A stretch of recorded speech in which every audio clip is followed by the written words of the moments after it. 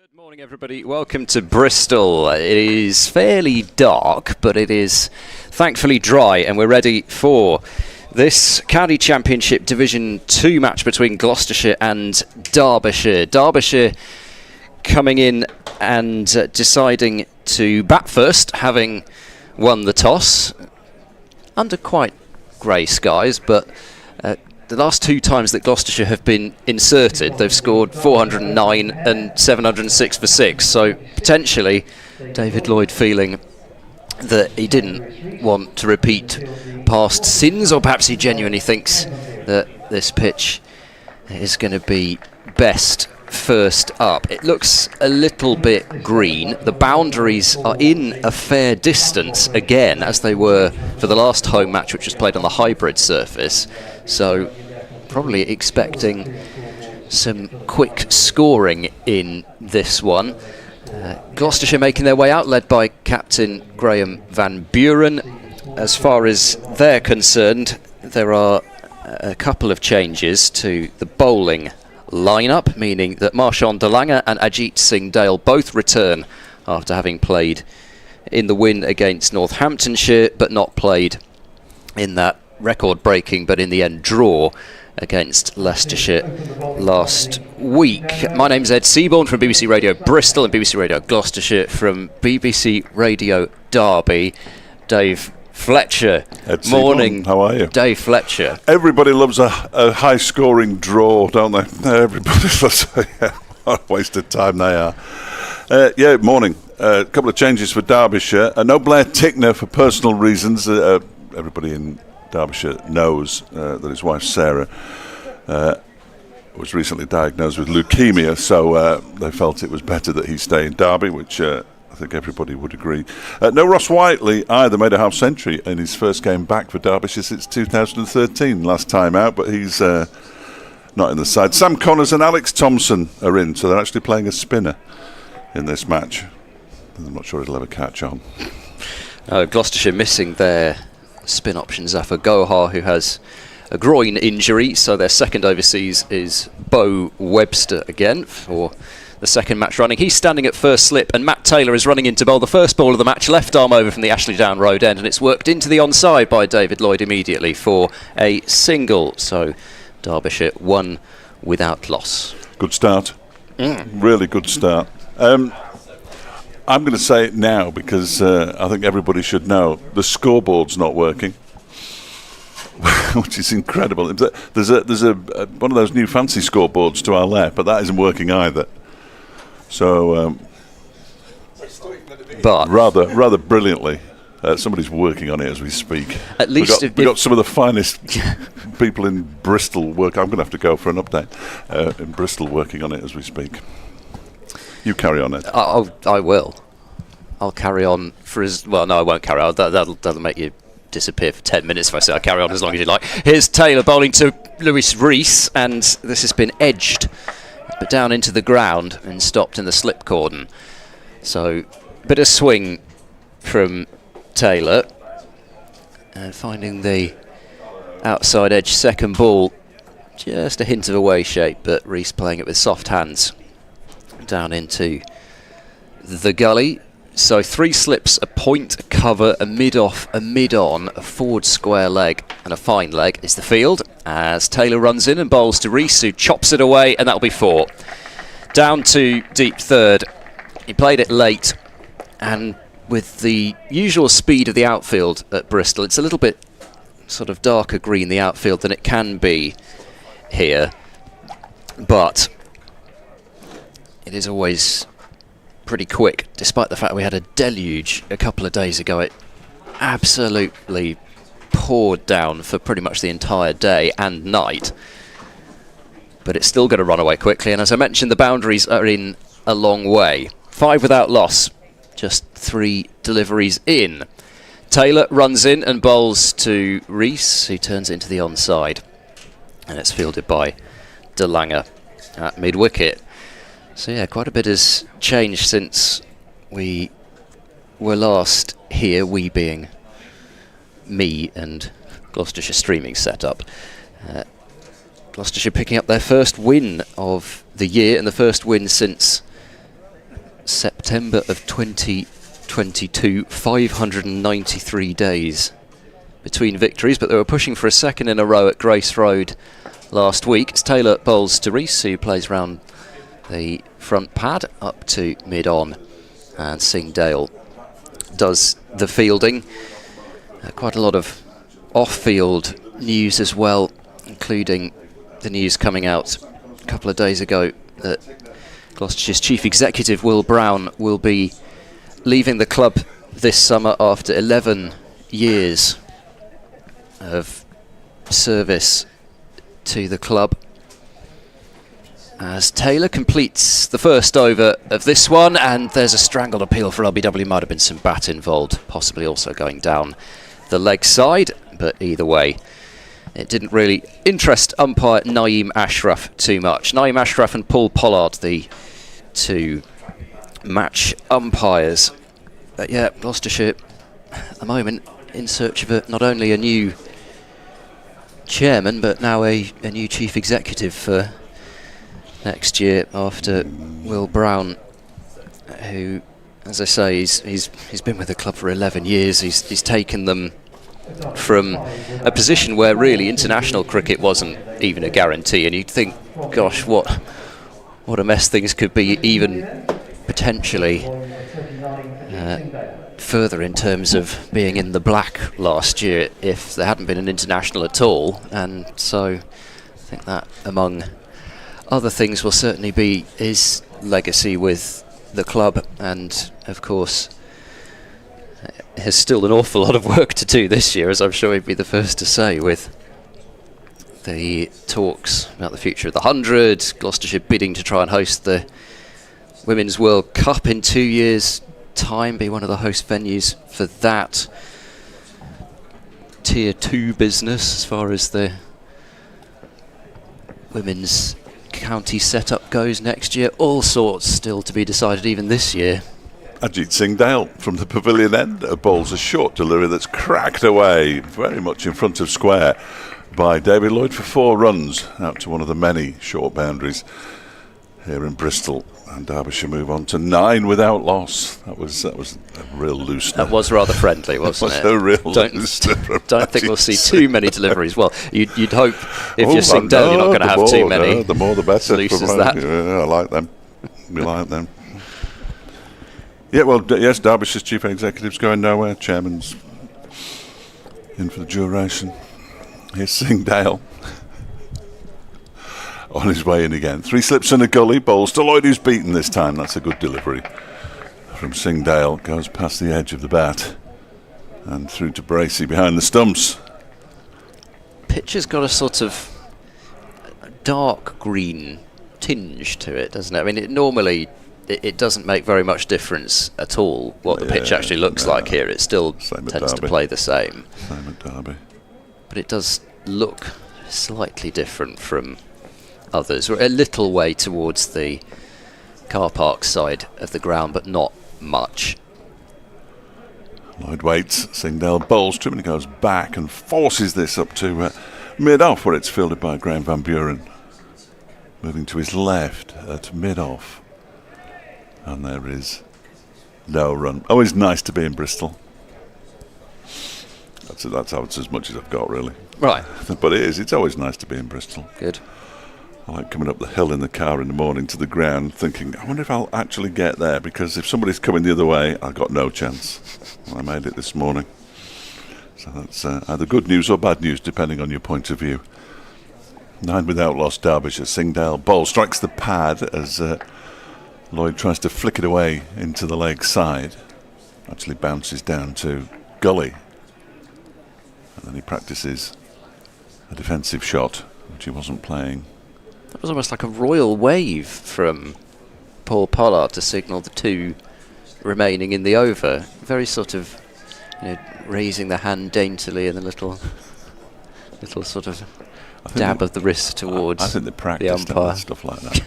How can mine be slightly different to everybody else's?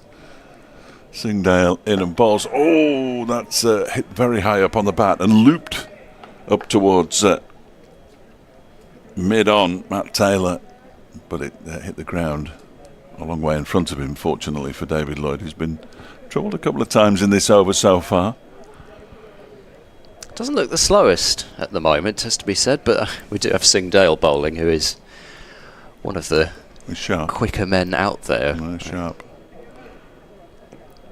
He's running in from Darren Dupavillon's mark, which is the biggest mark you've ever seen. Singdale in to complete the over, strikes the pad again as Lloyd once more tries to turn it into the leg side. Ball dribbles out just off the cut strip into the offside. It's the end of the over, 9 without loss after 2 overs. Derbyshire, having won the toss this morning and decided to have a bat first. Lloyd has 5, Rees has 4. And just to repeat the 2. I did think that Harry Kane might get a game as soon as he was included in the squad, but I love it when the man on the PA has to give the score out. The reason for that is you will hear the score in the background is his scoreboard's not working. I won't mention it again. I thought that Harry Kane might get a go though. Got 150 in the twos a couple of weeks ago and a half century in the T20 match earlier this week as well. But they're stuck with David Lloyd opening. I think he's reasonably reluctant to do so. Taylor starting his second over, and Rees comes forward and dabs the ball to backward point, Hammond Fields. So I think what this underlines is that scoreboards, brilliant. They tell you what's going on. Without them, you've got no idea. Sometimes with them, you've got no idea. But yes, fortunately, we have a screen. It's very kind of you to bring that up, Ed. It hasn't been mentioned for a while now. Hasn't it? No, well, I'm not surprised. I thought pretty much everybody would be introducing you as... Here comes Taylor in bowls, cut away, 4 runs between backward point and cover, and it speeds away. So Rees with his second boundary, Taylor just providing a little bit of width, but Rees was onto it quickly, bit short, bit wide, punch off the back foot, finding the gap. It was similar to delivery to Singdale's first, wasn't it? Really just sort of sat up. It was. It was actually a worse delivery than I thought it was live, and it was just the way that it did sit in the pitch, which kind of shows maybe if you just get a little bit fuller. We've seen a bit of life certainly from Singdale, but if you bowl a touch short, as Taylor bowls outside the off stump, let go by Rees. If you did just bowl it a little bit short, then it, by the looks of things, it's just going to sit up and beg to be whacked. No, I'm surprised. I thought, I was going to first game of the season that we were supposed to have and didn't even get on air for. Of course, you haven't had the opportunity to rip me apart. No, for the video, exactly. You? Well, I was going to say, brilliant to be alongside you, Dave Fletcher, but didn't get the opportunity. All I'll say. Taylor in and wide of off stump. Little bit of a way swing, but Rees watches it go through to Bracey behind the stumps. Is that on X alone, it had 130,000 views, which I was very, very pleased with. As a promotional video for cricket, to get 130,000 views, I think that's all right. I'm more than happy to make an idiot of myself. As I do on a regular basis. A view does count as it appearing for 2 seconds in somebody's timeline, but still, no, exactly. We're not bothered about that. Taylor is in bowls and guided away wide of the cordon, and that will be another boundary. A pursuit in vain from Miles Hammond. It wouldn't have been a boundary if the boundary were anything like close to the advertising boards, but seeing as it isn't, it's crept over. It's almost inexplicable, really, isn't it? You'd expect this side, certainly to our left, towards the car park, to be as long as you could possibly get, but they want batting points out of this game, seemingly. Derbyshire don't care about bonus points, as they've proved all season by not getting any. Well, it's bearing out. Well, Griff will tell you about bonus points. Taylor bowls, and this is defended back up the pitch. 8 runs from the over, and Derbyshire off to a flying start. 17 without loss after 3 overs. But the table wouldn't have been any different. I did the table before the last round of matches, during the last round of matches, but before those results, with 3 points for a win, 2 points for a draw, 1 point for a draw rather, and none for a defeat. And the only thing that would change is that Leicestershire would drop down because they haven't won a game. Everybody else stays exactly where they are. That would be good news for Gloucestershire. They'd be 3rd rather than 4th. Well, you'd be fourth. 1, 2. You'd be fourth in this one, but yes, yeah. So flip-flopping. Well, no, because that was before the last round of matches. Points were. Oh, I see. Sorry, I thought you said during the last round. Yes, I did it during rather than at the end of, just to prove a point to Andrew Radd. I'm not sure he was that interested. Singdale in again from the pavilion end, and that one goes past the edge of David Lloyd's bat as he played quite an attacking-looking drive at it. It wasn't really there. Oh dear. I wasn't looking particularly comfortable last over, and to be honest, that was also the shot of a man not amazingly comfortable with what is being sent down. Not been in the greatest of form. If I can find my little book, I'll let you know what kind of. You were ripping me about having 2 notebooks. You got about 4 over there. I've got a lot. It's Singdale bowling to Lloyd. That one goes to backward point. Yeah, sorry. I do it as a friend. I didn't even put what he got against Northamptonshire in, but he's not in good form anyway.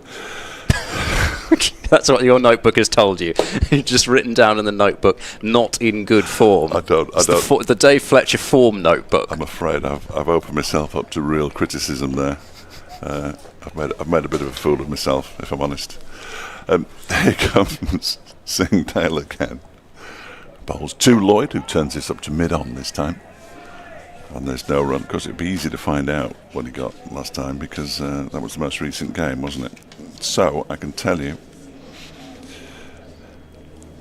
8 in the first innings, and you see he was first man out in the second as well. 15, 8 and 15. So remember that, 8 and 15. I'll write it in now. And before that, 14 and 26. Before that, a duck, a 54, and then a 16 and 24 against Glamorgan. There are scores this season. Singdale bowls to him, and he just dabs it into the leg side. And there is no runs. It goes straight through to, that looks like March into Langer to me. It is. The royal wave has been executed 2 to again. go. I keep missing that. I must. Well, it's more the sort of on the draw it starts off like it, but then it doesn't sort of quite finish the same way. I don't mind that. 17 without loss, I believe, at the moment. 2 balls left of the 4th over. Next delivery is played to backward point by David Lloyd, and there's no run. We do have the honour of being the only people in the ground other than the scorers that do know what the score is. Why do you say that? Because at least we do have the graphics next to us for now.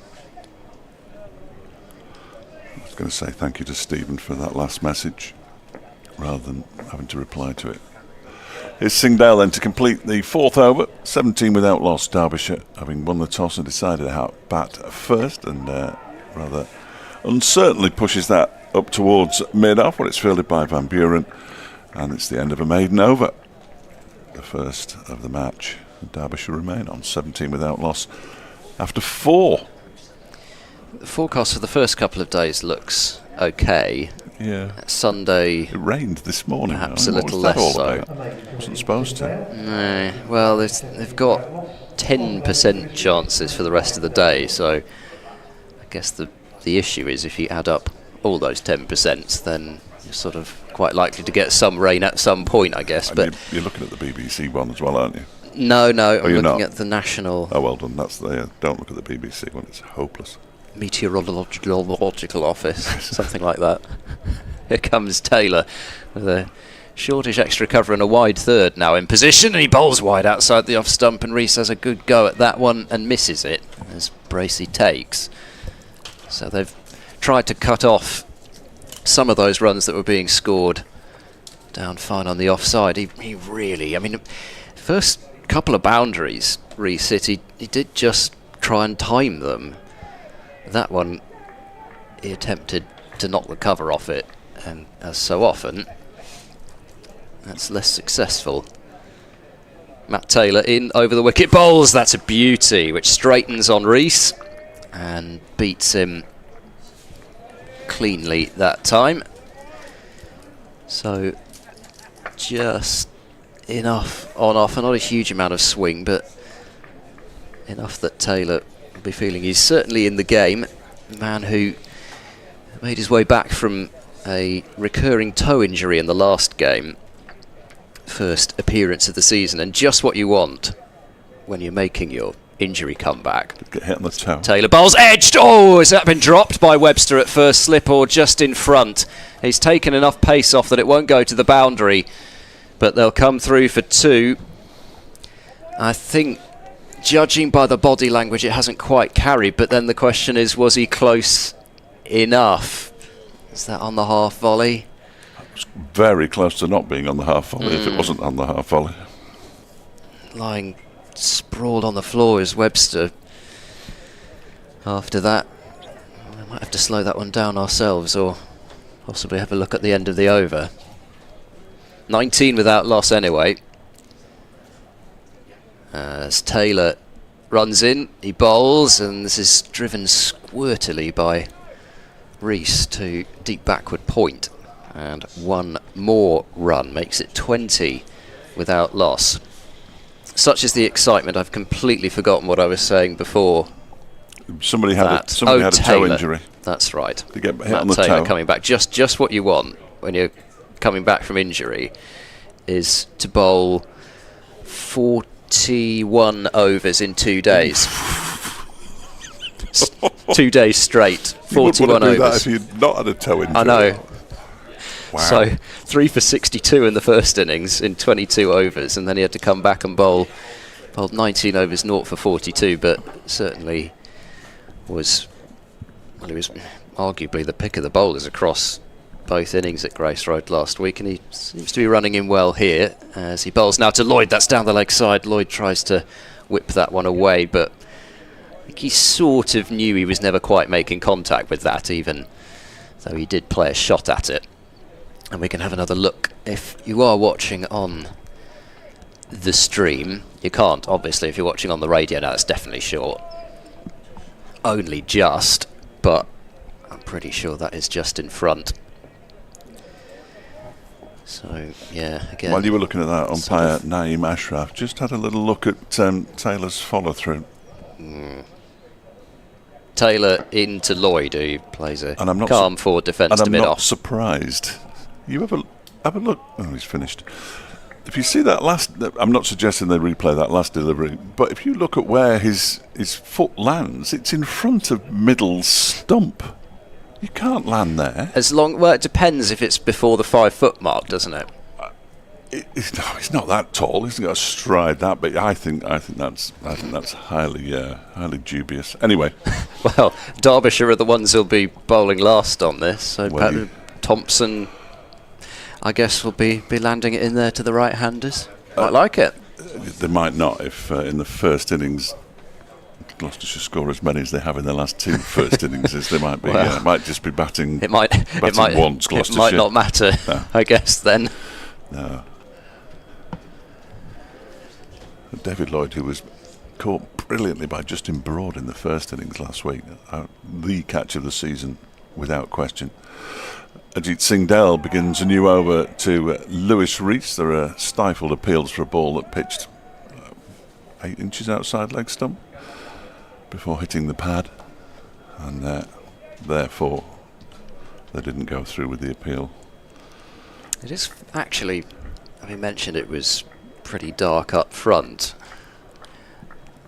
I've seen some bad light called this year that hasn't seemed that bad, and the floodlights are not available for this game. Obviously, as Singh Dale is in again. That's gone straight past the edge of Lewis Rees's bat. That's a terrific delivery from Singh Dale. I don't think Rees really knew what to do with that one. Let's have a look at it here. Oh dear. Yeah, nice. Yeah, it is gloomy. I'll give you that. It is gloomy. You wouldn't want to be facing, well, I wouldn't be facing Singh Dale at the best of times, never mind in slightly less than perfect light. No, it would be tricky, wouldn't it? It'd certainly be tricky for me, as somebody who's He could never bat.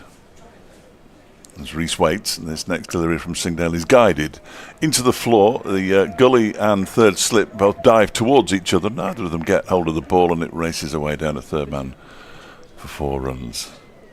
Exquisite placement, yeah, as it turned out. Right in between the pair of them. I didn't think there was any gap there at all, but so there was. 24 without loss. Potentially, the score now. I think Singdale would be that disappointed with that, though, because he did sort of push at it a little bit with his hands, even if it was softly. It was straight into the ground, wasn't it? Yeah. But you're right. It's not a conventional. Oh, that pigeon's getting close to the pitch. Lewis, we can't have that. No, Lewis Rees didn't like that at all. Raised his bat, not in anger, just to say I can't, and he's gone and joined his mates on a used strip away to the right. Singdale bowls to Rees, who turns this nicely into the leg side for a single.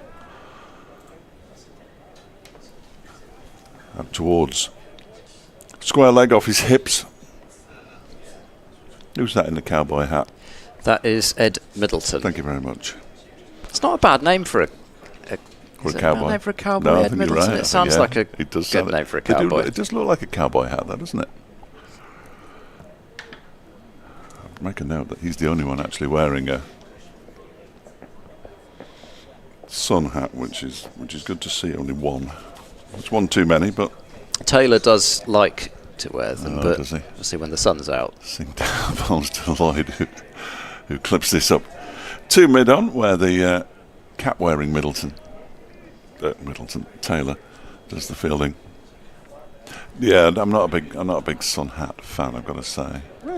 Okay. They always fall off, don't they? Well, I always wore one because if I didn't, my you're very skin fair. exactly would be the colour of a lobster. You're fair to the point of being almost see-through, Ed.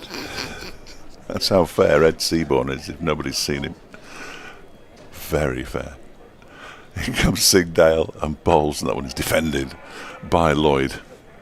Up towards a diving mid-on, who completes the fielding. Van Buren tumbling to his right. It's the end of the over as well at 25 without loss after 6. Lloyd has 5, and Rees has 20.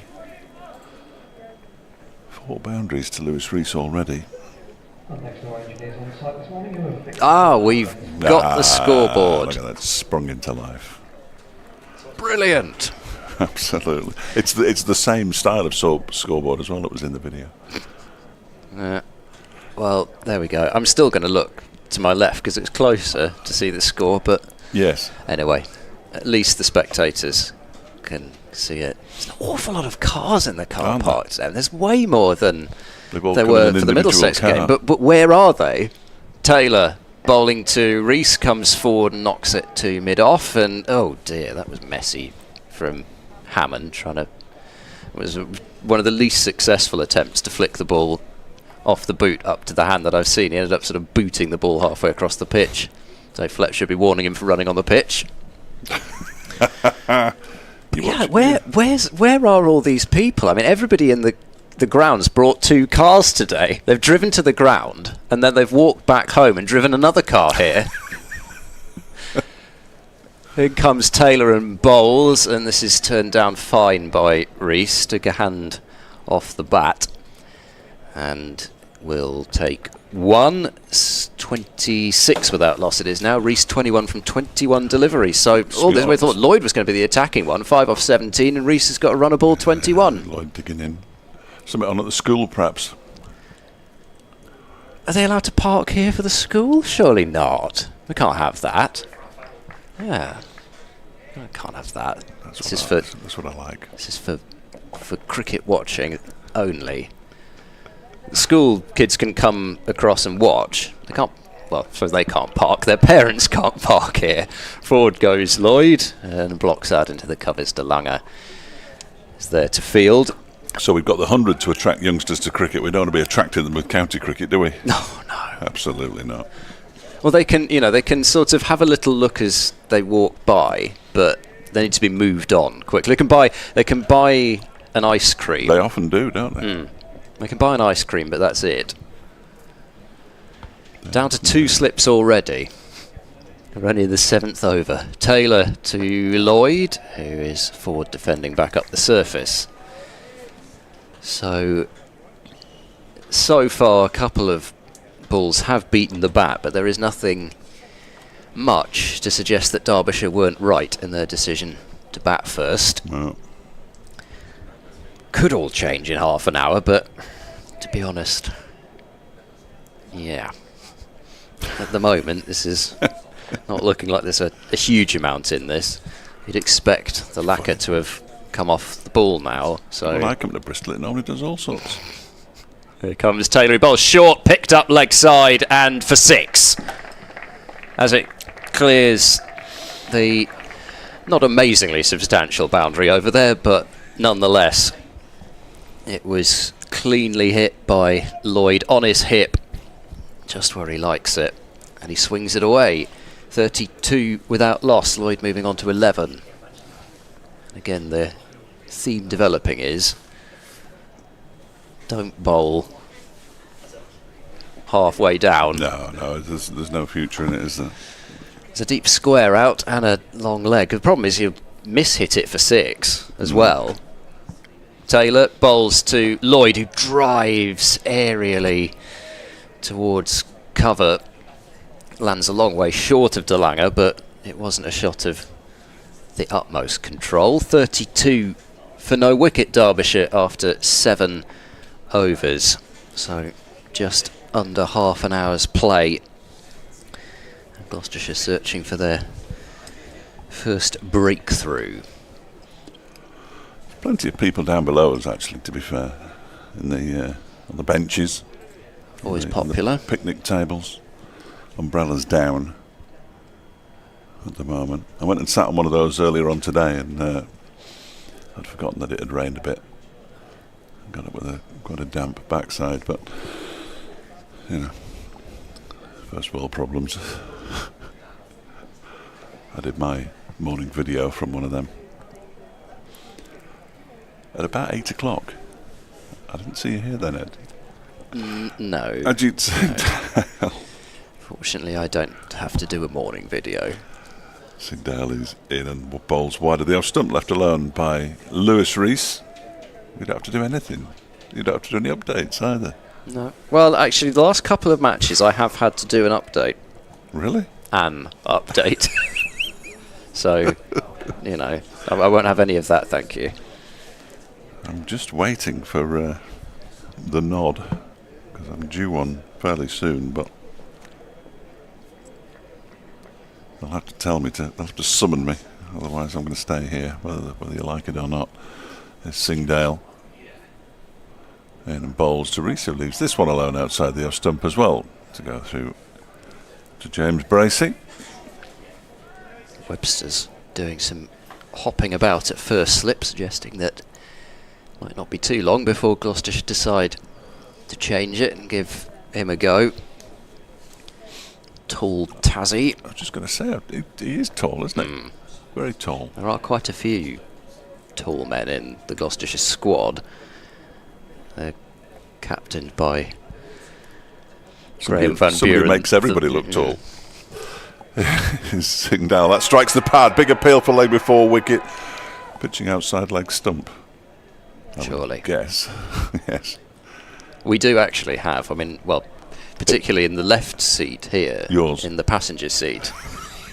I just want to make that perfectly clear. Not mine. You chose to sit in that seat. You could have bagged it before I got here. I think this is a pretty good view. It is this very is as good a view as I've had this season. I mean, we can see right down the line, and I think that pitched outside leg. Yeah. The problem, if he pitches it on the stumps, pushing it across the left-hander, he can leave it, and if he pitches it outside leg stump, as long as he's playing the shot, he'll be all right. As this next one is defended by Lewis Rees. Singdale picks up himself. Well, he picks the ball up himself, and there is no run. I love it. I love it when I come here, because in the winter I came to the Memorial Ground with Burton Albion and was boring my summariser, Aaron Webster, with see those floodlights, the big ones over there. That's the place where the proper sport takes place in Bristol. Oh, you're always talking about, yes, I am. And now I can see the memorial ground. Excellent. Singdale bowls. That strikes the pad of Lewis Rees as well. Again, it's not out, and that's hurt Rees. Those pads are good, but they're not that good. And he's gone off and he's down on his haunches. No sympathy from David Lloyd, who's just doing a bit of gardening. And Rees just sort of jiggling about. Right off the inside of the knee, maybe, something like that. It's hurt him, hasn't it? Yeah, I don't think it's... I mean, he's making the sort of... the universal sort of crouch. I don't think it was there, was it? Yes, that would have indicated normally that he was hitting that sort of certain region, but not this one. I think that has just missed the inside of the pad flap and smacked into the knee. Nasty. Rees waits, Singdale bowls, tripping against his bat on this one. That's the easiest way to make sure that you don't get hit in the inside of the knee. Play it with your bat. Out into the offside. Another maiden over from Ajit Singdale. 4 overs, 2 maidens, 0 for 9. His figures now 32 without loss after 8. Derbyshire having won the toss and decided that they'd have a bat first. Yeah, got his squats in for the day, did Rees there? Yes. Change of bowling as you predicted. Yes, we've got Webster coming into the attack, so a man who, well, I'm not going to say every other over he bowled at Grace Road was a maiden, but that was the overall effect, because he bowled, I think, in the end, well, I'll check it because I wrote it down knowing that I would forget. And I'm going. But yeah, P last week on his Gloucestershire debut as well, making his debut a little earlier than advertised. To start with, it was suggested he would be available for the 2 championship matches in the middle of the blast at Scarborough and at Cheltenham, but he's come over earlier and is available for these 2. But first innings, 16 overs, 8 maidens, 1 for 33, and in the second, 10 overs, 5 maidens, 1 for 20. Not express pace, but he does have some height, and he's bowling to Lloyd, who jabs off the back foot into the covers, and it's fielded by Ben Charlesworth. And now Marchand de Lange doing some stretching at point. So yeah, 50% of the overs that Webster delivered were maiden overs. Got the wicket in the second innings of Kimber and sent his leg stump backward. Webster in and bowls cut away and through the gap between point and cover and another boundary. There's not much stopping these boundaries once they get through the infield. And Webster just a fraction short again, and it does just sit up. And especially as you've got one slightly more diminutive in height in David Lloyd and a taller man in Rees, adjusting your length isn't going to be the easiest between the 2 either. 36 without loss.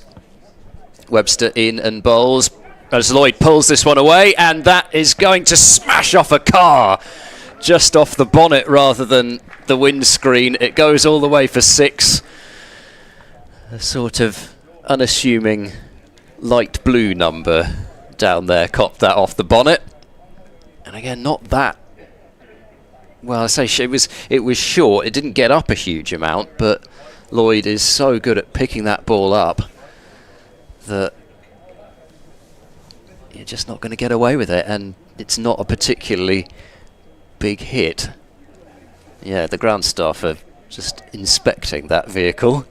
I don't see a dent from this distance, but that will have clonked it. Thankfully, from the owner's point of view, it did miss the windscreen. We didn't have an Elise Perry moment when she smashed the windscreen of the car, the sponsor's car, in the Women's Premier League, as that is let go by Lloyd, and bravely so.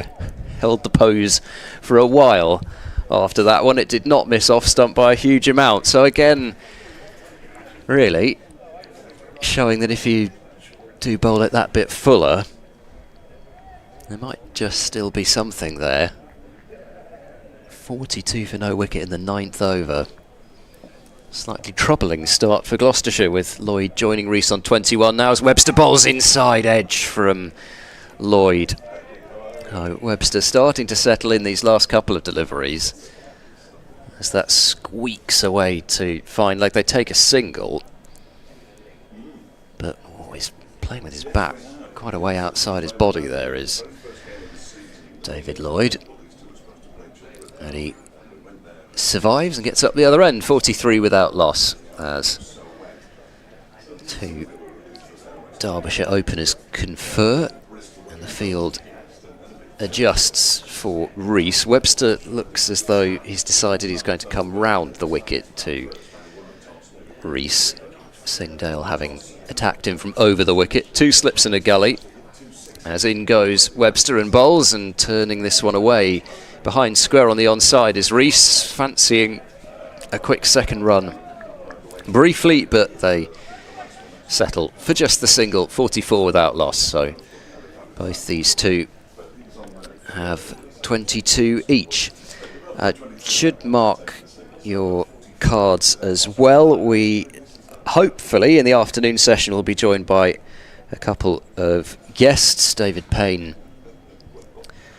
should be making his way up straight after lunch, so we will get a stint from him. And also at 2:30 we'll be hearing from the head of women and girls cricket at Gloucestershire. Laura Charles Price is going to come up, so we'll be able to chat all about Tier 1, Tier 2 business, everything that's going on, all the varied options for the women and girls game in this region. I'll try and cover it all. Singdale to Rees, he turns it down to fine leg for another single. 45 for no wicket, so Singdale having a 5th, but De Lange already loosening, suggesting that he is not too far from the attack. The man who really was the chief destroyer in that win over Northamptonshire, and also took 6 wickets in the first innings against Middlesex the game before. He doesn't have, it says putting the mockers on him, but he doesn't actually have 3 games in a row in his career where he's taken a 5 for Marchand de Lange, so this would be the first if he were to take another 5 for in this one, as guiding this one to backward point is Lloyd, and there is no run. So that's in the afternoon session. Days 2 and days 3 we will be joined by Mashal Hewitt, who was with me for a day at Northampton earlier in the season. Lovely. I'm back. Should I carry on? Yes, go on. It's Singdale bowling to Lloyd, who was beaten outside the off stump. Good delivery again. That 6 was good, wasn't it? Did it hit a car? It did. Excellent. Yes, off the bonnet of that blue sort of... The Ford? I don't know, the Ford? Yes, that one. There you go. Okay. You've said it. I was trying to describe that colour, but I'm not exactly sure what It's a sort of that would be. light metallic blue, isn't Yeah. it? Yeah. know Well, what some of it is. shade. Some of it will be slightly dented, I would have thought. I'm not very good on my shades, like that sort of greyish blue, silvery Well, I've blue got a car almost, that yeah. I'm convinced is bronze, but it's actually officially described as beige, which is very Oh, disappointing. Singdale bowls, that one is played off the back foot out into the offside by Lloyd. They've got 1, that's all they'll get, because the ball is hauled in by Matt Taylor. So Lloyd joins Rees on 23, and they are 46 without loss, just past the midway point, or at the midway point. No, just past the midway point of the 10th over. Silvery blue. I was hoping for something a little more poetic than that. I think silvery blue covers it nicely. It's a metallic-y type colour. Yeah. Anyway. It does look like that colour, doesn't it? Yes, yeah.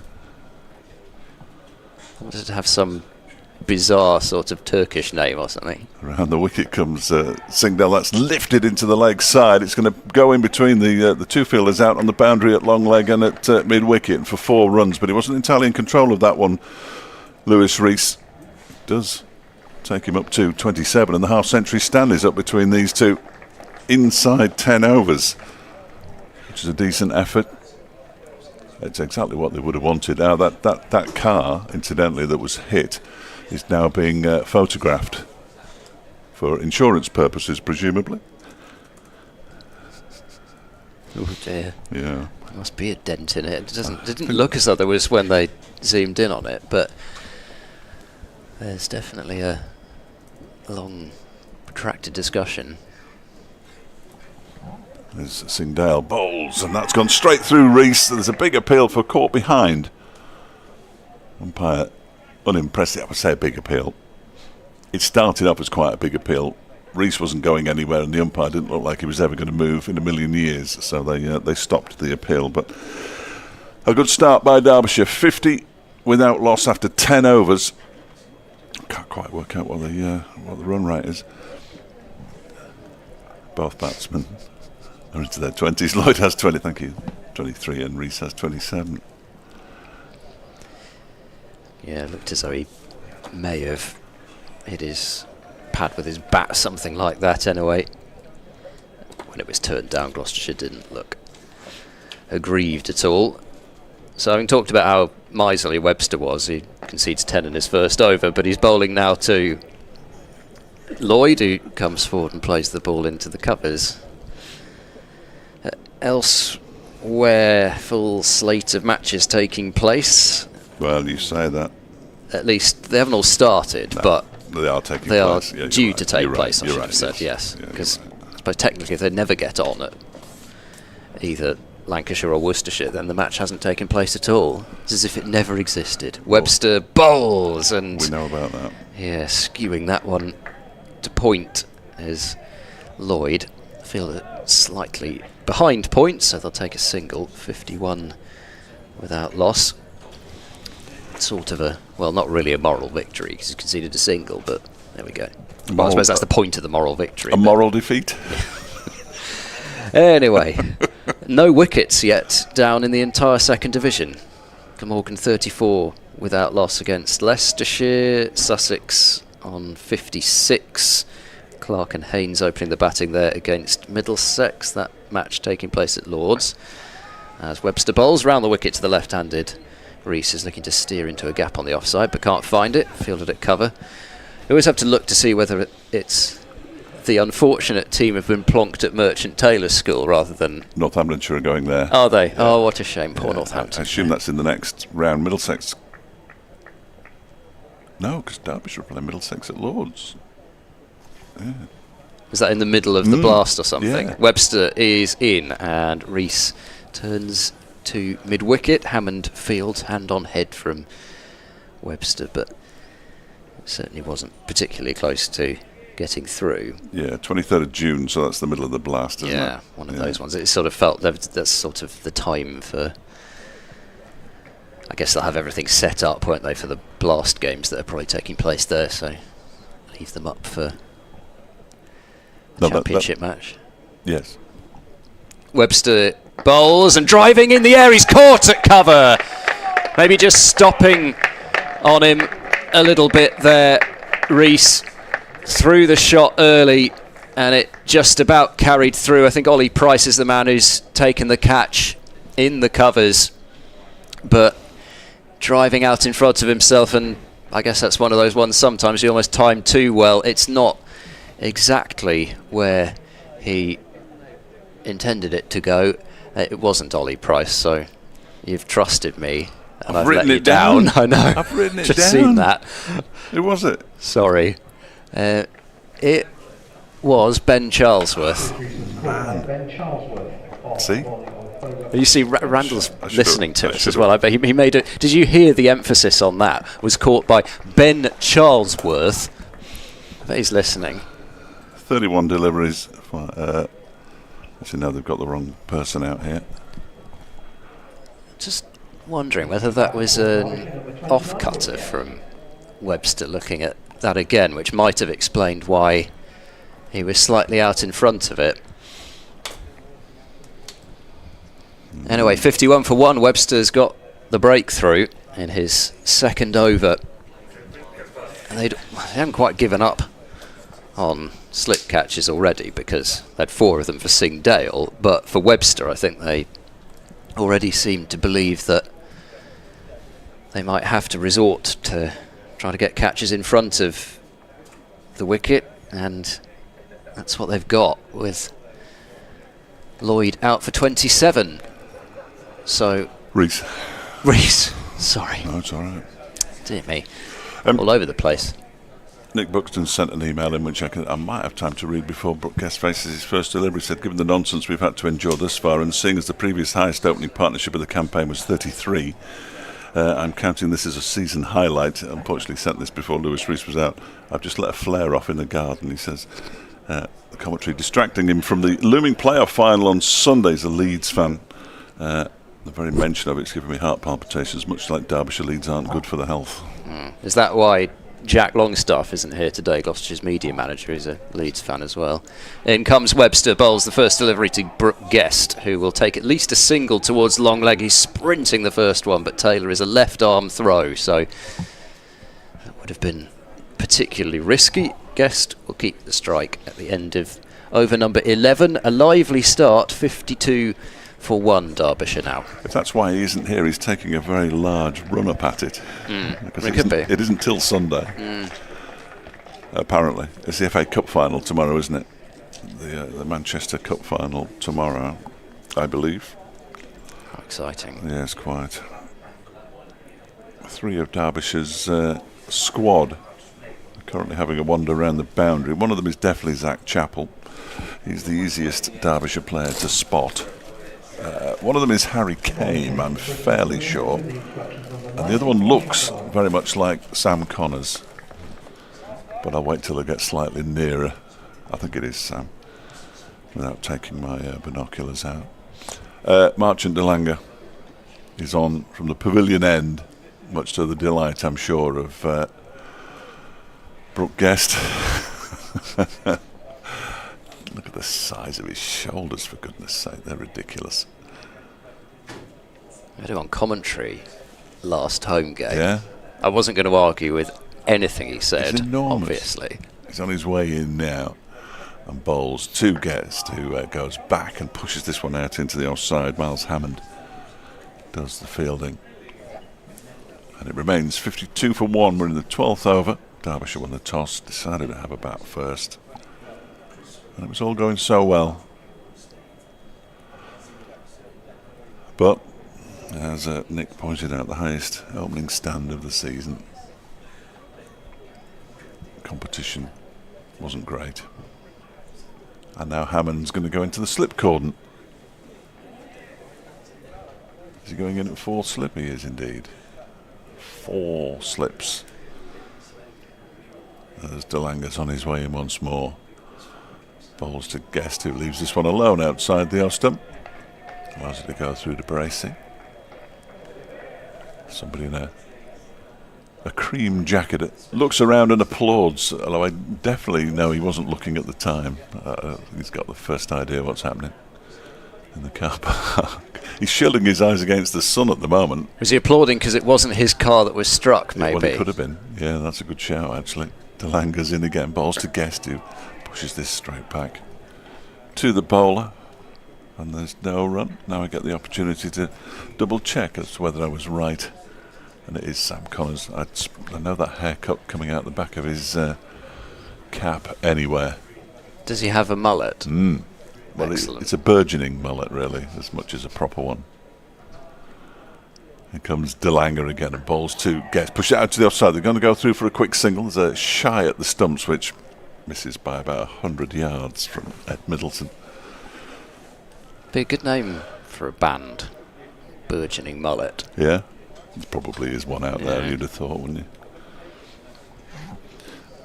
At Fletch Sport. FletchCricket@gmail.com. Oh. What are you? At EdCricket6. EdCricket6, of course you are.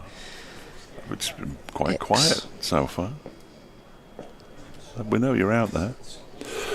Well, we hope you're out there. Here is De Lange, bowls on the leg stump, turned off the pad into the leg side, I fancy, for a leg bye, which is going to be signalled around about now by umpire Paul Pollard. DeLange just shares a little joke with David Lloyd as they pass each other. Yeah, very amenable is Marshall. He'll be, he's sort of at Northampton a couple of weeks ago, went out of his way, sort of held off on his own lunch to go and talk to some people. Brilliant. Bowls now. That's played off the back foot, forced into the offside by Guest. They've run one, they'll come back for a second. That's all they will get, though, as the ball is eventually picked up by Van Buren. And 2 more to Guest, who moves on to 4. Lloyd has 24. It's 56 for 1 at the end of the over. The man out, Lewis Rees, for 27.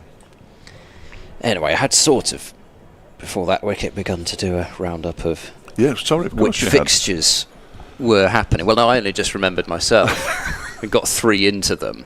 That's enough. So Middlesex versus Sussex is the top of the table clash in Division 2. So I'm sure everybody would like that to be a result, probably, so that one of them doesn't pick up a huge number of points. Webster bowling to Lloyd, who drives into the ground and it bounds past Ben Charlesworth at cover. He's staring at the point that landed, and DeLange helpfully points out that it landed right on the edge of the pitch that I think they used for the Western Storm match the other day, and it's gone speeding away through the covers for 4 more runs, 60 for 1. You're looking at the league table, it'd be better if Sussex won it, wouldn't it? Just let them win every game between now and the end of the season, and then everybody else can battle for the other place, rather than...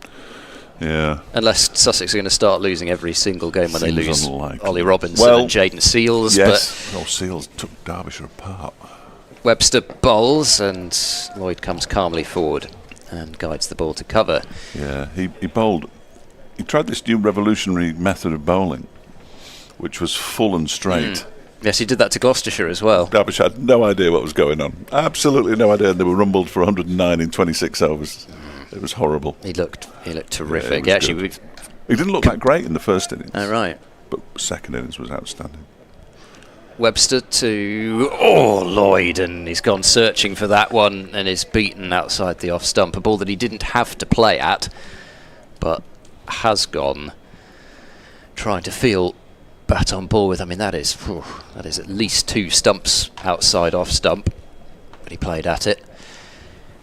Yeah, no, he completely outbowled Robinson down at Hove.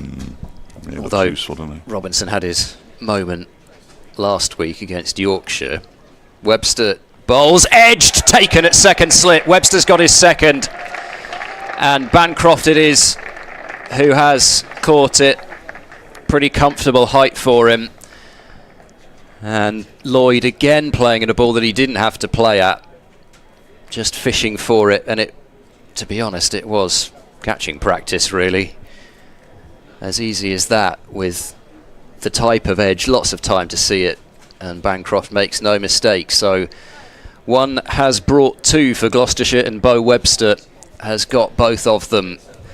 A man who was the leading run scorer in the Shield last year, but picked up wickets at a really good rate as well, has 2 up front in his 3rd over. Lloyd gone for 28. It is 60 for 2.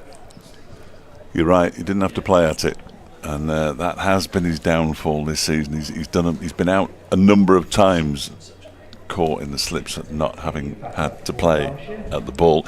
The really good news is not only is the scoreboard away to our right working, but the one that I can actually see away to my left is working, and it tells me how many balls in the over and everything. Wow, it's great. I'm going to have to switch to that seat. No. I like that scoreboard when it's here. Yeah, it's a terrific. If it was about another 15 yards to the right of where it is, it would be the perfect. The time on it says 10:56, which is clearly hasn't been changed for British summertime. But apart from that, it's got everything you could want on it. I will get through these other matches eventually. Every time I try, Derbyshire lose a wicket, so I should keep doing it. You need to go back to the start by the time you get to the end, of course. Wayne Madsen is taking strike. Try and get this ball done at least, and then get through the other fixtures. Madsen with 2 balls, in fact, left in this over. I was going to finish that sentence. 2 slips in place.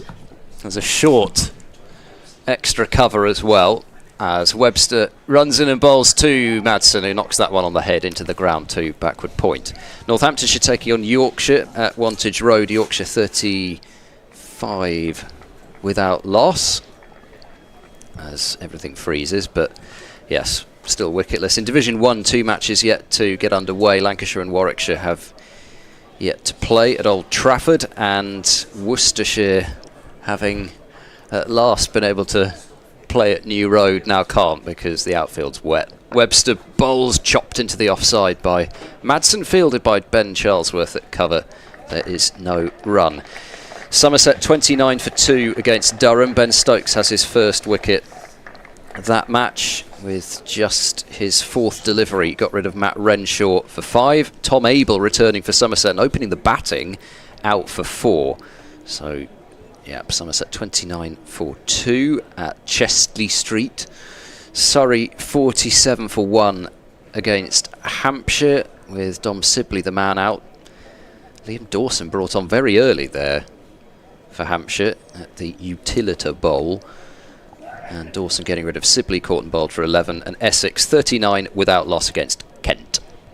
De Lange begins a new over, bowling to Guest, and it just guides it down to the point.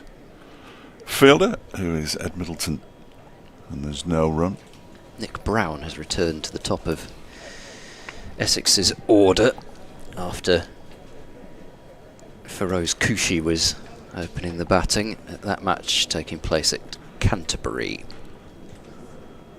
De Lange, second over, bowls to Guest, who dabs it down into the offside once again. This is like being at Old Trafford for the number of people who are about. Have you done a match at Old Trafford where there's always feels like there's about 10 people on the technicals right around you?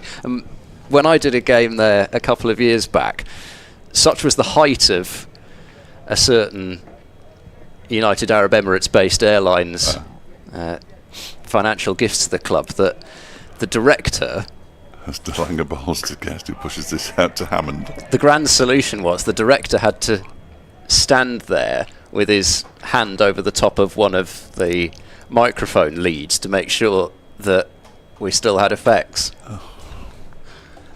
An entire studio with 2 sofas, another room which looks like something out, some sort of massive supercomputer. There's the room where they all meet, isn't there, behind that and glass? Yes, there's that one as well. Yes, of course. Yeah, which looks a bit like Terry Wogan out of W1A, one of those kind of meeting rooms.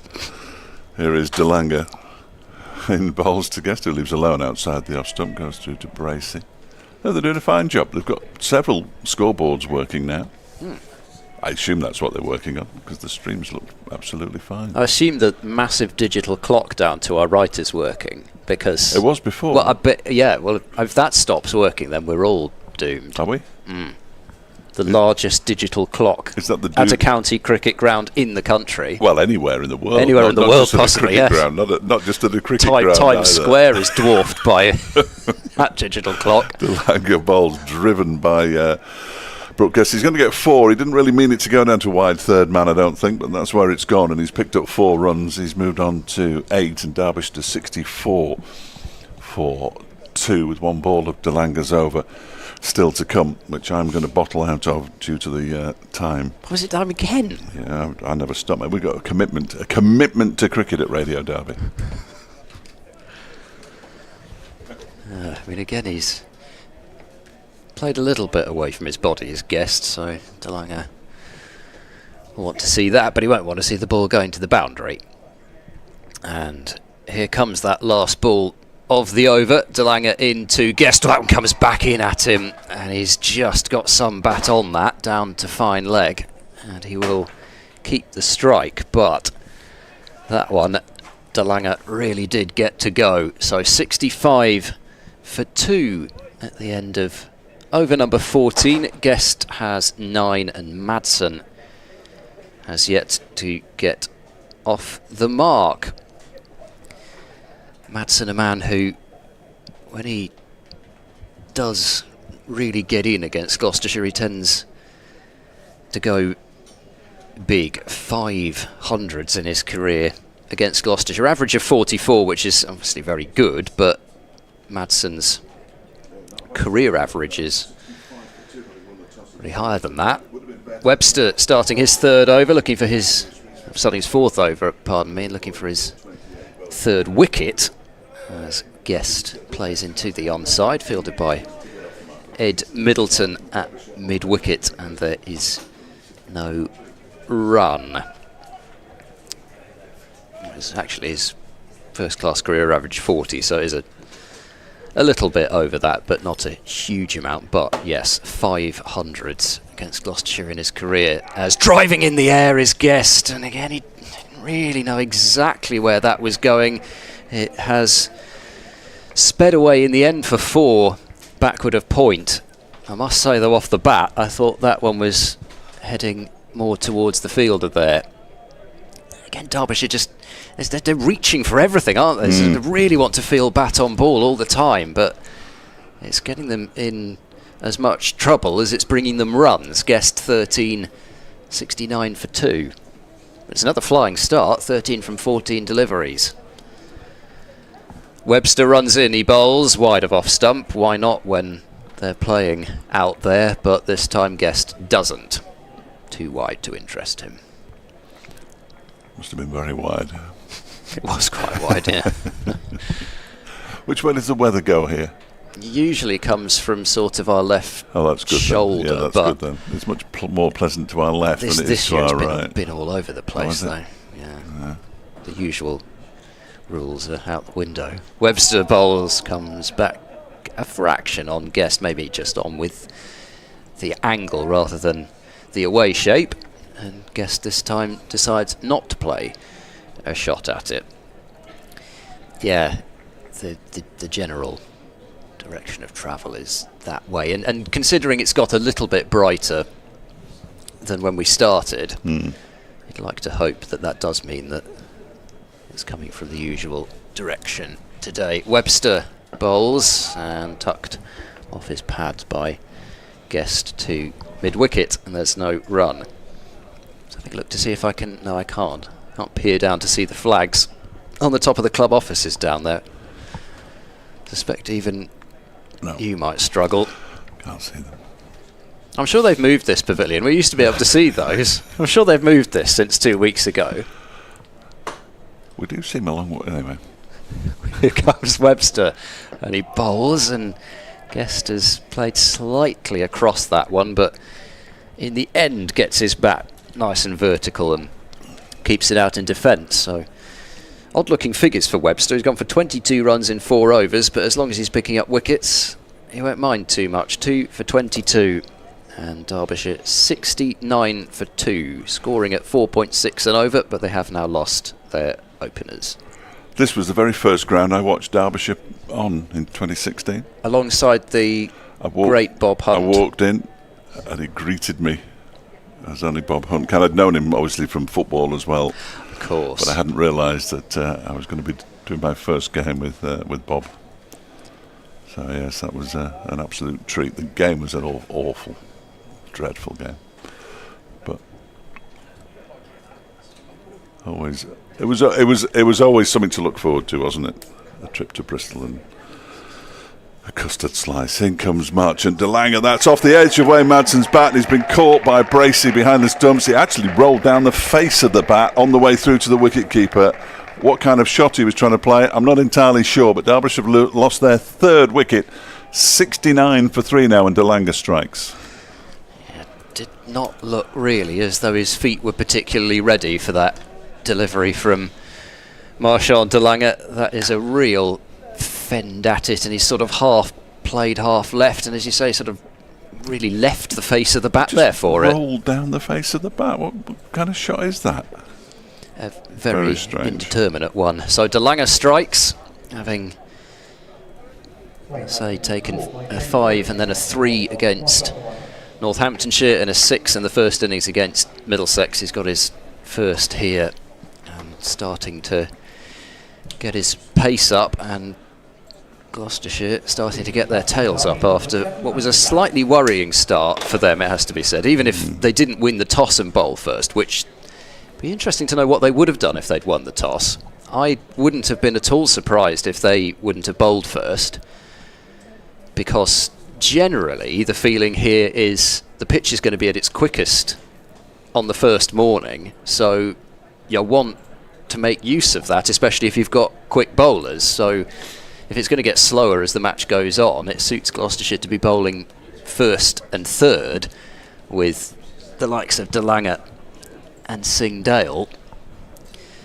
So even if they had won the toss and decided to bowl the old mantra of you need 3 before lunch, well, they've now got that in the space of 4.2 overs. And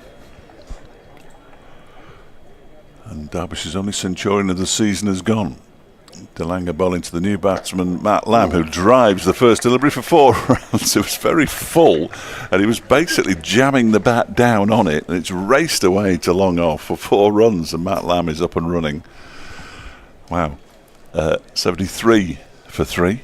Wow, he's right. I mean, it was full and straight, but it wasn't an absolute throw down half volley. But as you say, he put his bat on it. Just basically kept it out and picked up 4 runs. Yeah. As more computers are brought in. Bring me more computers. More. I want more laptops. Bring me more. Next delivery is pushed out to the offside by Lamb, where it's fielded by Van Buren. And a very fetching ultramarine blue cable as well. Yes, it's nice, isn't it? That? If you want to nice leave colour. That, if you want to leave that. A sort of off, almost mauve-coloured purple cable for the one that is meaning that if you are listening to us on the BBC Sport website, that you can actually hear us. That's coming through a rather sort of this one dull shade of mauve cable. I don't mind that. I've gone for bright You've yellow. Got a bright yellow one. Yeah, I've gone bright yellow. Yes. Certainly what the first one I picked up, really. DeLange bowls to Lamb, who just ducks out of the way of a short delivery, a short, sharp delivery that's taken above his head by Bracey behind the stumps, and it remains 73 for 3. Yeah, as many computers, as many different technological devices, as many cables as we can get up here. If you've got any that you're looking to just give away, then it might be useful, actually. Yeah, I'm sure we can make use of them. Yeah, we could make use of them. It is remarkable. There's DeLange bowls to Lamb, who plays at that one outside the off stump, goes through to Bracey. It's almost a repeat performance of the Madsen dismissal. Very similar shot, or, well, half shot. Lamb made 50 in the first innings against, there were a lot of half centurions last week in a game that they finally managed to. I haven't filled this book in at all. This is hopeless. I've missed Matt Lamb out as well. I don't know why I bother. Here comes DeLange and bowls. That one is driven. Sort of check drive, really. Good stop by Van Buren, tumbling away to his right-hand side. So last week, Matt Lamb in the first innings, at the end of the over, incidentally, 73 for 3. He made 52. I don't think he made many in the second, though. 16 in the second, as part of that collapse that saw Derbyshire go from a reasonable position to the brink of defeat against Northamptonshire. They just about managed to hang on in the end. Alexander from America's been on. At least, he says, Derbyshire made it to 50 without loss. It is indeed, you're right, Alexander, the first time that's happened. Webster resumes, targeting the stumps, but Guest equal to it, keeping it out to mid-wicket. First time this season, of course, not the first time, clearly. I don't think that... It'd been remarkable if it had been the first time since 1870. Oh, yes. That would have been a record. Well, yeah, even in the championship winning year. That I should know off by heart, because... 1936. There we go. It does tend to get a mention, seeing as Gloucestershire haven't won it. Have they not? Wide outside the off-stump, it's let go by Guest. I thought you'd had some of the game's greats here. I have, yes. Yeah. Unfortunately, some of them did their winning before the county championship became official, so they've never won the official county championship. Lewis Rees passed 6,000 first-class runs in his innings today, but only by 5. I made a note of that earlier. I thought I might as well use it. Yeah. Oh, good. Webster bowls. That's extremely wide, almost close to being wided, but I don't think it was quite over the return crease line, which tends to be the sort of the guideline for a first class wide. Quite like that, actually, a first class wide. Like, we're really well bowled. That is a first class wide. Leicestershire were certainly rather profligate with their extras last week. As Webster bowls and playing forward in defence to cover, and lo and behold, we've got a no ball. Oh. The extras have started up here. Well, we had a leg by, but now we've got the first no ball of the match. 75 last week? Yes, I think it was 78 extras that Leicestershire gave up, which had us searching for the record books. It turns out that there is a side in the Ranji Trophy that's given up over 200 extras, but slight cheat. Webster bowls, that one comes back in towards Guest, but he plays with the movement up to mid-on. There's no run. Turns out there was some sort of system of overrate penalties, and clearly they cared that little about the match. It was heading towards a draw that just they went, well, fine, we'll just take the penalties, and 130 runs in penalty runs were accrued. It seems as though that was a fairly short-lived rule, understandably so. Quite right. Webster runs in, he bowls, beats Guest on the inside edge and does not miss off stump by a huge amount either. Unfortunately, you don't get anything for being halfway towards 2 dismissals. Oh, that's come back in off the pitch, that. Right through bat and pad. Not very much that Guest could have done about that one. I mean, we've been talking about Derbyshire going searching outside the off stump, but you can't blame Guest for that one at all. Webster bowls, that comes back as well, but it's too high to be given LBW, so no runs off the bat that over, and 75 for 3 is the score. Gloucestershire were a little bit ginger with Beau Webster last week, didn't bowl hugely extended spells, so it might be that is Webster's work done for now, but he is the one that's opened this up. Got rid of Rees chipping a drive to cover for 27, and then Lloyd, who pushed at one outside the off stump and was caught by Bancroft at second slip. Those are the first 2 wickets to fall. 2 for 24 from 5 overs. Much into Langer to continue from the pavilion end bowls to Matt Lamb, who leaves that one alone quite extravagantly. To go through to James Bracey. I was just trying to see if I could find very quickly, which I can't, obviously, how many extras Derbyshire gave up in the game against Durham a few years ago. It was horrible. Huddersfield mainly.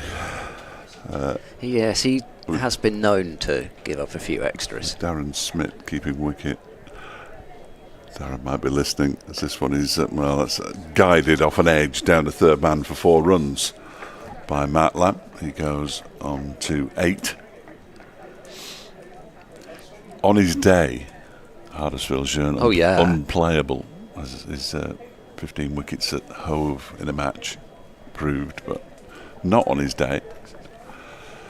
He could spray it about a bit.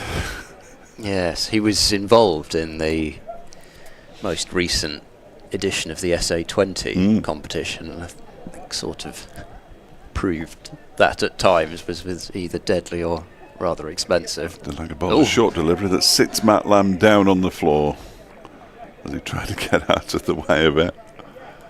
It's a similar kind of shape. He wears the same kind of tops that Marchant de Lange wears, the ones with the slightly too tight sleeves, that kind of thing, just to show how big the muscles are. And that's Huddersfield. Yes. Yeah, he liked fast cars and the inside of a gym. I think he enjoyed bowling. He was a top man, much like de Lange, who's in again and bowls to Lamb, who leaves this one alone outside the off stump.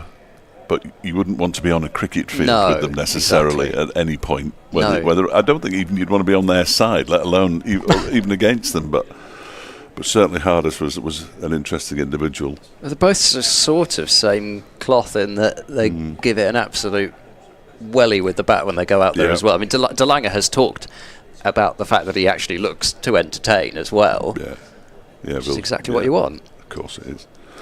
Bowls to Lamb, wide of the off stump, leaves it alone, goes through to Bracey. Yes, that's exactly what you want to see. When we saw Blair Tickner come out and get 39, or it got into the 40s a couple of weeks ago. That's exactly what you want from your number 10. You know, him hanging around, defending for 15 balls and then getting out. Although Dupavilon doesn't have many shots. Here you go, 81 was the number. Was 81 extras. Yeah, it was a lot. That was in 125.4 overs. Next delivery is defended by Matt Lamb. He's called through for a quick single by Brooke Guest. So Lamb will move on to 9 and Derbyshire up to 80 for 3 at the end of the over. Guest has 13. Gloucestershire's first innings probably have been a bit longer than that, 148.4 overs. Yeah. But they were on about 60 extras after about 80 overs. They sort of pulled it back a bit. Yeah, 81 extras, although I mean there's a percentage of the total as well. 81 out of 376 versus, what, 78 out of 706. Yes. So, yeah. Yeah, good old Hardus. It was Darren Smith who was, it doesn't, on the, he bowled, what, he only bowled Villian 1 there. no ball and 1 wide according to that. That can't be right. Olivier, 5 no balls. Yes, I mean, it was quite an attack, that, wasn't it? Yeah, Duan that Olivier, is quick. Hardus Viljoen, Tony Palladino coming on to replace them. Critchley is a leg break option. Webster is going to continue here, and he bowls full to Lamb, who gives himself some room by getting that boot out the way of it and then driving, but straight back to the bowler. Wayne Madsen got the wicket of Graham Hart. That's a name. I think his first name was... No, Gareth Hart. There we go. Yes. So I didn't even get his first name right. Gareth Hart got a century. How many first-class matches did he play? 25. 1 first-class century. 3. Wide ball from Webster, and that was asking for the treatment. Cover drive from Lamb is brought out, and it goes for 4. 84 for 3. A very wide half volley, and that one had to be climbed into. Certainly did, yeah. Wayne Madsen spoiled what would have been something very exciting had he got into double figures, because Derbyshire only ever had all 11 batsmen in double figures once in their history. Oh. Back in the 1930s or 50s, I can't remember which now. Griff knows it, obviously.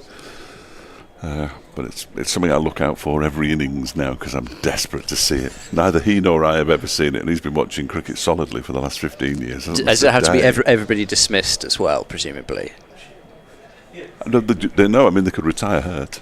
No, but I mean, as in, it couldn't be like Gloucestershire's where everybody got double figures, but there weren't 10 wickets. Oh, no, there have to be 10 wickets, sorry, yes. I guess so, that's... Yes. I assumed that would be the case, but... Yeah. It does make it a bit harder, doesn't it? Because, you know, it's that good for batting. They're very good at the 10 wickets bit.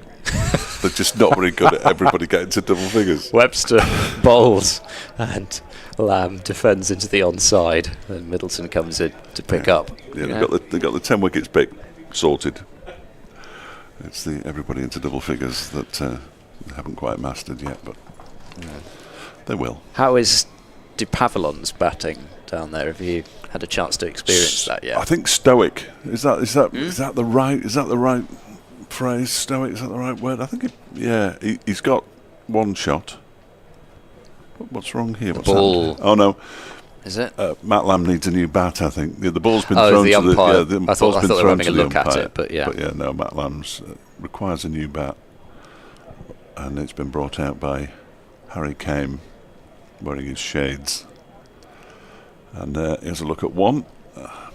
Takes his gloves off to have a look at it, interestingly. There's a grip a bit dodgy. Yeah, grip's dodgy, so he's got to sort his grip out now. Yeah, just giving it that sort and of he almost forgot his gloves. Rub that you have to get the grip to go down the shaft of the bat. You'll not get me. And then we'll start again. 84 for 3. How far away from lunch? We're hours away. 40 minutes yet in this session.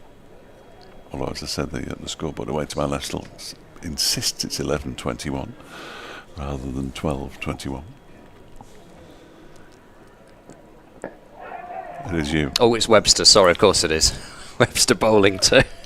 Lamb, who plays this one slightly uppishly towards mid-on. There's no run. I don't do extra work. I know we haven't switched, have we? I sort of, in my mind, because of all these updates that you've been doing. Yeah, but we've managed to switched, stay but we at the haven't. side. No, we haven't Amazingly, switched. you've timed them right every time so far. Brilliantly. It will be pointed out the first time that it's not, but there we go. That's what you get from, two award-winning broadcasters on the same broadcast, of course.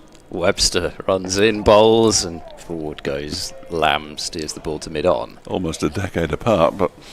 Did you get to see your name on your... Yes, I had it hung up in the lounge for a while on the wall. Oh, of course, I mean, you still got money in those days, didn't you? Yes, yeah. I think there should be a share paid to those of us who...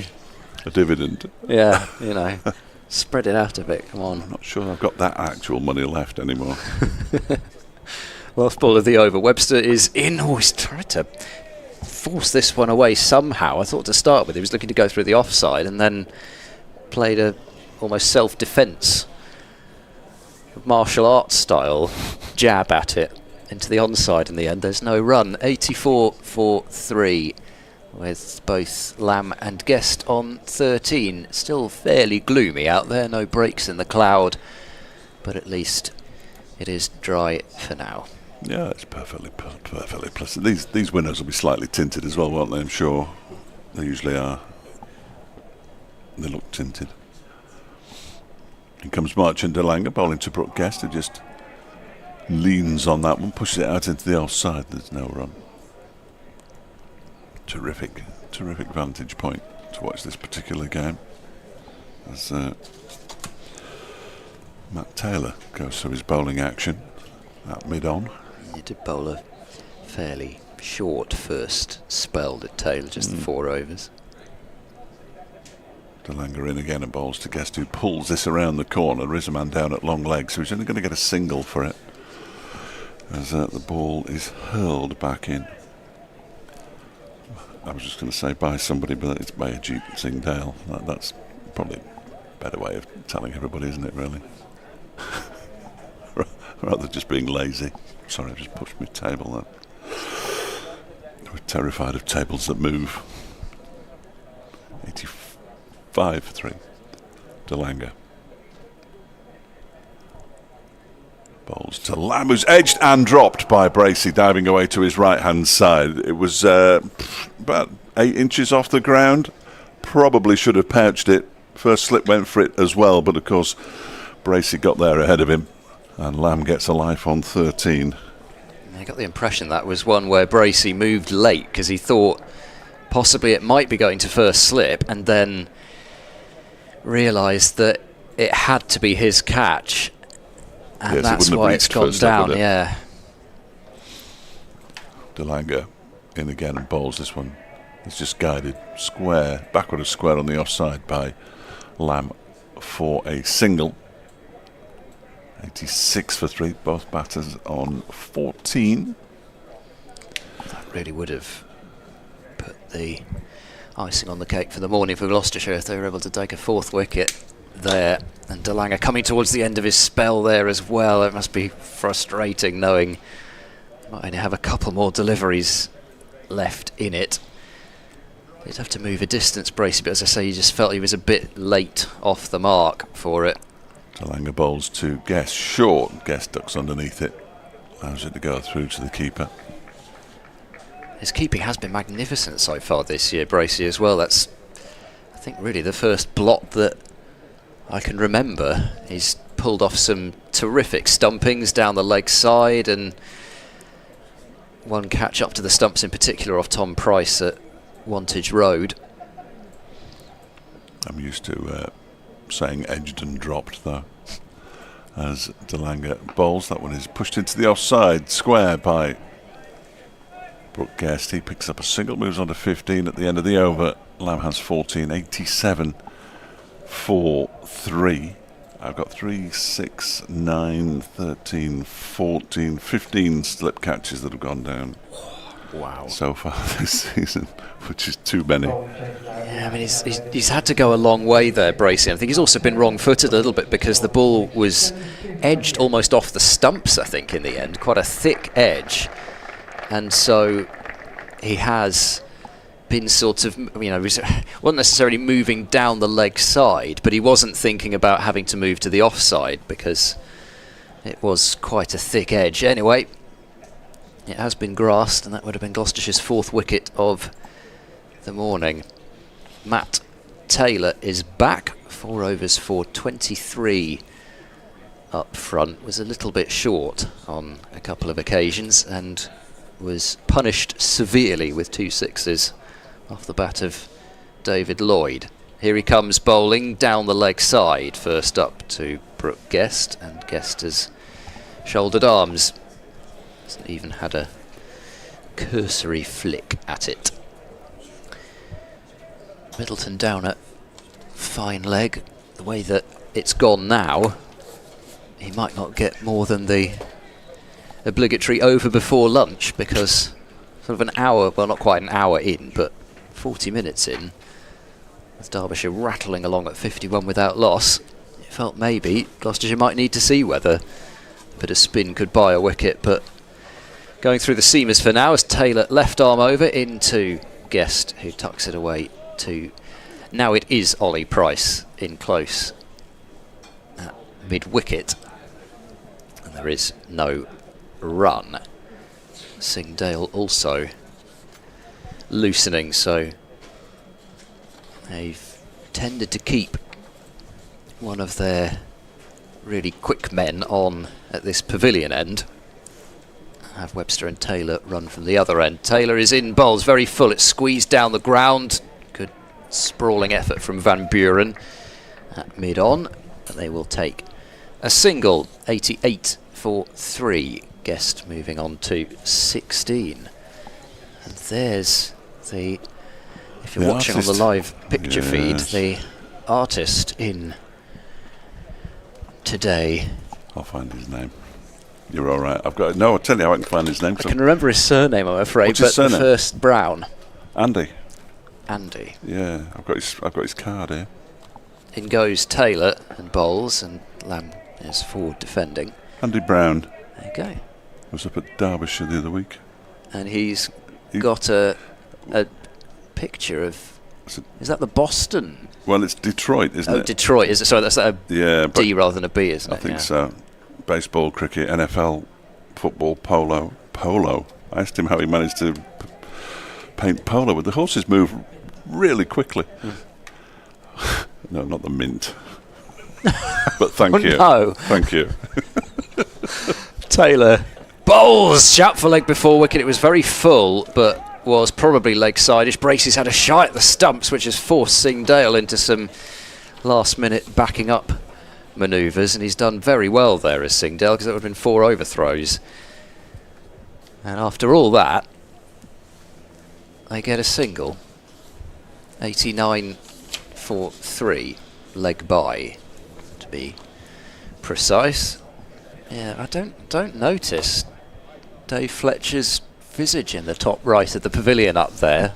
This is a huge oversight. Taylor is in and bowls, and a forward defence is played back to the bowler.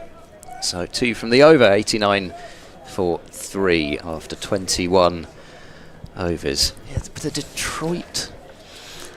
Well, I don't. It was the Detroit Browns. Yes, they could well be. Yeah, it's a historical team, but I don't actually remember that team. I'm getting all sorts of results now, obviously, about the Detroit Lions and Cleveland Browns, which isn't the right sport anyway, because that was baseball. Yes. Ajit Singdale coming back, as you may have heard in the background. They might be minor league. St. Louis Browns. St. Louis Browns. Did they ever move? But that's not the right logo. No. 1902 to 1953. Did they move though? Because they quite often moved, didn't they? They became the Baltimore Orioles. Oh, okay. So they became Biscuits. As in comes Ajit Singdale, and a very expansive looking drive from Matt Lamb goes past the edge of the bat through to the keeper. Well, you'd be able to go and ask him. Wouldn't you? Could do. Andy Brown. You could bring him up. I do regret not asking him to come on air at Derby. I had a lengthy chat with him. Well, you could do a bit with him this evening. I've got a couple of people to talk to this afternoon, yeah, so you absolutely. could. Yeah, well, you can have a rest then. Is that what you're angling for here, isn't it? Well, I've just seen an opportunity and I've tried to take it. Here comes Singdale and bowls. That one again is an expansive-looking drive outside the off stump. It's a no ball. So 2 more to the total. Gosh, he's not holding back here, is he? 91 for 3, I think. Yeah. Sorry, I was just slightly distracted. No, ignore that. Cannot retrieve the post at this time. It'll perhaps pop up again in a minute with the correct spellings in or something. It's cricket related though, so... Do you have Matt Lamb spelt as in Pat Lamb? No. As his next delivery is defended by Lamb with a B. And there's no run. No, the Derbyshire Chief Executive, Ryan Duckett, was on Sportscene at 6 with their doors last night. Oh, no. No. Not that one. No. Surely not. No. Surely not. There once was a batter named Duckett. Not that one. Not that one. And I'm just about to read out the tweet and it disappeared. So it'll be up again in a minute and then I can tell you all about it. Here comes Singdale once again. Bowls to Lamb, who pushes this out. Square on the offside to Ed Middleton in his floppy sun hat, and there's no run. It'll be there again in the fullness of time, I'm sure, and perhaps it won't. Perhaps it was never meant to be. If you want to listen to that, you can go back. It was on at 6 o'clock, so it'll be on BBC Sounds just after 6. It caught my eye because he also mentioned Derbyshire's hopes of getting the Women's World Cup. Some games in the Women's World Cup there that were hosted City in 2017, as that one from Singdale is pushed up to Marchant Delanga by Lamb. Speaking of available to listen on BBC Sounds, I've got a list here. Radio Bristol's first cricket show of the season was yesterday, so the 23rd of May. Find the Pavilion on BBC Sounds. I'm trying to plug this here. The 4th episode about the Crease, Radio Derby's podcast, is available now.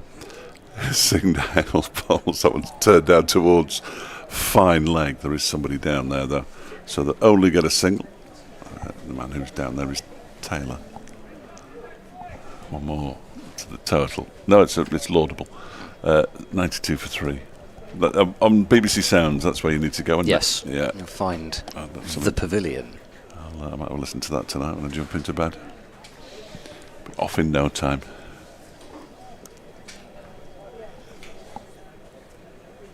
It's Singdale running away from us. Bowls to Broadcast, who pushes this one up to Delanga. It's all about the podcasts now, though. 92 for 3 at the end of the over. You've got to podcast it. You've got to get it out there. Fancy graphics as well. I know. So proud of those graphics last year, I remember. Me? Yes, your graphics. Well, I can do graphics. Yeah, I can do graphics, me. Man, it's one of the few things I've actually worked out how to, or been told how to do, and it's stuck. So I can put the graphics on little videos now, and on what are they called? Photographs. Stilton. No, photographs. That's what you started to say. Put graphics on Stilton. Yeah. Love that idea.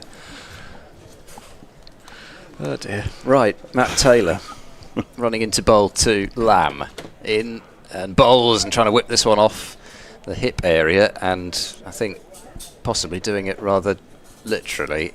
Or is it going to be signalled? No, it's not. It's signalled leg bar, yeah. I thought surely there was no bat involved in that. 93 for 3. Go on, give us a clue. Well, that doesn't really work on radio, does it? Give us a clue. Well, that's you have to do the I'm sorry I haven't a clue version. Yes, the sound you would. charades. Yes, you would have to do sound charades. Version. Do me some sound charades on that.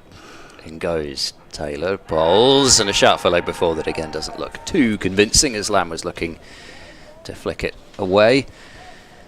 Yes, what The only problem with this is we're over 20 minutes away from lunch, and there's no way to keep it hot. So, I think it's very kind of you to make sure that nobody nicks it for us, but then the issue is it going to stay as piping hot as we would demand it? It doesn't look that hot the way it's just been picked up, actually, to be honest. He's got asbestos hands, as James Healy. Taylor bowls is turned through square leg by Brooke Guest. He'll take a single out to Middleton in the deep, 94 for 3. The tweet's back. Oh. And it's Ryan Duckett setting out Derbyshire's intent to bring the 2026 ICC Women's Cricket World Cup back to Derby.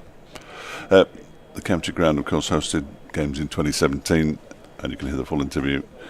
If it's not the opening ceremony and semi-final, we'd be quite happy to host group matches, apparently. Yes. Ryan has said, fingers crossed, imagine that will be the case. Yes, the problem is, I suspect there will be 18 grounds wanting it. Driving is Lamb squirting that ball through square leg in the end and taking 95 for 3. And as we all know, because I heard it with my own ears on a Test match special interview with the Chief Executive of Nottinghamshire. Yeah, Derby and Northampton, and they've all been part of the journey, but we'll take it from here, guys. We'll take it from here. Thanks for coming. Yep, of course, now that the dollar sign, or the pound sign, enters the eyes, it's amazing how many people suddenly are interested. Having not been interested whatsoever. Taylor in, bowls driving through cover point, and that will go to the boundary. Who was in full control of that one was Brooke Guest. And it's 99 for 3, so another surge of runs recently.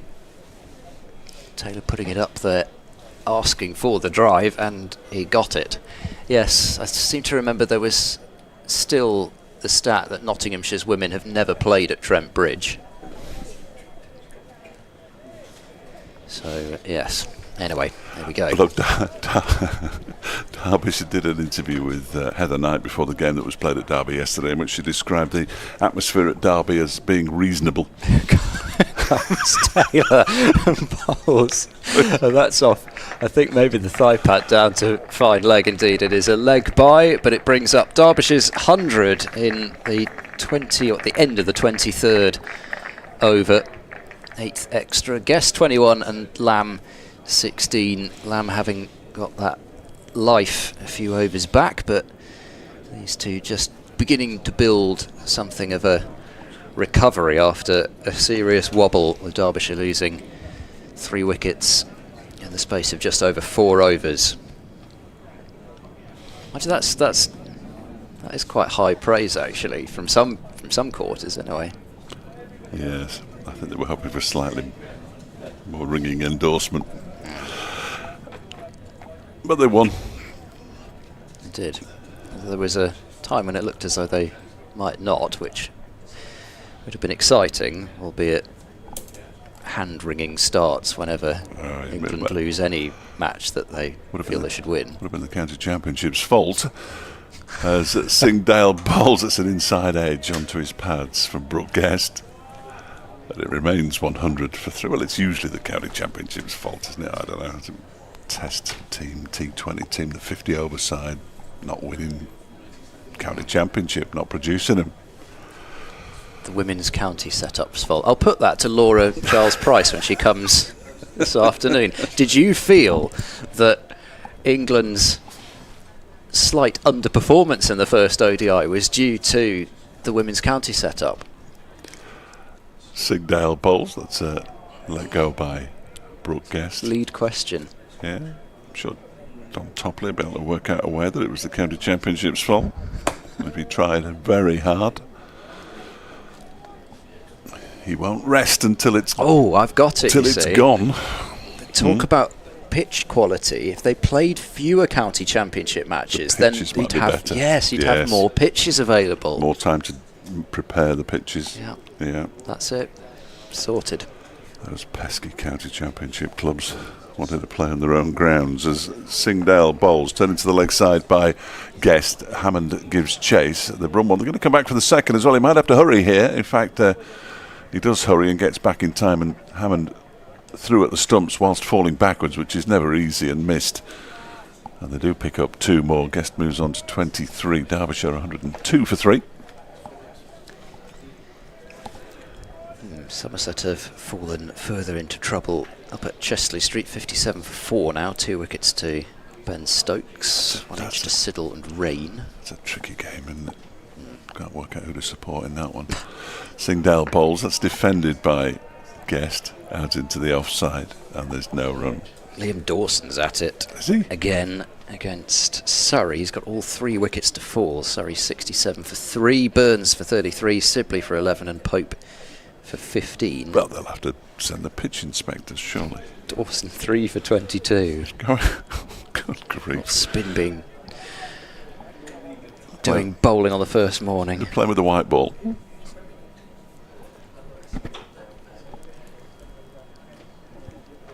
Guest waits as Singdale bowls, and he leaves alone outside the off stump to go through to Bracey. Essex 82 for no wicket against Kent. Brown and Elgar on 30 and 42 respectively. Still no play at Old Trafford or at New Road. No play before lunch, either of those two. I'm not surprised there's no play at Old Trafford, because the rain was absolutely hammering down when I left yesterday afternoon in the northwest, and it had been raining solidly for 24 hours, and it didn't look like it was ever going to stop. As Singdale bowls, he gets an inside edge on that one as he tries to drive it out into the offside. Brooke Guest, it's actually picked up by DeLanger at a wide mid-on. And he goes through for a single, and he pinches the strike as well. He's on 24. Lamb has 16, 103 for 3 at the end of the over. The 24th of Derbyshire's first innings. Leicestershire against Glamorgan at Grace Road, or the Upton Steel County Ground. Grace Road, yeah. Whichever you want. I think you were right in the first yes. instance. Glamorgan have just lost their first wicket. Billy Root out to Ben Mike for 40, so 90 for 1. Sussex have lost a couple of wickets at Lords. Clark for 32 and Haynes for 40, so Sussex are 88 for 2.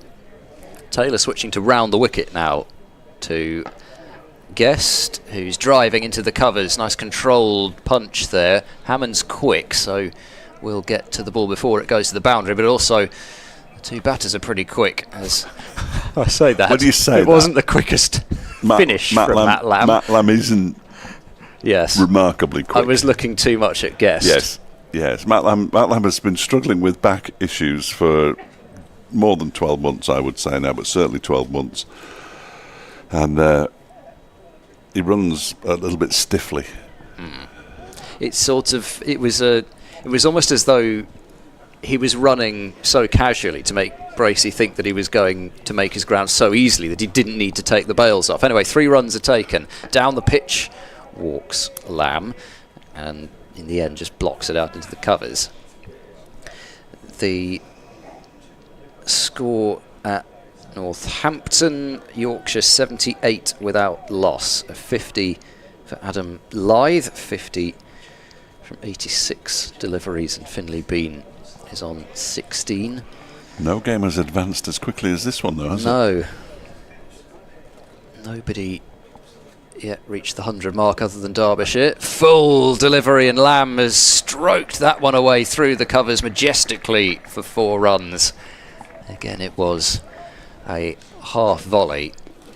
Lamb's been willing to drive most things that he's seen outside the off stump, but that was right there for him. He was very comfortable after he played that shot. He drove it and then sort of collapsed over forward. Yeah, I genuinely don't think he's 100%. Matt Lamb didn't look like somebody that was at all comfortable with the movement that was required.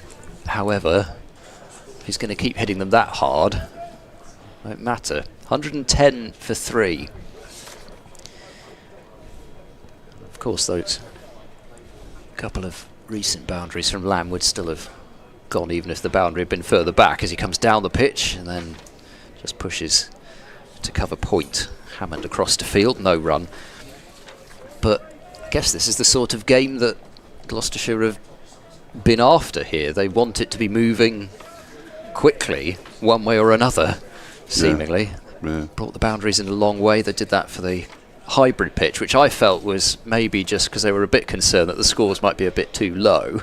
People might start getting twitchy, but in the end they needn't have worried at all. But they're doing it for this one as well. Taylor bowls. This is cut away for 4 more. Enough width that the hands could be freed, and Lamb picks up another boundary, slashing it through backward point. 114 for 3. Having said that, Gloucestershire won't be particularly pleased with the rate at which the runs have been conceded. They've bowled well in patches, but in others I think they've had a bit too much of that, really. Been cut a few times, been pulled off deliveries that haven't been genuine bumpers either. Sounding a bit like Mickey Arthur, who said that the gap between their best and their worst was far too big. Then comes Taylor, he bowls, and once more down the pitch, Lamb to tap to cover. That's Derbyshire's best and worst, obviously. No, yes. It wasn't referring to anything to do with Gloucestershire, but yeah, when I spoke to him after the game last week, when on the first day against Northamptonshire, they bowled as well as I've seen them bowl this season. Didn't get an awful lot of luck. We were told by Anuj Dal, who we spoke to at the end of day one, that the analysts thought there'd been 85 times the ball had gone past the edge of the bat. And it felt like it. Yeah, good grief. 120 in the entirety of the Northamptonshire first innings, Lewis Rees subsequently told us. But then had one of the worst sessions I think I've ever seen at the end of day 3, when they conceded 5 runs and over for 40 overs. Singdale bowling to Brooke Guest, who pushes this one out into the offside, Hammond Fields. Yeah, I think for Taylor especially, it's probably just the thing of having bowled that huge chunk of overs only a few days ago now, and then you're sort of getting yourself up again after it's tough, isn't it? A layoff that's kept you out for the first 4 actually played games, but 5 rounds. 7 overs for 41 so far. Singdale in again, bowls. That one comes off the inside edge of the bat, dribbles into the onside. It's Ollie Price. That's the first time I've mentioned his name. Has he been in the slip cordon? Where has he been? Yeah, he has. That was Ben Charlesworth. Excellent. I've not mentioned Ben Charlesworth today either. Has he been in the slip cordon? No. He hasn't, no. He caught Reese's dismissal. I wasn't watching. In the end, as I obviously called first up. Of course he did, yeah. Not Ollie Price. Taylor's in the bowls. That one is driven by Brooke Guest, slightly unconvincingly, up to a very straight mid-off. There's no run. I'll stop now. He has been in and out of the cordon a bit, his Price, because he was fielding at short mid-wicket. Yes, that's what when there were 2 slips, so that's part of the issue. Price, who was very much a fixture in the cordon last year, but the Aussies have booted him out. If they only need 2 slippers, then allow their 2 overseas to stand there. Quite right, too. Yeah. Singdale bowls. That's off an inside edge onto the pad of Brooke Guest. The ball goes out into the offside. The Pigeons are slowly creeping their way back from extra cover. None of them have quite run on the danger area as they threatened to. No. First up when Rees was still out there. Just the 3 though. There used to be huge flocks of pigeons when I was a lad. Same with starlings. You don't see them anymore either. Something's going on. Here's Singdale in and bowls to Guest, who pushes this out into the offside. Hammond Fields. Singdale is 1 ball away from his 3rd maiden. Yeah, I've been impressed with Singdale coming back from a rest last week against Leicestershire. Looks good for the rest and has bowled probably, apart from that first delivery, which was the probably easiest pickings that Derbyshire have had so far, apart from that, he's been accurate. Just hasn't. He's beaten the bat a few times, just hasn't got the wicket yet. Comes in to complete the over, and he's edged and dropped. Guest has been dropped at first slip. The ball's actually raced away down for 4 runs. That's how quickly it was going. As comfortable, I would suggest, a slip catch as you are likely to see has been put down by Bo Webster. He moved late for it. He did have to move to his right to take it two-handed, but you've got to take it. Well, especially as you're moving to your right as well. It's not as if you're moving to your left in the cordon. Especially if you're right-handed, it's harder anyway, because you're not expecting always to have to take a catch to your left. You're usually diving to your right. So, yeah, I mean, that really did look as if it beat Webster for pace as well as It raced away down to the boundary, didn't it, in the end? But so they've dropped both the two out there. Gloucestershire, they've tended to catch pretty well so far this year, although last week at Grace Road they didn't have a slip catch until right at the end. Webster himself is coming on to bowl now, having taken 2 for 28 so far, and Lamb has jammed this one into the covers in Delanger Fields. So Lamb has already added 11 since his drop by Bracey. It has to be said, both those catches, whilst they went quickly, should have been taken. They weren't. I mean, Bracey's wasn't the easiest because he was moving the other way, but I'm sure he would expect to have caught it, and Webster as well. So Gloucestershire only have themselves to blame that they haven't had a better morning that they've already had, and that's going to be 4 more runs as it's played softly down wide of second slip. There is no fielder down there, and it's 4 runs, 122 for 3. Bracey wants to stand up to the stumps. He's already called for a helmet. He's trying to attract Bob Webster's attention. I think he wants to stand up because Matt Lamb is taking a step or 3 down the track to just about every single delivery, and here comes the helmet now. Yeah, kind of looking back. Yeah, they dropped a few here against Yorkshire in the opener, and admittedly some of those times as Webster bowls wide of off stump let go by Lamb, back foot planted. Some of those times there weren't actually an awful lot of slip catches to drop, but yeah, caught very well at Northampton in that win there. There was a 1 catch put down last week, but again, let's say there weren't a huge number of catches to drop. Webster to Lamb, who's cutting away, beats backward point. I'm not sure anybody's going to catch that. Hammond is probably the best bet of anybody, but even he can't get there. Beats the inner ring and goes for 4 more. The game continues to move on at considerable pace. 126 for 3. I mean, he's not really done a huge amount wrong there as Webster. He's backed away a little as Lamb and given himself room to carve away a ball that was almost on 4th stump. Still content to play his shots. 32 from 38 now. Webster bowls to Lamb, leans forward and defends to cover.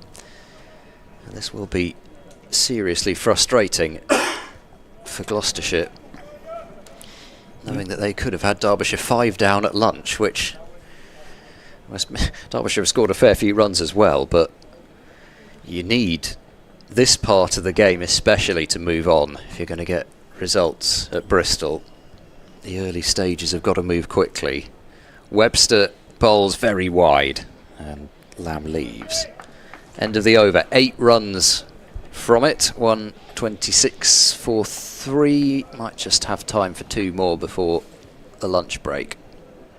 Well, you'd hope so, since they've only managed to bowl 27 so far. During those 27 overs, 19 4s and 2 6s Derbyshire have hit, which is fairly decent. The 3 wickets down is a concern. Donald and Dahl Still to come, Thompson, Chappell, Connors and Dupavilon, as Ajit Singh Dale begins a new over from the pavilion end. Bowls to Brooke Guest, who drives this up to Van Buren. And they decide against taking a run, probably wisely. 126 for 3. Overrate will be an issue with this particular combination for Gloucestershire with Singdale and De Lange, and then you don't have, as previous games with this combination, you don't have Zaffer, so Middleton again is going to be very important at times. Singdale bowls to Guest, who may or may not have pulled the bat inside the line of that one. It all happened rather quickly, so I think it probably went past the edge. Imagine he'd sort of That's withdrew another it one late. the analyst would count that one, as it went through to James Bracey behind the stumps. It hasn't got any brighter or indeed any darker since we started. It's uniformly grey out there. Singdale is in and bowls to Guest, who pushes it out to Hammond at cover. And there's no run, a couple of minutes left, slightly less than 2 minutes left of the session, and 3 balls still to be bowled. And Matt Lamb's gone an awful long way to down the pitch to do some gardening. It might take him a while to get back. I don't think they're going to get it in anyway, probably. No, I don't think they are. Singdale is in again and bowls to Guest, and that one definitely goes past the edge of the bat.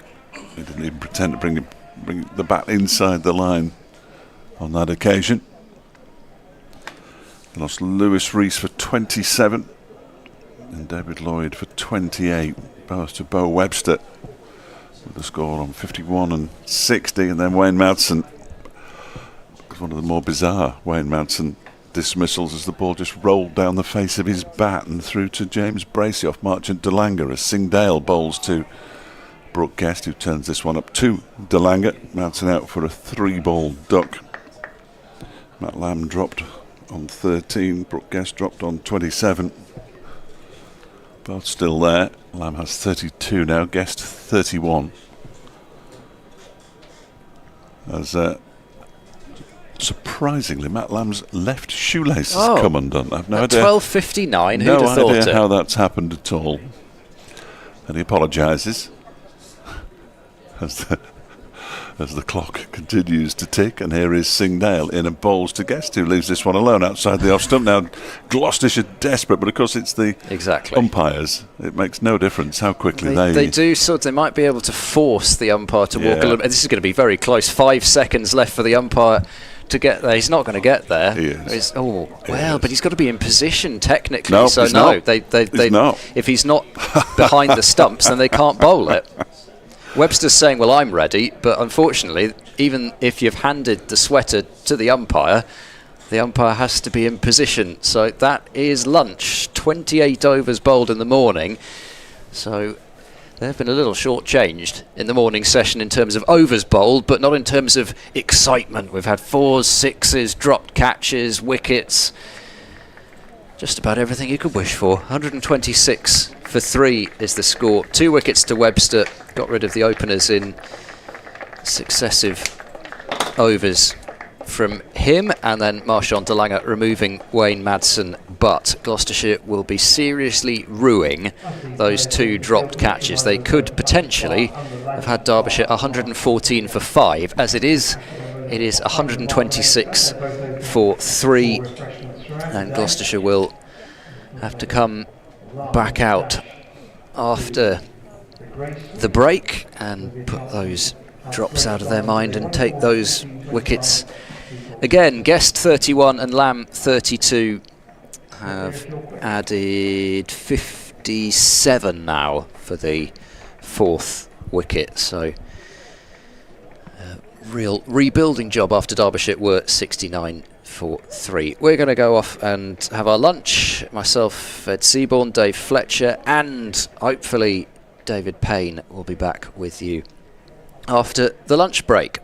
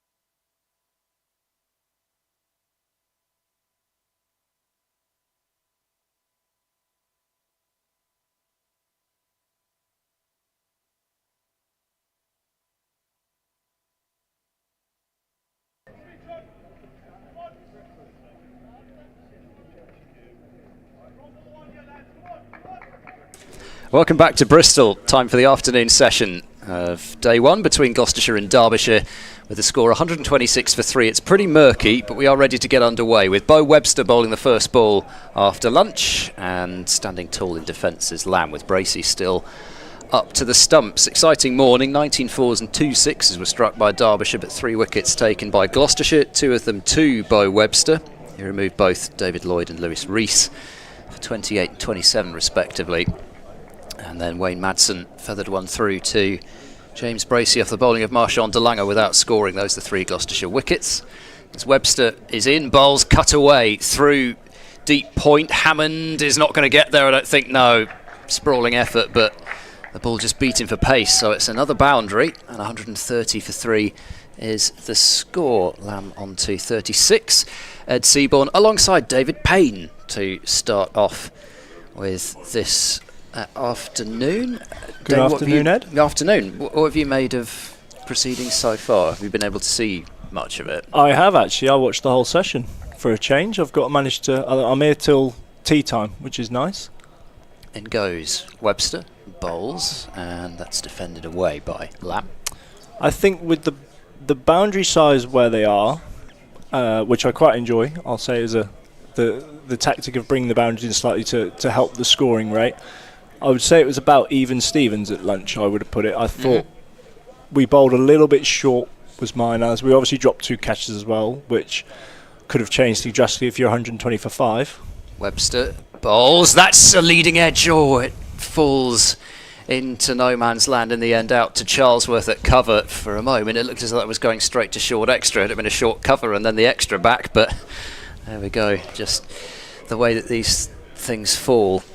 Yeah, it's probably right on cue, because I say it looked like the pitch was doing a little bit. I thought when you got it full and you attacked the stumps, it looked like, and we did create chances, and obviously unfortunately dropped 2 of them, so I feel like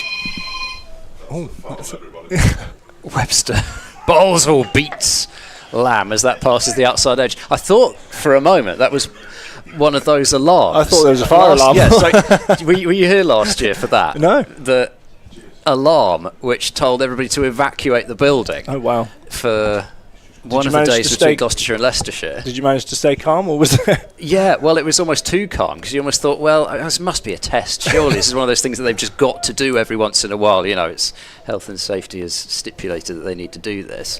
But no, Webster in, bowls, edged along the floor, wide of second slip. That'll be another boundary. And again, it's a furious pursuit in vain from Hammond round from deep backward point.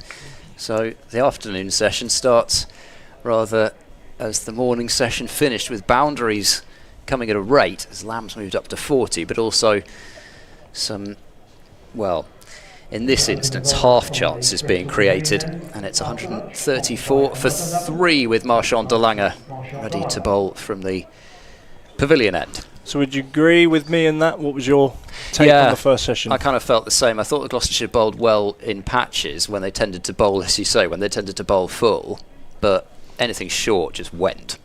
Yeah, it doesn't look the quicker. I don't know, it looked a little bit too paced. Some of them looked like they carried nicely, and I thought the lads are looking quick again. And then the odd, like you say, when they bowled back of a length, it looked really slow. It looked like the batters had time. Here's de Lange bowling, and a forward defence from Guest out into the covers.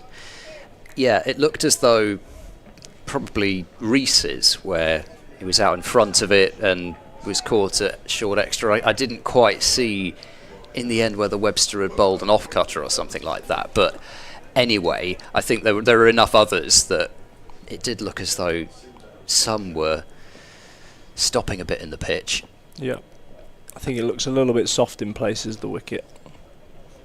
De Lange runs in and bowls and beats Guest, who again has made that sort of motion as if he were withdrawing the bat, but pretty certain that he wasn't. Got a fantastic view here, haven't you? Yeah, it's great, isn't it? I mean, if we could have every pitch over this side, we had the hybrid a couple over last home match, and then this one, you just know the next one's going to be off into, towards the college, something like that. For, well, it's going to be a while now. August, the next home championship match. De Lange bowls full, bit of swing there, but Guest covers it up and plays along the floor to mid-off. Yeah, that's what you can't see from the change room. That's what not surprised me, but it was nice to see de Lange swinging it And obviously from where we're sat in the change room, you can't see that from the angle we're at. It didn't look like he'd be shaping it, just looked like he was nibbling it, but actually it's a really good view to be able to see this. Yeah, I think it's actually swinging a little bit more now than it was in the morning. DeLange bowls, this one doesn't swing quite so much. It's on off stump and played correctly in defence to mid-off, and Buren does the fielding. Didn't seem to be a sort of that kind of consistent swing DeLange's got this over in the morning. It was more sort of the odd one would go and the odd one wouldn't, which actually, could have proven to be some people's downfalls. There's always the theories about the lacquer on the Duke's ball as well, when they get that off. DeLange in and played defensively up the onside of the surface. There's no run. So what are your feelings on the Dukes versus the Kookaburra? Do you, I guess you sort of go along with the majority, or are you one of those that actually doesn't mind it? I don't mind it if you then produce a wicket that encourages pace and bounce, I guess. Yeah. DeLange bowls driving into the covers guest, but straight to extra, and that's a maiden from DeLange. That's his first. In fact, that's the first maiden not bowled by Ajit Singh Dale so far. 134 for 3. Yeah, my take on the Kookaburra coming in was that they wanted more runs, and I think they thought the Duke's ball was what's preventing that. But then I think people trying to make better pitches, and you brought in a Kookaburra ball, and then we saw a lot of dead rubbers, it felt like, and in my opinion, too many runs. Everyone's always searching for that perfect game of 4-day cricket, aren't they? That finishes in the last session, day 4, and I think it's really unrealistic to get that. Webster starts a new over, and that's left by Lamb, just a couple of stumps outside off. Well, certainly unrealistic to get it every game. You're going to get 3-day games because of one team not performing to their best, or I just think there's too many variables in cricket to try and achieve that perfect match every time. So I don't mind the idea of the Kookaburra ball. Webster bowls for defence up the surface, and Webster knocks it down on his follow through.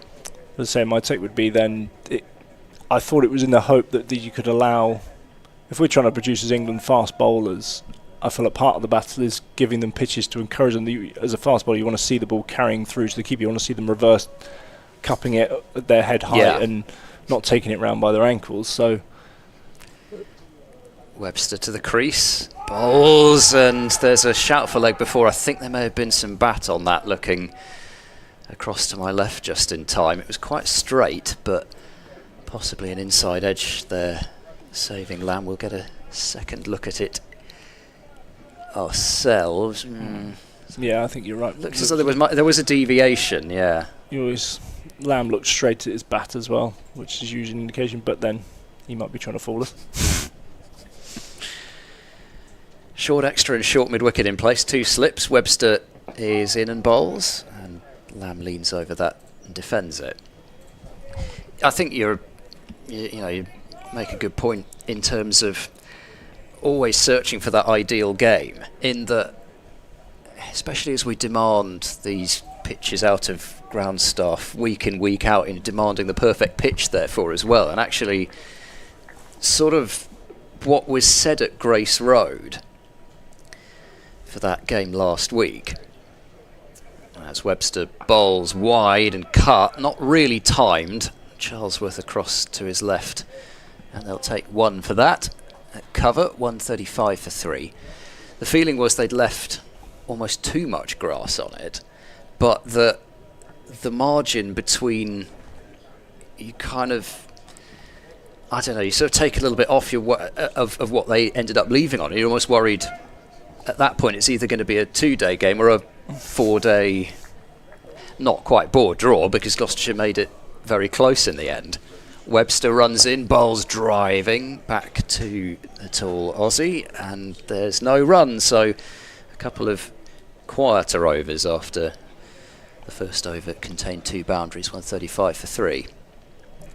But yeah, I don't know, I think the feeling is people are a little bit concerned about having games too short. Yeah, that's what I looked at last week. You had very contrasting games going on. I'm trying to think on the spot you had some really almost perfect games. The Northants Yes. Derby game. I feel like that's what That was they want every time. Isn't Yeah, it? The that's last wicket in, you know. that was perfect for a neutral type of game of cricket, and both teams are really on the edge of their seats. And In comes DeLange bowls, and guiding this one through point is Lamb. Will take a single and then hold up a hand to Guest to say, that'll do me. 136 for 3. we obviously had a couple of 3-day finishes as well. I thought the Surrey game was... it ended up seeming like a dull game, but Worcester had them 9 for 3 in the first... Yeah, 16 for... Well, 15 for 4, I think, something 15 like for that, 4, wasn't it? and everyone's looking at that thinking, Worcester are on top, and then Surrey swing it all around. Yeah.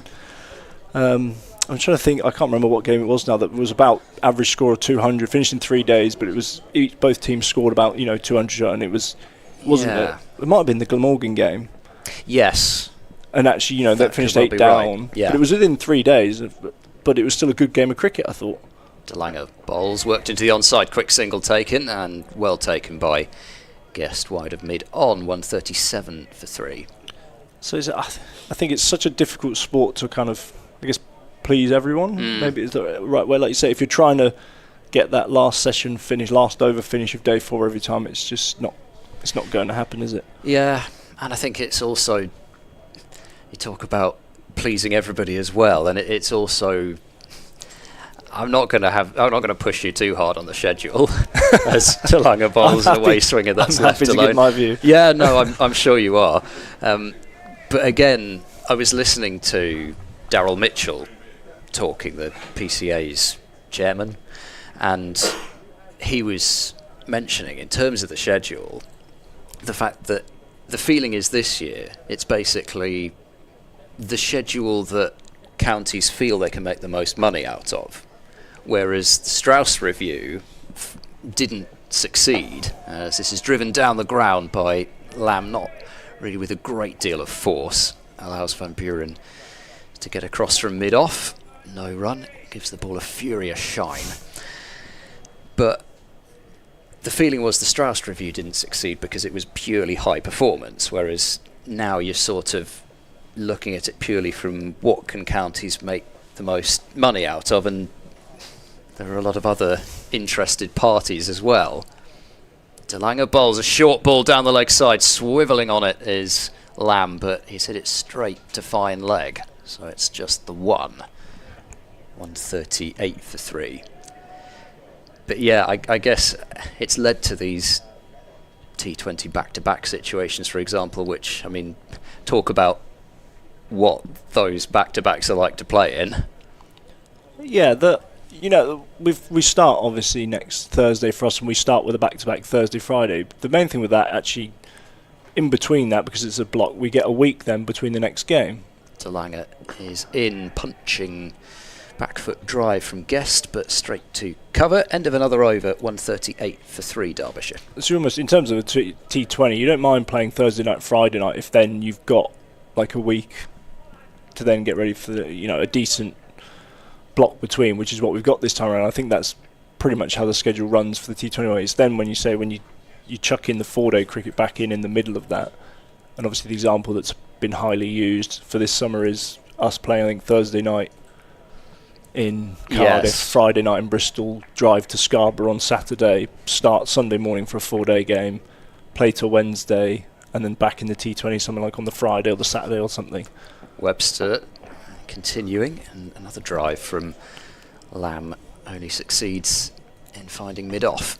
And yeah, as you've stated, clearly the point we're trying to get across with that is you're not encouraging high performance. If you're asking a bowler to play whatever that was, six out of 7 days, and then could be 7 out of 9 days, and with a 4.5, 5 hour journey as is turned by Lamb, but only softly, and as far as the still sun-hatted Middleton at mid-wicket, ever the optimist. Yeah, like you say, that your one recovery day, if you like, in between all that is a 5-hour drive to Scarborough. I'm sure most people understand sitting in a car is not comfortable, but especially when you've just played cricket. Yeah. Webster bowls, leaning forward, finding a gap out towards cover point. Charlesworth across, but can't do anything about them coming through for a single. 139 for 3. Yeah, no, that's crazy. I mean, you know, even from my point of view. So 2 nights ago, I had a floodlit T20. Cue tears of, you know, I did sadness see for everybody else. Yeah, there we go. I knew it was coming from the back. They've got violins out at the back. Webster bowls, and gosh, that goes past the edge of Brooke Guest, who's now looking at the pictures as if to say, what did you do to me there? Squared him up, swung a little away from him. In fact, might just have done it off the pitch rather than through the air. Looks like it did do it off the pitch, the way that he's looking at it. Beat him all ends up. But, you know, I couldn't get to sleep quite when I was before that floodlit game. Got back into Bristol about 11:30. Short, wide, cut away, well stopped by Hammond. Sharp piece of fielding to his left, saving what would have been another boundary backward of square on the offside. But, you know, it does. It takes time then to get back to where you were before. I don't know how anybody does that. And I guess that was the thing a few years back when players said they didn't want to switch formats as much as the old schedule had. Webster bowls wide of off stump, and that one goes through low down to Bracey, who's standing back for Guest. 139 for 3. As we've had now 33 overs of this Derbyshire innings, they won the toss and decided to bat first.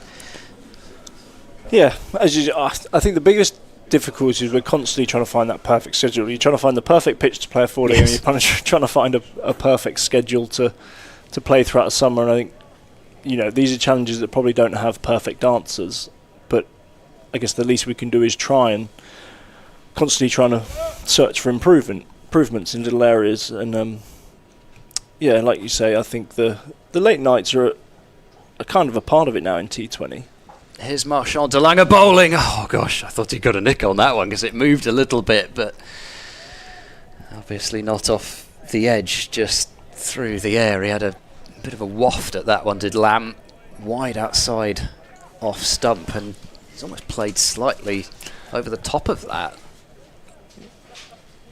It just almost a poke of the bat as opposed to any sort of shot. He's just felt for a little bit, and sometimes when you're a slightly higher paced bowler, you do get that create that. As de Lange's in, that straight push from Lamb again, a little bit of a false shot, trying to drive, probably not quite there, and just catches the outside half of the bat, shoots into cover, no run. De Lange looks like he's got the ball talking at the moment. Yeah. Bit of swing through there, a little bit off the wicket. Ooh, I mean, the bat's coming down at a bit of an angle as well, isn't it? So he's Looked like he tried to push that through mid-on. It's the swing, isn't it? And if you get swing at that pace. That's what's been impressive. He's worked very hard the winter to do this. De Lange's in again. Oh, that is tight to the stumps. He goes down onto his haunches, and you can't believe that hasn't hit off stump. Two types of leave, as we say, and that's a good leave from Lamb in the end. As it just looks like it probably goes through fourth. Probably not quite as close as it looks, but I do know the feeling when you're a bowler. As you're shooting down, you just glance back up to see the ball go through, and it looks like it's just nearly nicked the off stump. But he has it's a very good spell from de Lange, this. As he comes in again. Good length, just shaping away, and well played off the back foot defence from Lamb into point where Hammond comes and field. They are. So they're also giving it a good shine, the ball, at the moment, as they know he's got it swinging. Yeah, it's almost like the sort of thing where you see it go a little bit and you think, oh, maybe we should start polishing it up now. Or yeah, it is. Once it's going, as you say, as a bowler, you're spot on. You do make sure you start saying to your slips and your cap, you're like, make sure you shine this, make sure you keep shining this, because we've got it going now. As de Lange's in again, full or on off stump, defender or pushed again. He's just trying to drive Lamb. Really wants that straight drive. It shoots down to mid off, where the skipper picks it up and is straight back onto shining that ball again. Yeah, and also this business of shining it on the sleeve, as well as the. Do you want the theories behind it? Yeah, go on. There's different materials. So the jumpers are a different material to the playing shirt. Yeah. And I think the theory and the trousers. So there's almost 3 different materials to work with. So I think the idea is you try and, as De Lange comes again wide of the crease, pushes that one, angles it back into Lamb, who forward defends nicely into the covers for no run. And it ends the over at 139 for 3 Derbyshire at the moment. But so yeah, the 3 different materials, I think the idea is you get different reactions. So I think when if there's a bit of a scuff, I think the trousers a bit rougher, so you try and almost rough out the dent or whatever is on the scuff. And then I think the smoothest part of the material is the playing shirt sleeve. Yeah. So that's almost your polisher at the end. So it's almost like you do a one on there, one on the jumper to buff it, and then one to polish it at the end. And I say it's all theories. Who knows if it's actually any truth in that. Here comes Webster then to guest, and this squeezes down to fine leg for a single, 140 for 3. Guess we love a theory as a cricketer. Oh yes, well, especially when it comes to something that you could benefit from in terms of the ball moving about. Well, obviously now most teams, I think, imagine, have full-time analysts, and we've certainly got one at the club. And I know in the winter ours came back with some great insights into theories of the ball that I think this had been, this was shared amongst all analysts that came from the ECB, kind of looking at the Duke's ball and talking about actually how things like how cloud cover actually don't affect the swing. Webster is in and leaning forward. There's Lamb to play a ball outside off stump into the onside. Yeah, so he was talking about it's not about the cloud cover, it's about the humidity in the air. So actually it's about being warm to get the ball to swing, shining both sides of the ball. Quite often we talk about having one, the contrast of the ball. Actually, when it's newer, they believe it's keeping both sides shining. It's actually the tilt on the seam that gets the swing. Okay. Webster bowls very wide and no shot from Lamb. Talking about the pace with swings, what was it? They actually talked about, the higher speed ball. When you get up towards 90 miles an hour and stuff, actually the ball most likely will not swing because it hasn't got the time to swing. And actually, I think they talk about almost like 85 would be your optimal good pace, but the ball will still swing at that speed. And there's some really interesting stuff that came out, but say that all, I rest scientific theories in that sense. Webster runs in and he's caught Lamb either on the pad or a bit of bat onto pad as it squirts towards square leg, and it was just pad, so given not out by Naeem Ashraf for going down the leg side, it didn't look the best shout. One leg by taken, 141 for 3. Looked like it was just heading towards the leg side. I think you could always tell by our keeper's movement. Our Bracey looked like he was heading down the leg side to collect that. Here comes Webster. Bowls! Oh, that one almost threatened to get past the inside edge that time as Lamb, Bumby guessed, initially looking to drive into the covers, and it comes off the inner half of the bat out towards mid-on. I think Gloucester have been good since after lunch. We certainly highlighted a lot of runs scored in that first session, but predominantly off the back foot, and it just looked like there's slow off the back of the length, and they've really made a conscious effort to get fuller now.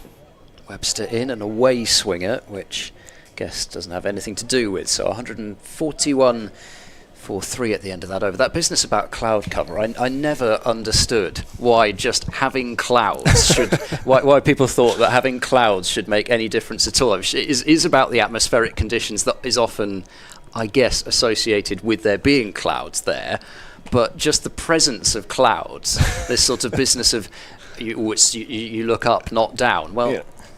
I mean, why should the clouds themselves have any effect? They're thousands of feet above you. I think the only thing from a visual perspective they do, I guess, is make the viewing a little bit. When if you've got yourself a nice dark red ball, it makes it a slight. I'm probably talking rubbish now, but I'm sure perspective seems it's you're talking far less rubbish than I would be. As De Lange comes in for another over. Falling in, and a big drive from Lamb, and it just goes past the outside edge, swinging again. That was probably quite a wideish delivery around 6th, 7th stump. De Lange, hand in the air, thought he had his man.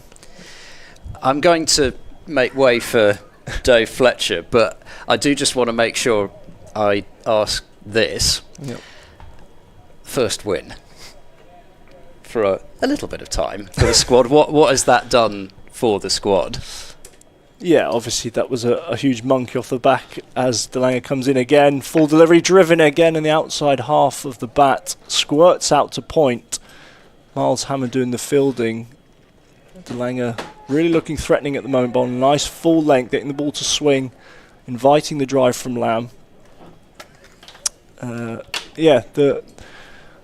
The first win was, as I say, a huge monkey off the back for the boys. They've been in really good spirits all winter, pre-season, all season so far. I guess it wasn't unexpected for us as Delanger comes in again, back of a length, pushed by Lamb. That's a lovely back foot punch through point. It's heading towards the boundary. Middleton can't quite pull it back in, and it does go over the rope for 4 runs. It's a lovely shot, well timed from Lamb off the back foot. It's punched nicely through point.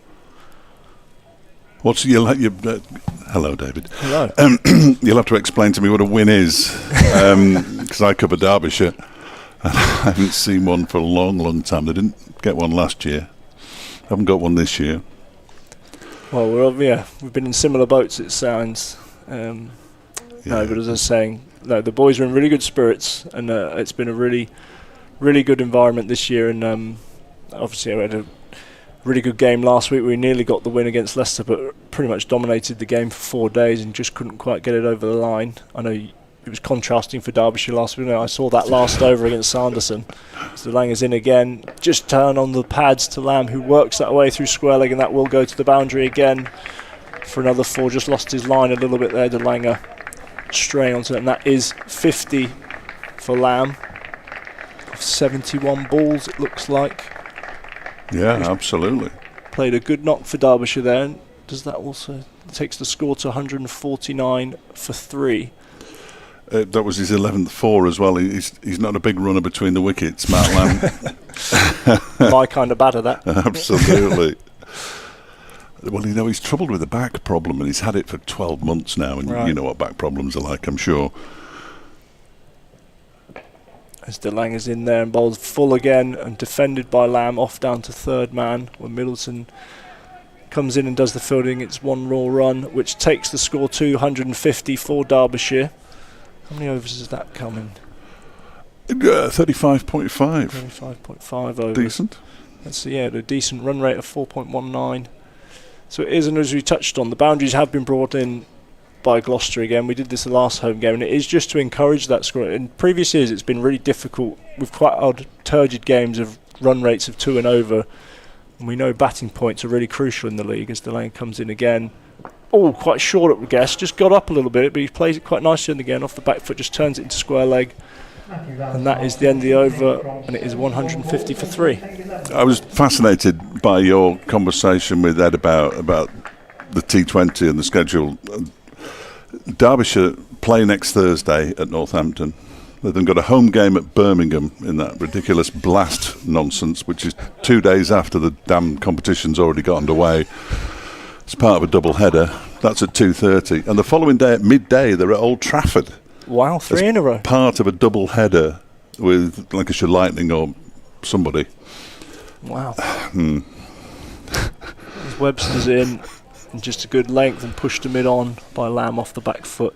And that sort of goes against them. So it's 3 and 4 days, but they're all away from home. So you're not. I mean, they may well go back to their own beds. Who knows? But by the time they get back to their own beds from Northampton, it'll be late. So you can't do much on the Friday. Then you're in Birmingham at 2:30 on the Saturday. You go home, you get up, and you've got to get up early because you're at Old Trafford. Presumably they'll stay in Manchester for a 12 o'clock start. Why are they not at Derby for those games as Webster comes in again, full on the stumps, and Lamb just defends that into the short extra cover where De Langer fields it. Why are they not at Derby? Well, the blast-off is a home game. So they've given up a home game against Leicestershire. Last year they gave up a home game against Lancashire to go and take part in this blast-off. I've got to be careful here because I know... because well, no, I know it, financially it's a good thing for the club, but... As Webster's in... Oh, that looks a tight leave. Another good delivery just on off stump, but a good leave from Lamb. Giving up home advantage is not a good thing for me. And certainly not 2 years in a row. But the club, I think, were assured this time that blast-off would be blast-off. It wouldn't be 2 days after the competition has already started, and Northamptonshire are describing their game against Derbyshire as blast off. I noticed Durham were describing their first home game on the Friday night as blast off, Right. and then it actually blasts off. It's absolute lunacy. Well, the term blast off alone is confusing enough, and Webster's in, and Lam actually uses his feet down the wicket there just to get down to the ball and defends it into the extra cover again. And you said that it's not too bad if you play in successive days, as long as you get some time off. But an evening start in Leicester for their 80s night, honestly. I mean, I've got them all this year. On the Saturday night, followed by a 2:30 start on Sunday at Chesterfield. That's not a big enough turnaround, is it? No, so I guess in my example, we play as Webster comes in. Oh, just a little bit, and it's a no ball, and Lamb's turned it into the leg side off his pads through mid-wicket. And it's just trickling towards the boundary. Middleton does pull this one back in. It nearly stopped, and Van Buren with the throw. Lamb, and it ends up quite tight, but Lamb does make it through for 3 runs. You can see the sore back, I think, in his running there. He looks very uncomfortable. When it's the second time he's gone back for 3 before lunch. So they run that one really quickly. Then he looked up and had a proper think about it and thought, well, Brooke Guest has run that pretty quickly. Not so sure about Matt, but...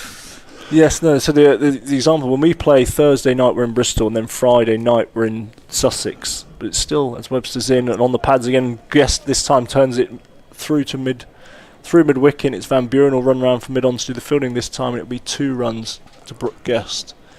So yeah, we play Essex here Thursday night. It's not, I guess I say it's okay. What I'm saying is it's not ideal.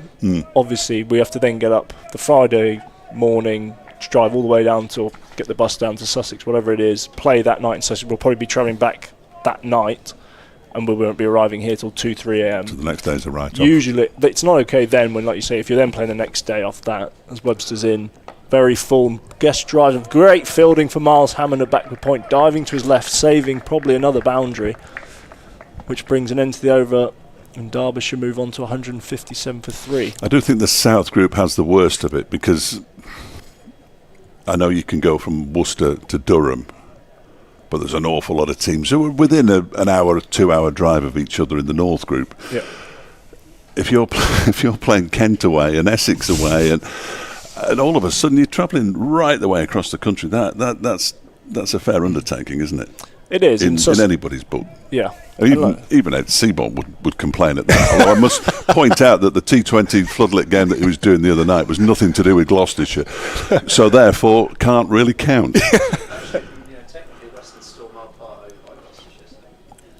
Well, is that only until next year now?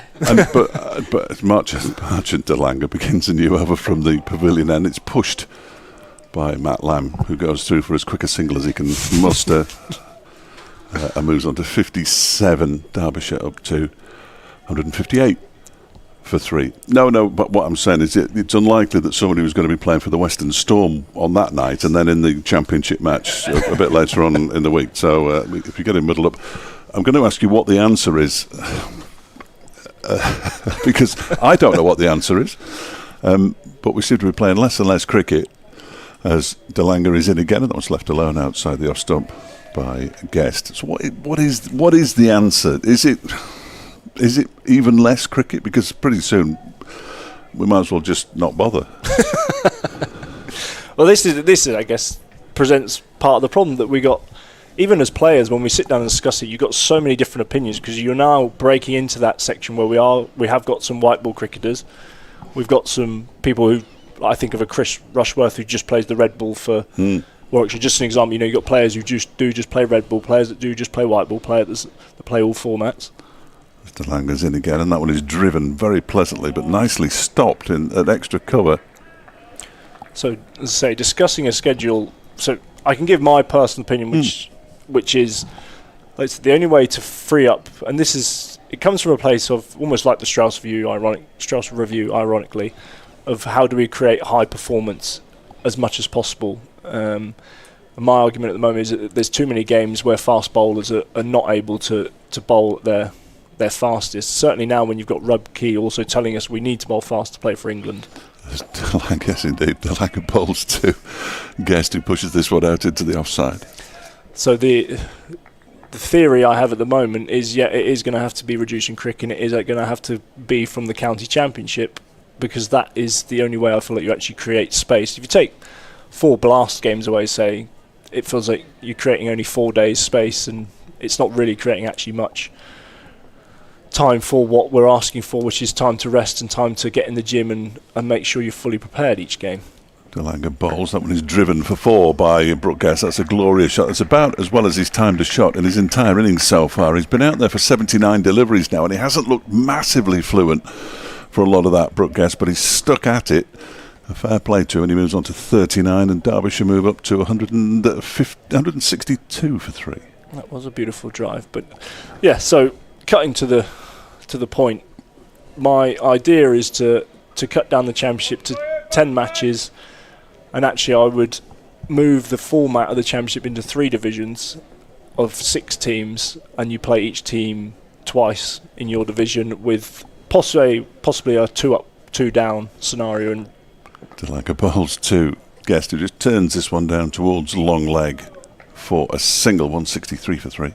Yeah, 2 up, 2 down promotion relegation. I think what that hopefully creates as well is less dead rubbers in September, that I think most teams will be in either a relegation fight or a promotion battle, unless obviously the bottom of Division 3. Certainly will in Division 2.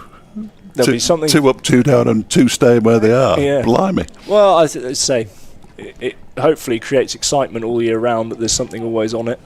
And as I say, that's just a thought. It could easily be 1 up, 1 down. It could be other people floated the ideas of these sorts of playoffs that you do, so you have 2 and 3, like if you have 2 up, then 2 and 3 play in a playoff for that second place at the end of the year to go up, or whatever you like. But as I say, as an idea, the main principle is that you go down to 10 games. That frees up 4 weeks of the year, and that creates space. But I also give me a counter argument. Well, no, you've taken the food out of my mouth. But I've got an easy way of freeing up 4 weeks in the summer. But let me guess. But I'm sure that's not going to happen anyway. But when the Indian Premier League eventually buys the 100 and turns it into a T20 competition, which it should always have been, because nobody wants a 100-ball cricket. There's no appetite for it anywhere else in the world. It's an absolute waste of space. Then they will bring over better quality players, because they'll be able to actually pay them decent money instead of the nonsense money that they're paying them at the moment. Sorry, David Payne is laughing too much to actually commentate now, and I apologise for that. That's my fault.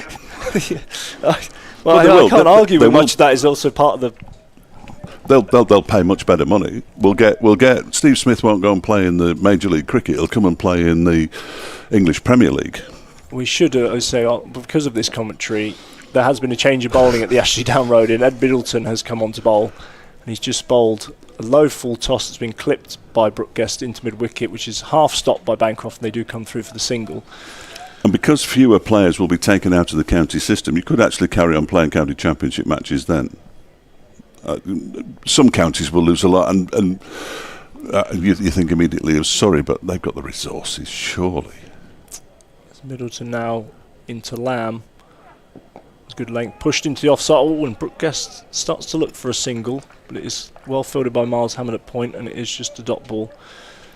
So, is your thought, when, as you say, it feels inevitably at some point private investment will come into the 100 and take over the teams, that competition is going nowhere though, those months in August? Oh no, absolutely, I don't think they will go anywhere. Middleton just down in the leg side, just tried to sweep from Lamb. Looked a bit uncomfortable playing that shot, actually. Again, it might be his back. Mm-hmm. As Bracey collects that just down the leg side. You do hope it doesn't last for 2 months like the IPL, because surely everybody's lost interest in that by now. It's still going on apparently, but surely everybody's lost interest in it by now. It's a very long tournament, as Middleton in again to Lamb. And Lamb trying to drive, he's trying to force that into the offside, and it comes off the inside half of the bat and goes towards his wicket, where Bancroft comes round to collect it. And more isn't always better, is it? As they found out in the Big Bash, when they increased the size on the number of matches, and then thought, no, the same number of people are coming, so we might as well reduce it back down again. And I love the Big Bash. As Middleton is in again to Lamb, and this time he does drive, and it's a no ball as well, driven out into the cover. Deep cover man, where DeLanga fields the ball back into Bracey. No, you are right. I think as a general consensus, I think most people who are lucky enough to play franchise cricket around the world, like, so you don't want to be there more than 6 weeks max, at the very max, I would say. As Middleton now is into guest on middle stump, just back foot defended into the offside, and that completes the over with Derbyshire at 167 for 3. I almost feel like the ideal formula for these tournaments is roughly 4 to 6 weeks.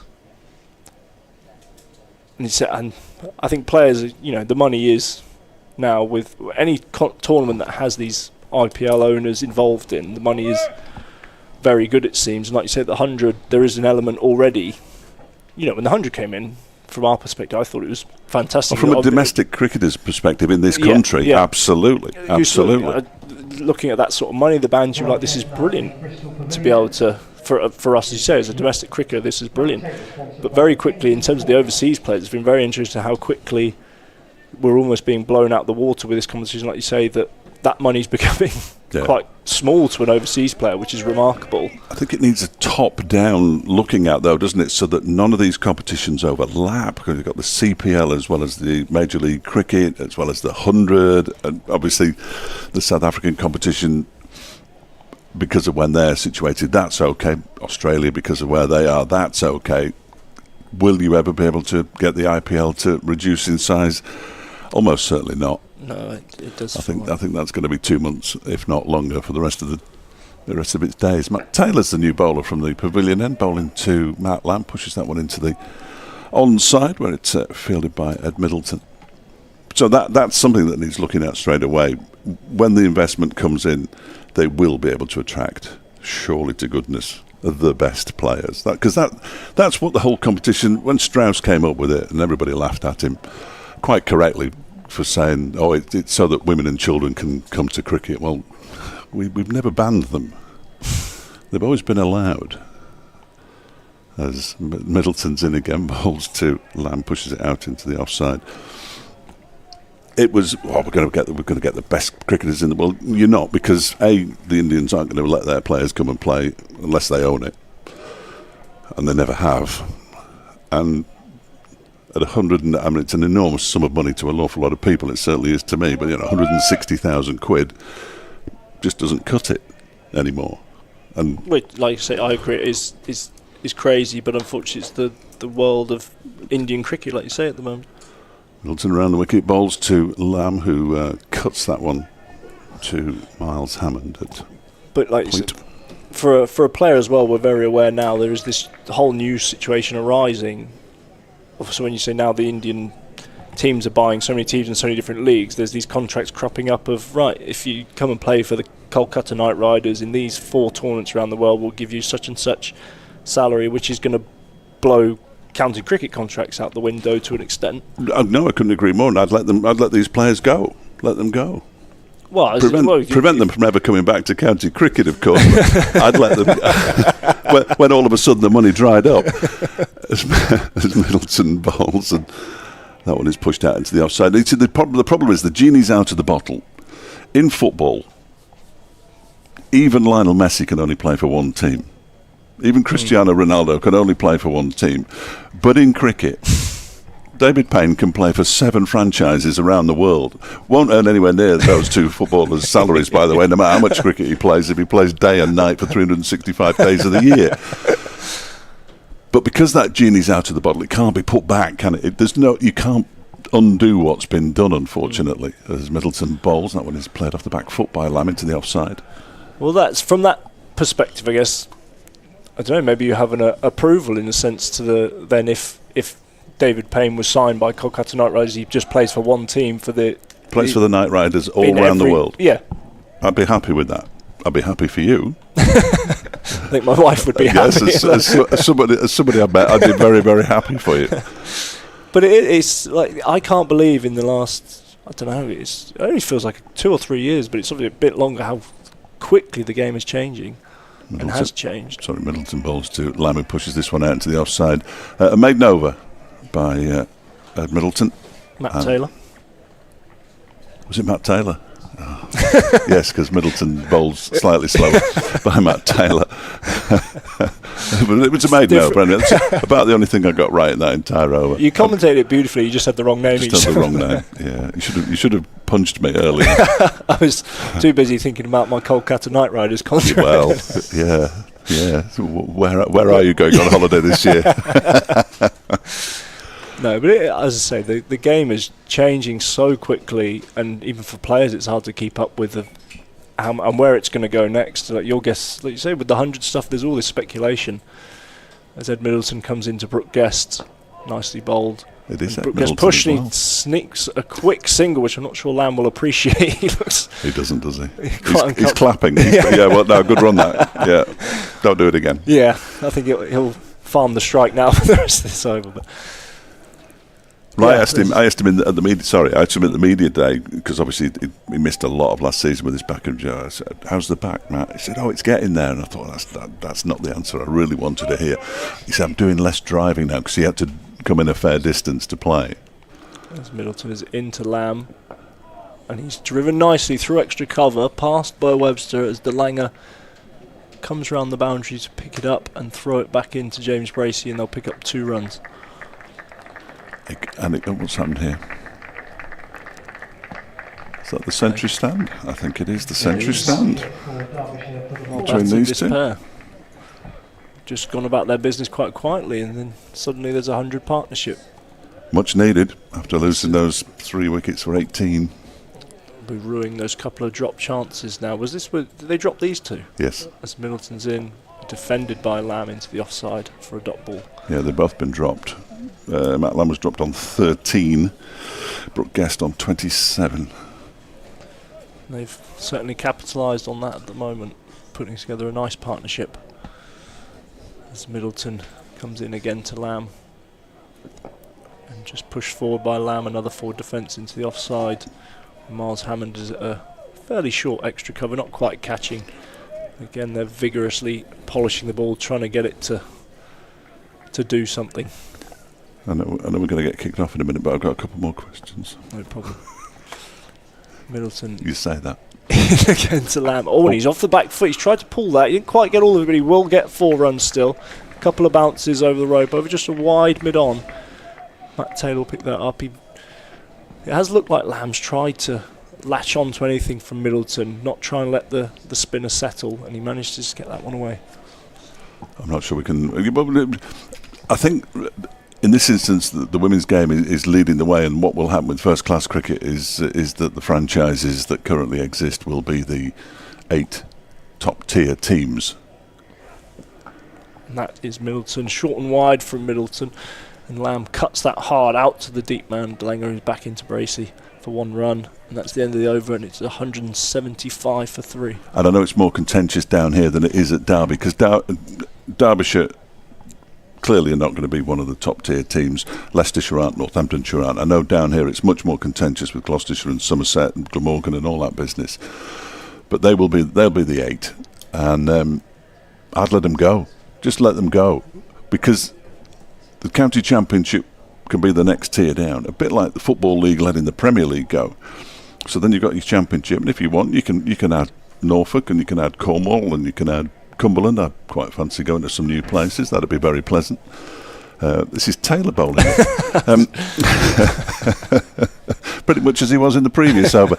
Around the wicket to Matt Lamb, who defends that one out into the offside. And then this form of cricket, which so many people enjoy. Yes, they don't come in necessarily in their thousands to the grounds. We see that wherever we go, pretty much. But you look at the stream numbers, they're very good. People can't afford the time. They have to be a certain demographic to come and watch county cricket. You have to be massively dedicated if you're not of pension age to come and watch it. But the championship could still flourish. People don't want to lose their teams, though, do they? Taylor bowls, that strikes the pad of Matt Lamb as he takes a couple of steps down the track and tries to flick it away. No, that would certainly be my biggest. My last thing I'd want to see is any. You don't want to see Gloucestershire lose, do you? Disappear. No. That I'd be heartbroken. Yeah. So we've been going for 150 odd years. Exactly.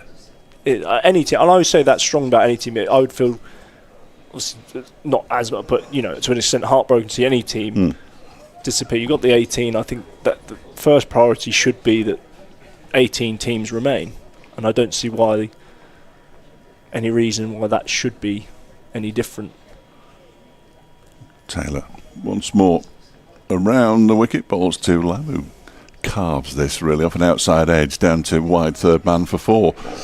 He's got that off about off stumping almost. Yes, it felt like it was too close to him to play a shot like that, really, but he's just made a little bit of room for himself, and he's moved on to 69. I beg your pardon, my computer not quite as quick as the scoreboard. 179 for 3, and it's a good recovery this by Derbyshire. Fair play to these two for taking their opportunities. Lamb was on 13, as I say, when he was dropped by James Bracey. Guest on 27 when Bo Webster put him down. Bo Webster's was magnificent because not only did he put him down, he then seemed to throw it to the boundary as well, which was terrific. Excellent fun, but except for Webster.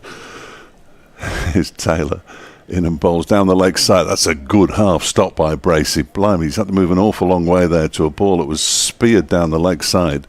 It's going to go through for a bye, which is a bit harsh on Bracey himself because they always count against the keepers, don't they? But he's done brilliantly to get a paw on that. I'm sure the coach will know he saved 3 runs there, certainly. Absolutely. Well, I think we've solved cricket then, have we? Between us, anything else we need to solve before we disappear? I think we've pretty much solved cricket. I have no idea. I'm with you. I don't really. I can't see where it's going really. As Taylor bowls is driven but straight to point by Brooke Guest, and as somebody who covers a small county like Derbyshire, it worries me that people will come in and people who have no idea about the history of Derbyshire. 1870, won the title in 36, had some great players over the years. I mean, Bob Taylor played for them, the greatest wicketkeeper the game has ever seen, and it would be awful if that disappeared.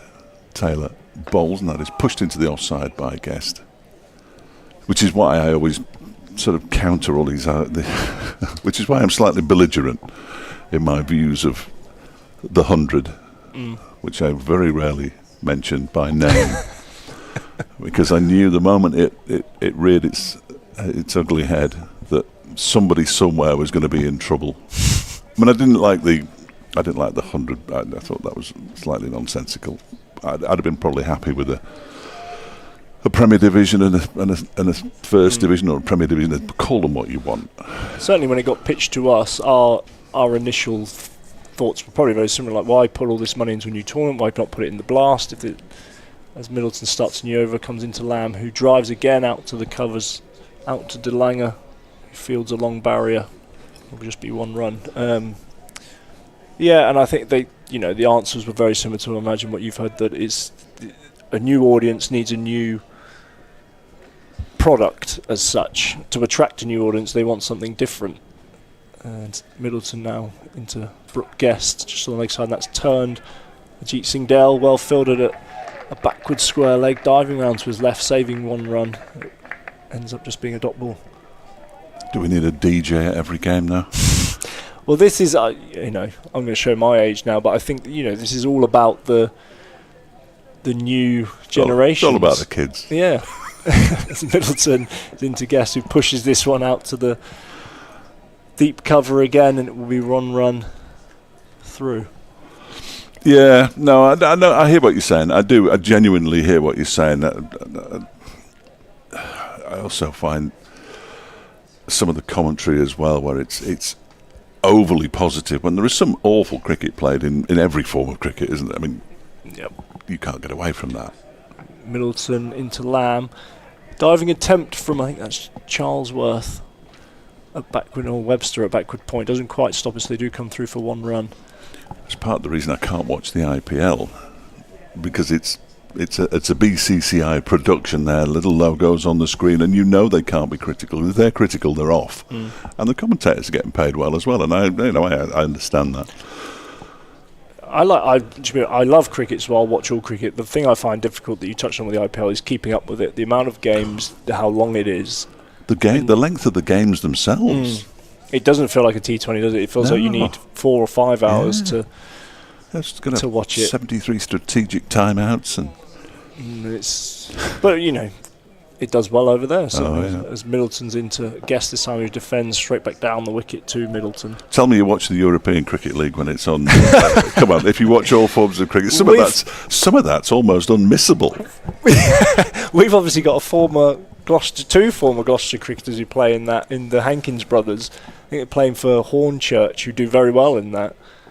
Middleton, Interbrook guest, who works this one off the back foot into mid-wicket. I think the English sides do pretty well. It's the early stages when you see, and you're just looking at it and you're thinking, goodness me. I love it. Lias Deploy played in it last year. He did, He played for Hungary with his brother. I mean, Lias Deploy. That's right. He scored a century in about 27 balls or something, which is not surprising, really, when basically it's nothing better than throwdowns on a pitch that's half the size of this one.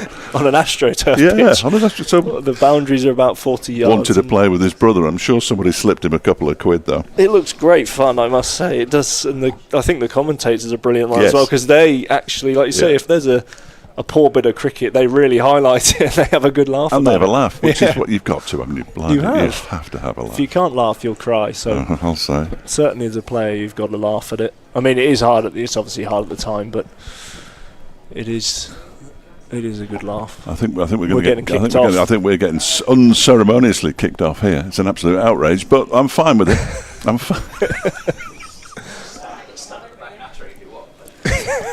Well, you might as well come on now. One of you, because we're going to have to do this in bits, aren't we? We'll do this seamlessly, right? If you commentate now, Yep. I'll give Ed my. Just remind me if this says Middleton or Taylor before. I'm not sure. That's an outrageous slur.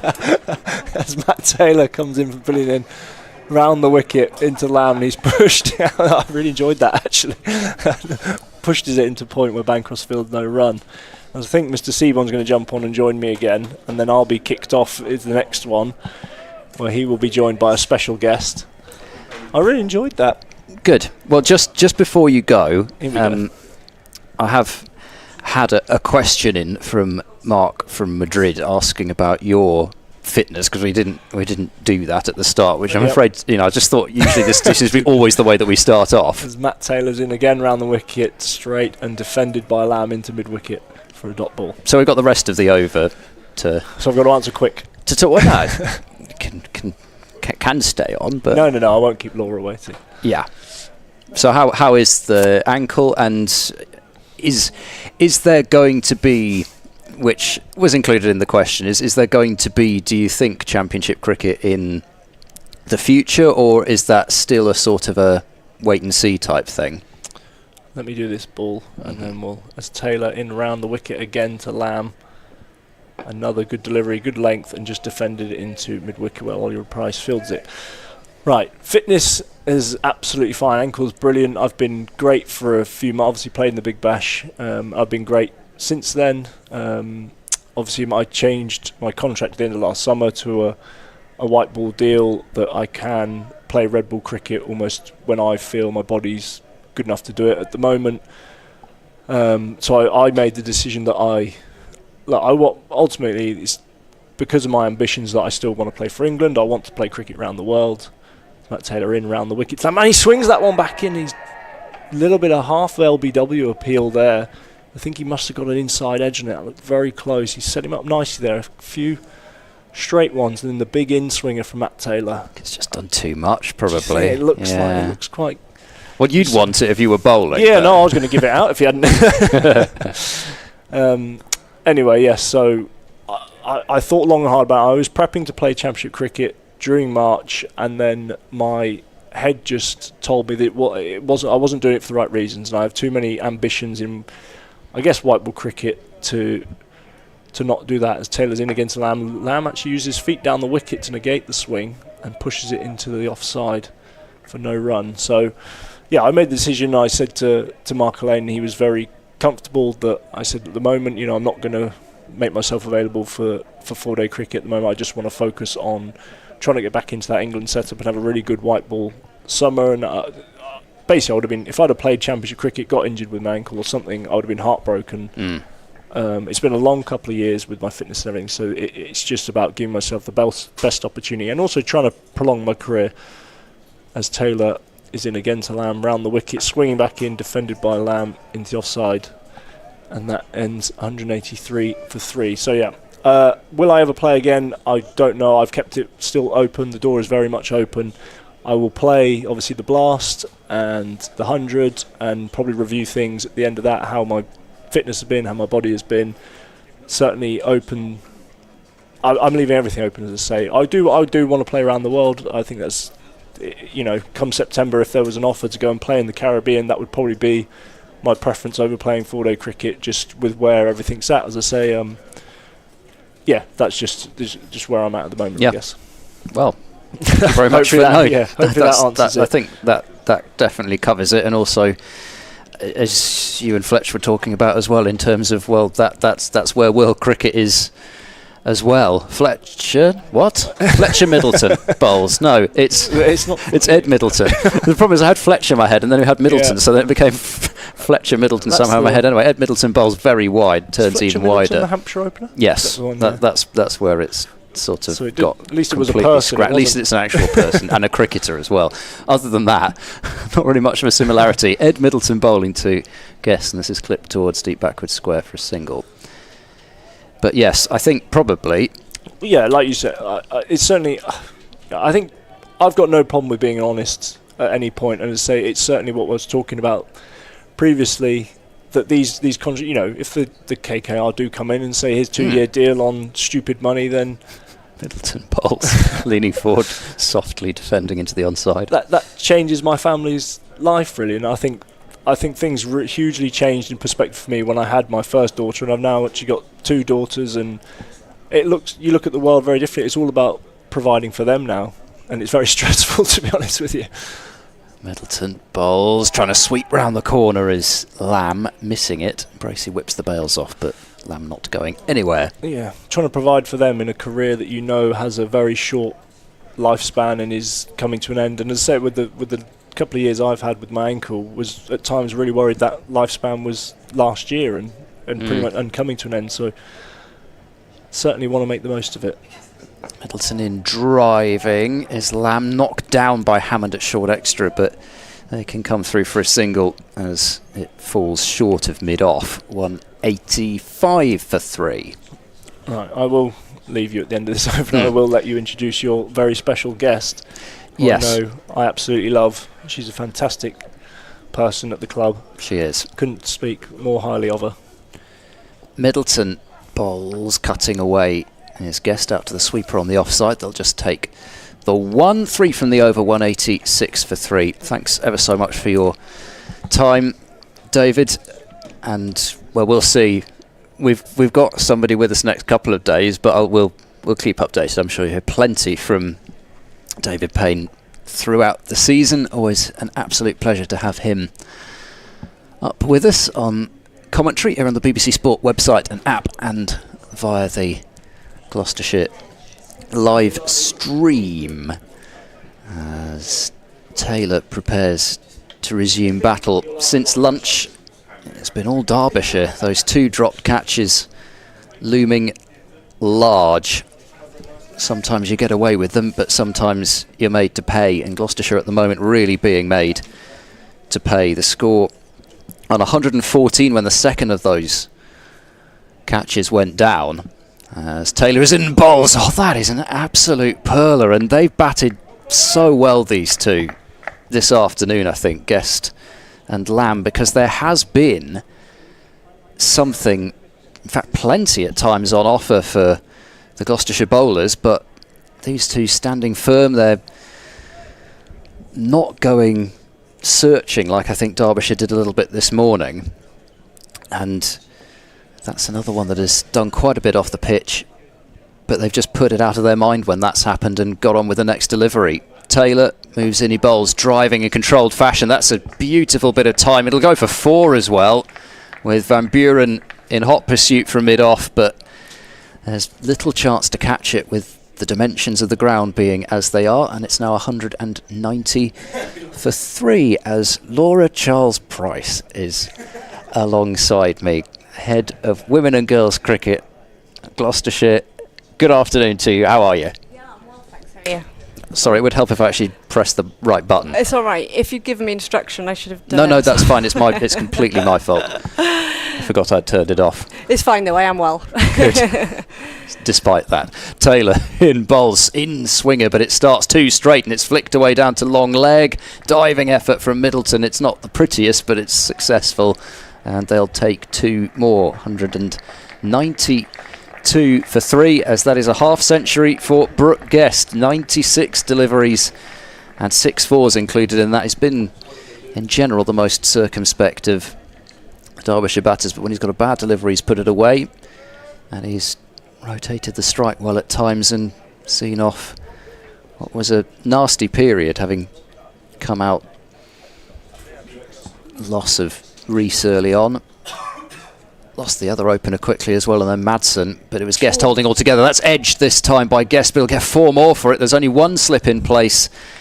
It fell short of where a second slip would have been, but it's too fine for anybody to do anything about that, and it's 196 for 3. This is always the way when you get somebody on as a guest. Either they start bowling spin from both ends, so you've got no time, or it all just suddenly starts kicking off, which it's is exactly fine. what's I'm happy happened. to watch. It's not an issue. It's not a problem. All of a sudden, boundaries, edges, 50s. Singdale is loosening up at mid-on, and you'd imagine a third spell for him can't be too far away. Taylor bowls, played round that front pad to short mid-wicket, and there is no run. Well, where do we start? I guess, well, there's been some quite exciting news Western Storm-wise recently, which you might want to comment upon. Izzy Wong has signed for Western Storm on loan. Yeah, I know. I had no sort of idea about it until I saw Twitter, as with everyone else. It's really exciting news. Great to have her down in the southwest. Exciting bowler. It's great for Storm, and just excited to see how she goes. Taylor continuing round the wicket, bowling the last ball of this over, and punching, or attempting to punch it as Guest through the offside, but it goes back up the pitch. 10 runs from that over, 196 for 3. Still going at a good rate, 4 1/4 Derbyshire. Yeah. But it's great to see Storm being able to attract players. It's not always easy because of where we're located, so it is really exciting to have Izzy Wong in the West Country. And obviously there's been a lot of, month of May still just about. There's been a lot of things starting up. Gloucestershire's county women's season's got underway. We'll start with that. Successful start with a couple of wins. Middleton bowls all down the leg side, misses everything. I think this will be 4 buys. No, it's come off a bit of pad, leg buys. Brings up the 200 though. First ball of the 47th over, 200 for 3. Yeah, I mean, we've got off to a great start. I think it's just sort of an accumulation of all the work that's taken place across the last sort of 4 years or so. And we've got a brilliant coaching team in place and a even better group of women, to be honest. So, yeah. Here's Middleton. In, he bowls wide outside the off-stump, cut and mistimed by Lamb into the covers. Yeah, I mean, you look at a number of those women have been part of Gloucestershire set-up since they were possibly under 9s. So it's great to see the rewards of their hard work. Middleton moves in, bowls, turn off the pads for what is a fairly quick single, but in the end it's too much work for Bancroft to do at mid-wicket to make it particularly close, 201 for 3. And, you know, beating sides like Wales, who've notoriously been strong in the county women's set-up, fantastic. Middleton bowls full, covering up in defence is Guest. But yeah, it's only part of the picture in terms of the work that goes in to that, obviously. And they've trained hard all winter, so just rewards.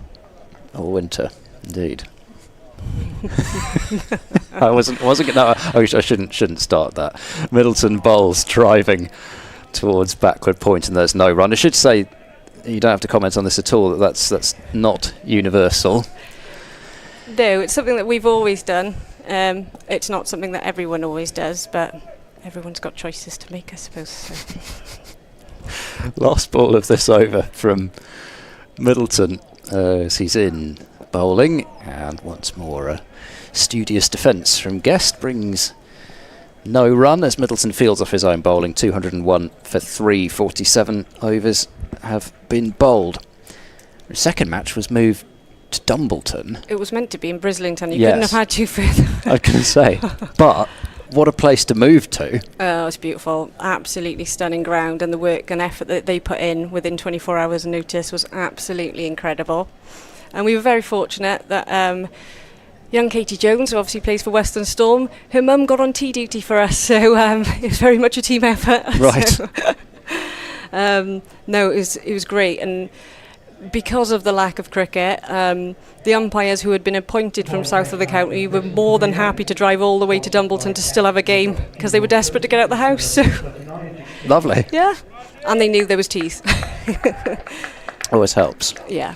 Singh Dale is replacing Matt Taylor from the pavilion end. 9 overs, 3 maidens, none for 25 so far. He's been the most economical of Gloucestershire's bowlers, which, considering he's also even probably over Marchand de Lange, their quickest, is some going. As he's running in and bowling, that is a very wide delivery, though. I don't think it's quite enough for a wide, though, but it sends Bracey tumbling across to his right, and he takes it. You mentioned Katie Jones. Yes. And I guess in terms of Western Storm, but also you see somebody like Katie Jones, who's England under-19 now, and a lot of people, certainly me, really excited about her future. Singh Dale bowls and dabbed into the covers for no run. But that consistent production line of players, and the fact that you're still seeing it, you're still seeing players come through and the success that they've had, I guess that must be kind of what the job's about, isn't it? Oh, for sure. I mean, I think, yes, we are in the business of creating female professional cricketers, but there's more to it than that. Singh Dale bowls, cutting hard through backward point. Nobody's stopping that. It's a great shot. It is. Lamb has been so strong through that region. They've been particularly severe on anything that's just a bit short and wide, and has tended to sit up a bit. 205 for 3. And obviously when you do see people making a success of what is essentially their dream, of course it makes you really happy, and it's great to just witness that journey. But it's also, for me, just like creating well-rounded individuals. Here comes Singh Dale, bowls full and straight. Lamb keeps it out from Buren Fields at mid-off. Yeah, I mean, creating well-rounded individuals who can use maybe some of the skills that they've gained from being part of the Gloucestershire pathway into whatever area of life they end up in. And if the margin of those who go on and become professional cricketers is so small, I think it's also partly creating even higher standard of club cricket, and it's the bigger picture. Singh Dale in, bowls short, ducking underneath it as Lamb. It was a bit of a ballooning bounce of that one. Didn't actually have to duck that far. But yeah, I think that's what's really important to factor in within all of this, is that the whole pyramid has to be able to function correctly in order for the top end that everyone pays so much attention to work effectively. And we're not going to continue to produce cricketers if you haven't got that recreational base. Singh Dale to complete this over, and he bowls, and driving is Lamb, looking a little annoyed that he's not got runs there as he picks out mid-off. 205 for 3s. We've reached the halfway point of the day. 48 overs gone, 48 to go. I can't even see the scoreboard from here, so and I can't read the screen, which is a concern. Have you got? Yeah, I was going to say, do Do you need some new lenses or something? I need sleep. Yeah. Oh gosh. Yeah. Can imagine. Yeah. Not much of that takes place in cricket season, unfortunately. It's very busy. So. But no, you mentioned the pyramid. I guess another thing which started this month is the women's Wobble. Yeah. Which was a huge move last year. As Middleton bowls and a forward defence is drawn. Talk to me about what that's done, and in terms of, I guess, creating that high level that's not at the highest level, you know. No, and like you said, it's all about providing good match opportunities. Middleton in flight, a delivery clipped away into the onside but not timed. There won't be a run to mid-wicket. So yeah, I mean, we expanded by one team this year, so Cheltenham were an addition, and Cheltenham invested in a female overseas to become part of their club, not only to play cricket, but Middleton bowls, and this time Guest gets it away behind square on the onside, so takes a single to Ben Charlesworth, a deep backward square. But also to, coach within that club environment. George has come across from New Zealand.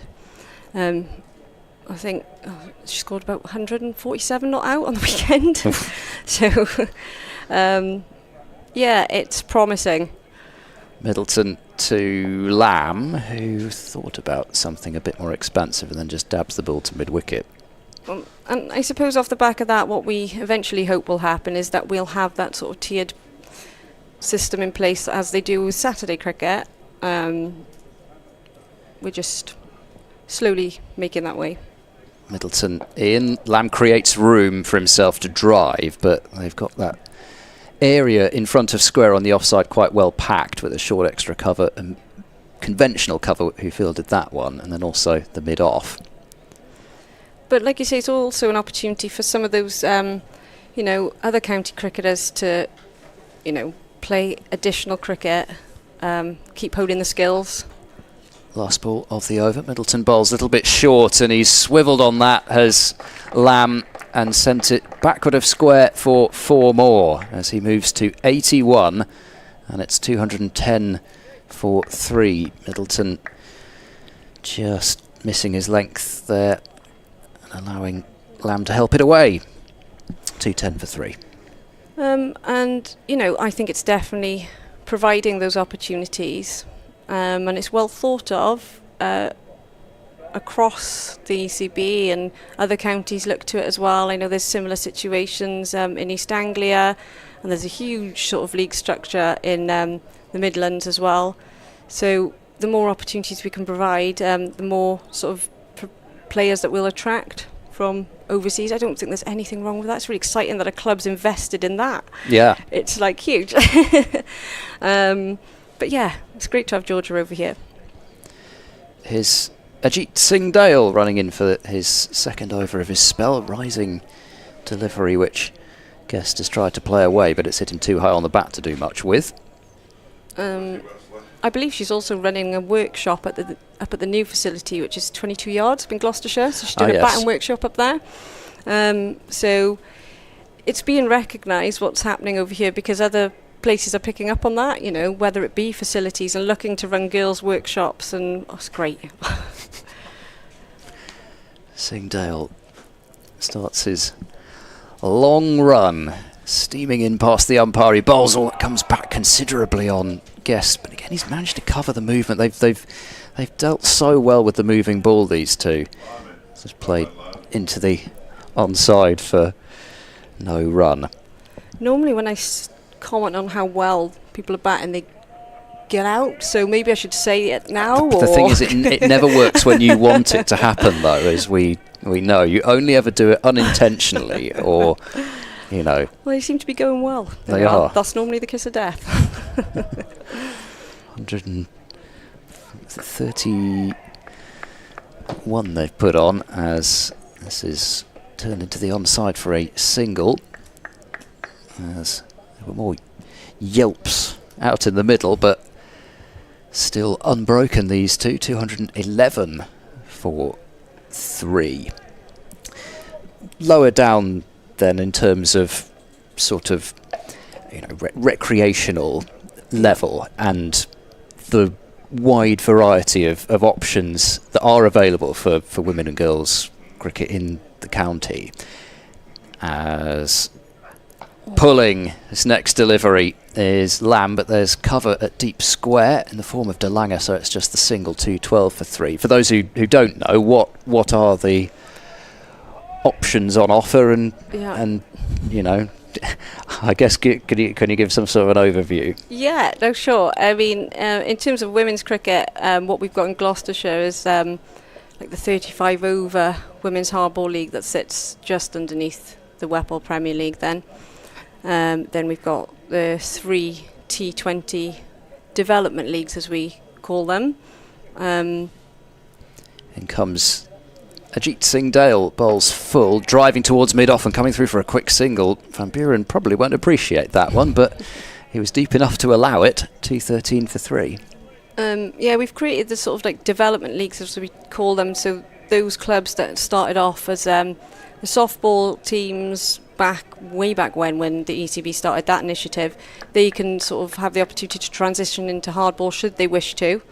And we hope that there's continued expansion from there then.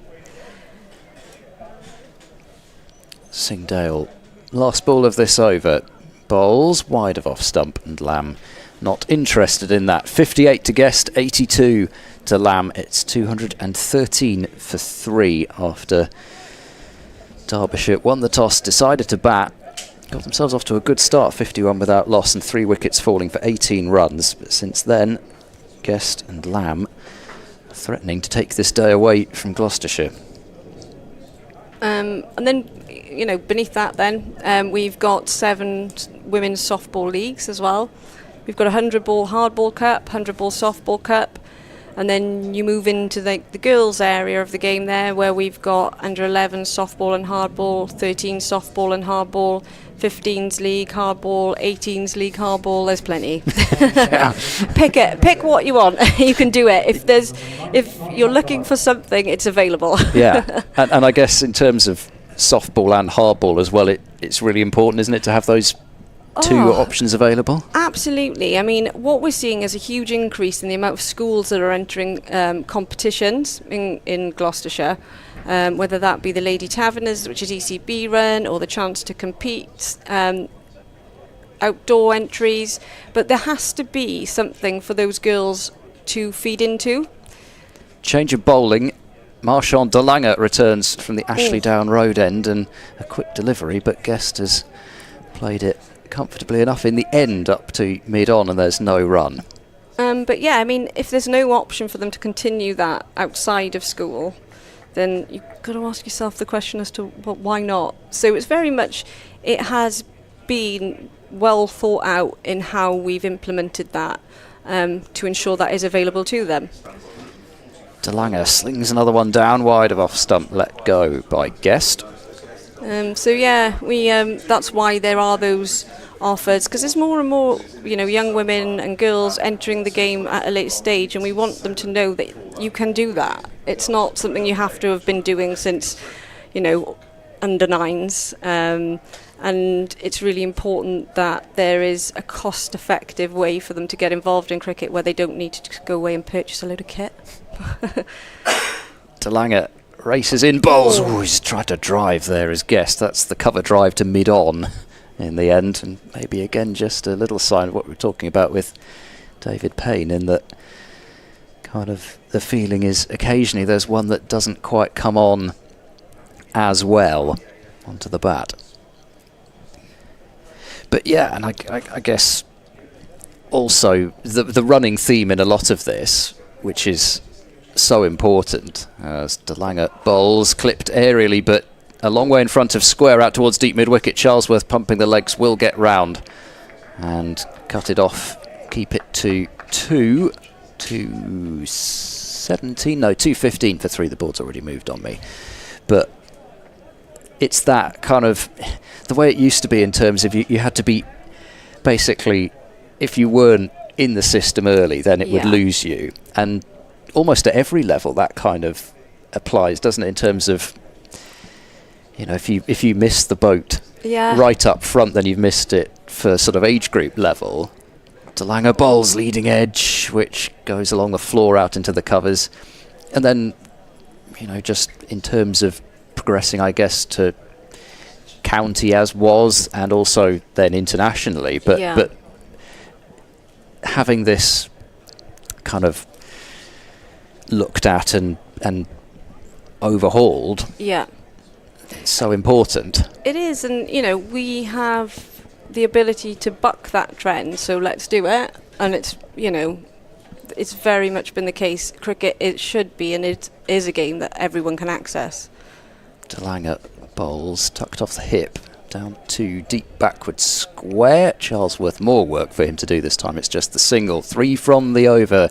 Continues to go rather quiet from a Gloucestershire point of view. It's Derbyshire 2-16 for 3.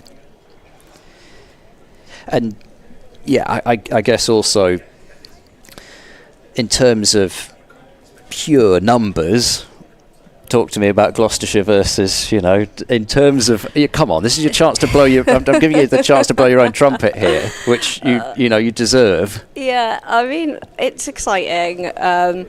Obviously, we've got the largest women and girls recreation offer in the whole of the southwest. And in terms of sort of like girls only sections, we're only behind Yorkshire and Surrey. So here comes Singdale. This is work towards mid-wicket. There is no run. Yeah, I mean, we saw huge growth last year. And again, it's all about the planning that goes into how we make that happen.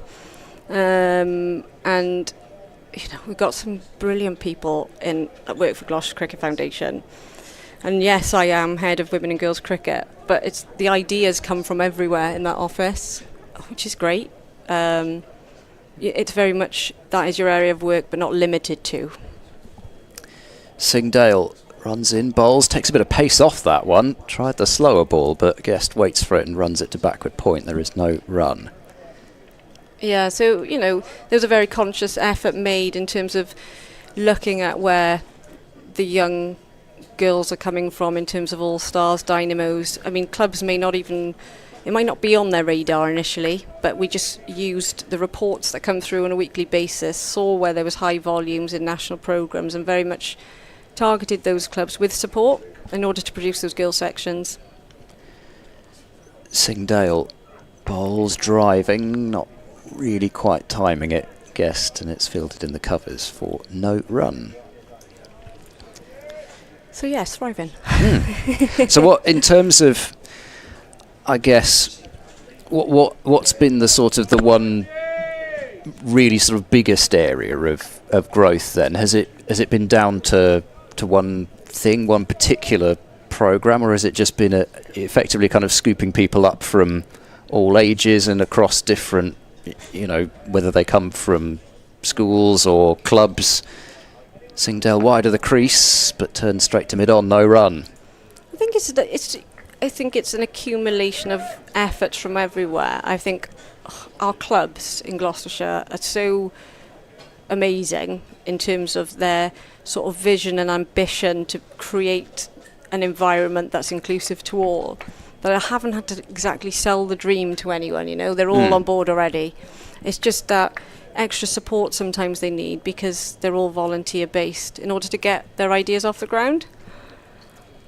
Singdale steams in, bowls full and reaching for that a touch as Guest, but has kept it down and sent it to mid-on. No run, score remains 2-16 for 3. I definitely think though that you're starting to see the wider impact of national programmes. Yes. I think all-stars, dynamos, like there's some girls in the pathway now, and on like Stormy PP, and they started in all-stars, so it works. Yeah. Singdale moves in, bowls, played pretty close to extra cover, but good judgment from Guest that extra cover wouldn't be able to get there, and Ollie Price has come up a little bit limp, but he's going to be running it off, and Van Buren fielding it mid-off, so that spoils the maiden over, but another tight one from Singdale, still though. Gloucestershire searching for a partnership breaker. Guest 62 and Lamb 82. So I know there will be a lot of people that will want to hear about this, and we've been talking about all the positives, and rightly so, because there are so many. And as I think you pointed out, you picked me up actually when I was a bit down in the dumps over the news that Gloucestershire hadn't been awarded a Tier 1 county team for next year. Come back to that as De Lange starts his next over, and tucked away to short mid-wicket by Guest for no run. You picked me up by kind of saying, well, you know, the work doesn't stop. You know, we're still looking to drive forward and that sort of thing. But how disappointing has it been that Gloucestershire weren't one of those initially 8 sides, or then the next 2 that have suddenly been added on? Yeah, it was hard. First few weeks, it must have been such a misery to be around. De Lange in and worked her way through the onside to deep square for a single. I think it was a strange one. I feel like as a county, and then Bristol specifically, we met everything that the ECB wanted to deliver on, in terms of what we do in terms of women and girls cricket, the diversity of the city, and as De Lange races in, he bowls. This is driven away. It beats quite a short extra position that they've got in now. They'll take 1, think about 2, but I don't think that Lamb would have been particularly wanting a second run, as no, they down below try and do their best to gee up the troops from a home point of view. 219 for 3. Yeah, so it was disappointing, but there were other elements to it as well, in terms of De Lange bowls, defended to short extra. you know, I also had a group of women who are Gloucestershire county women who, had we won Tier 1, would no longer have been able to represent Gloucestershire unless they were a professional cricketer. So it swings and roundabouts, really, isn't it? You know, I also didn't want to lose them, and Gloucestershire didn't want to lose them. Yes. I know exactly what you mean, being well acquainted to one of them, as forward goes Guest and defends up to mid-off. Oh, we had many chats about it, me and Melissa, late at night talking it through. So whilst, you are disappointed. It's like anything that I approach. If I'm going to do something, I'm going to do it to the best of my ability, and I am super competitive, so... De Lange is in bowl short. He's got on top of that, work to do for Singdale round there. Oh, he's sort of slid into it in the end. It had too much pace, and he tried to put his body on the line there, did Singdale, especially as he's actually in the middle of a spell at the moment. Exactly not what he would have wanted, and it's gone for 4. 2-3 for 3 as Guest has 67, Lamb 83. No, you're right. He's not. So turns out it was the end of his spell, and it's time for Ollie Price to have a bowl. Nice. It is disappointing, especially when you know what this county is capable of, and the great work that takes place here in terms of women and girls cricket. But the decisions were made, and I suppose it's done now. I think for me it was the additional announcements that really made it tough. Yes. I struggled with that, because then I felt we were being squeezed in the middle of 2 Tier 1s, and I was like, okay, so what next? Yeah, no, exactly. I think that's exactly what I thought, in terms of the fact also that other counties didn't get the opportunity to say, right, okay, if we don't get it this time, this is what we're going to do for the next couple of years or whatever, however long it might be until you bring the new sides in, which, I mean, we didn't know any of that at that stage, never mind the fact that they were going to bring the sides in at all. As Ollie Price, who's the 6th bowler used by Gloucestershire, looks to break this partnership with his off breaks, and Lamb off the back foot looking to drive. It's fielded by Chris Dent, who's on as a substitute at short extra cover. But yeah, as you say, the fact that you've got Somerset and then Glamorgan, and the really disappointing thing is all down the pitch, smacking it over long off, just one bounce in front of what is not a long straight boundary, and 4 runs. Too tempting, as it turned out, for Lamb, as he moves to 87, 227 for 3. But as you say, you kind of think, well, does that actually preclude Gloucestershire from even joining in sort of 2029 kind of time? The fact that you've already got 2 Tier 1 teams in that region as Price bowls, and it's steered to short extra. Yeah, I know that, and that was my initial thought process, and then I sort of sat back and relaxed a little bit, and Price bowls. This is whipped away, but straight to Webster at short mid-wicket. And then I soon realised that, well, we'll just continue to do what we do, which is create very good cricketers. Yeah. And whoever they may play for, then that's fine. 227 for 3. Price in. Lamb using his feet again, but this time just decides that caution is the best option and plays it back to the bowler. Lamb on 87, Guest on 67, and Price will finish rattling through this over. Gloucestershire need him to, because the over rate is still at -1, and driving this one, Lamb straight to Dent at short extra. So 4 runs from the over, 227 for 3. Yeah, I mean, it's about us aiding, supporting and delivering upon these girls' dreams. And that's what, essentially, we're here to just facilitate to the best of our ability what they want to achieve. And if it means that their professional cricket is not with Gloucestershire in the next 4 or 5 years, whatever that might look like, but then they achieve that elsewhere, then that's what it's about, isn't it? I mean, yeah, it's that is what it's about. And hopefully we go on and obtain Tier 2, which will then give us, you know, what we do on what we currently receive in terms of funding. Oh, Marchant's back in now. Indeed, as he bowls, and Guest stands fairly tall to block that one away, and Delanger fields smartly off his own bowling. Yeah, I mean, what Tier 2 would give us, should we be successful, is the ability to do what we do currently, but even bigger and better. So imagine what we could do with that. Look how good we are now. We could be even better.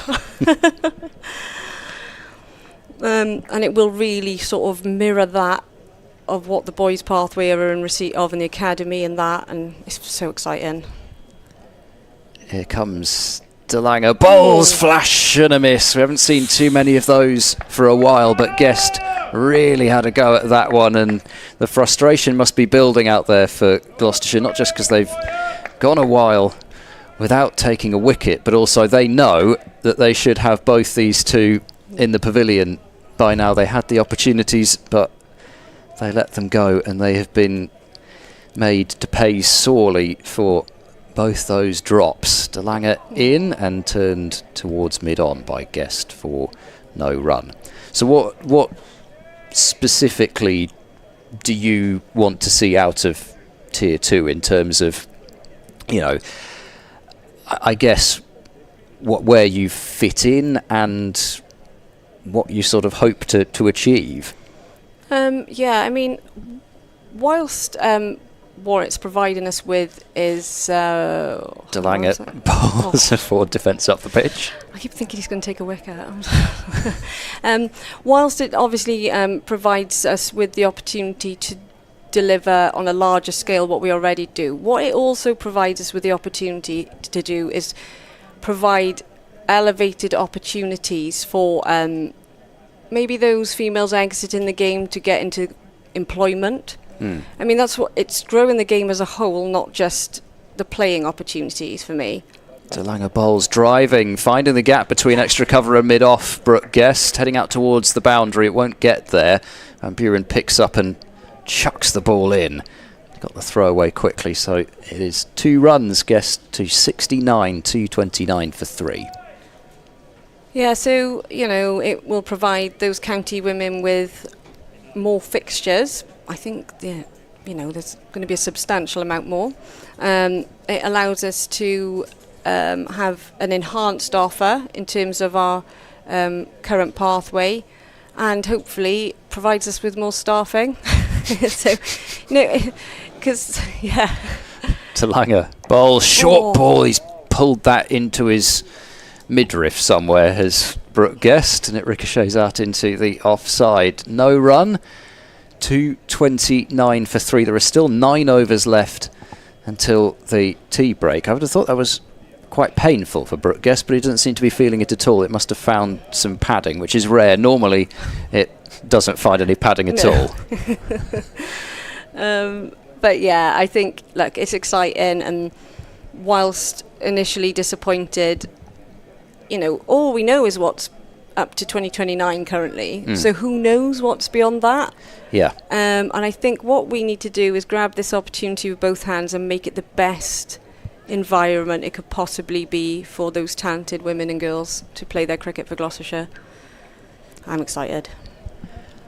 Ollie Price to start his second over, and he bowls short and wide. It's cut, and he'll get away with it because there is protection out at deep cover. 230 for 3, Lamb to 88.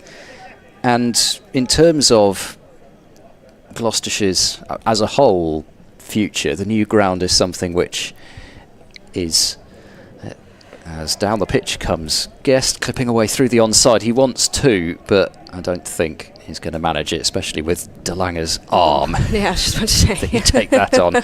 Single taken, 231 for 3. But it's something which potentially, and it is still a potential, but can generate a lot of excitement, and also what it could do for women's cricket as well. Oh, yeah. Price bowls, use of the feet, turning it past short mid-wicket is Lamb. He'll take, in the end, just the single, tick up to 89. Yeah, an additional facility would be great, wouldn't it? It's, facilities, volunteers, that's one of the things that everyone struggles with. The game is growing exponentially, but where are we putting it and who is delivering it? Price is in. He's played that one late and off the back foot as Guest. Price grasping his scalp, thinking that he might have got through, but not to be. Guest quick on his feet and able to keep it out. As Price in once again bowls, getting a little bit of loop there, but Guest just turns it away to short mid-wicket, and it's fielded there by the tall figure of Bo Webster. And ball already back in Price's hands. Part of his job is to try and get through this as quickly as possible. Bit of drift in, but Guest covering up, defending. 3 runs from the over, 232 for 3. I mean, we've played a substantial amount of times up in Warwickshire at the Edgbaston Community Ground.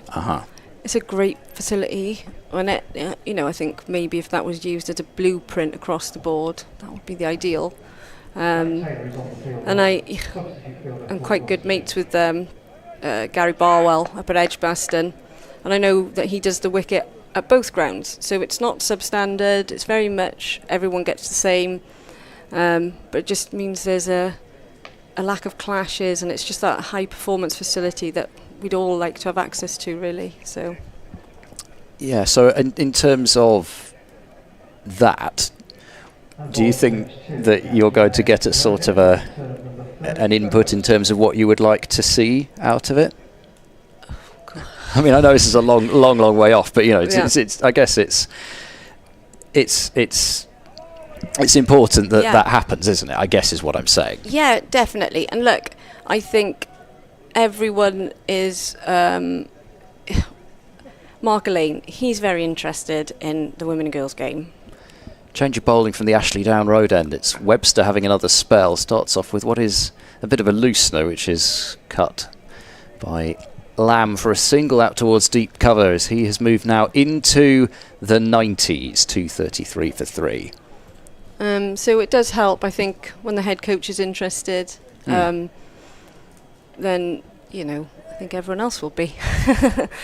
He's a great man, and you can see that in the mood of the players around the ground, which is lovely to see. Webster jogs in, bowls, and Guest tickles this one to Middleton at mid-wicket, and there is no run. So I think regardless of if I have an involvement in it or not, I think it will be part of the plan should it go ahead. Yeah. Yeah. I think that's... Was that diplomatic? No. I think that's sort of what I sort of what I wanted anyway. I wasn't expecting you to kind of deliver me square footage or anything. It's Webster bowling, and that has caught Guest on the crease as he looks to turn through the onside and inside edge onto pad possibly, but it's rehearsing now, just playing with a straight bat as we'll get another look at... Wow. It's caught him on the, upper thigh, certainly, if not possibly somewhere... I couldn't possibly comment. ...a little different. In goes Webster, bowls cutting away, and that'll be 4 runs. Late cut from Brooke Guest, using the pace of the ball, and he finds the gap between slip and gully. It's 237 for 3 as Guest moves on to 74. In terms of the 100, we haven't mentioned the 100 yet, but this is going to interest Dave Fletcher behind me in particular. But we've been talking about it with David Payne as well. So we've got it in a fair bit this afternoon, much to Dave Fletcher's pleasure, as Guest defends off the front foot towards extra cover. I know that and let's put it in with the bid for the 2026 Women's T20 World Cup as well, because I think one of the huge worries from my point of view, and I'm sure a lot of people's points of view as well, is the fact that where's the professional women's cricket to watch going to be in Bristol as Webster moves in, bowls. Sharp take from, I say sharp take, a little knockdown in the end, I think, from Bracey down the leg side. So that only just missed Guest. And that's the end of the over. 237 for 3. That was down the leg side. And I think... Actually, no, I think that's hit Guest, doesn't it, rather than Bracey. But anyway, there was no run, and it's still 237 for 3. Yeah, and I think that was always my concern as well, because the appetite is here for it, isn't that? Yes. The spectators are here for it. So it just, like you say, where do you go watch it? I have no idea about what the future plans for the 100 are. In comes Ollie Price, bowls cutting away. And finding a single to deep cover is Lamb on to 91.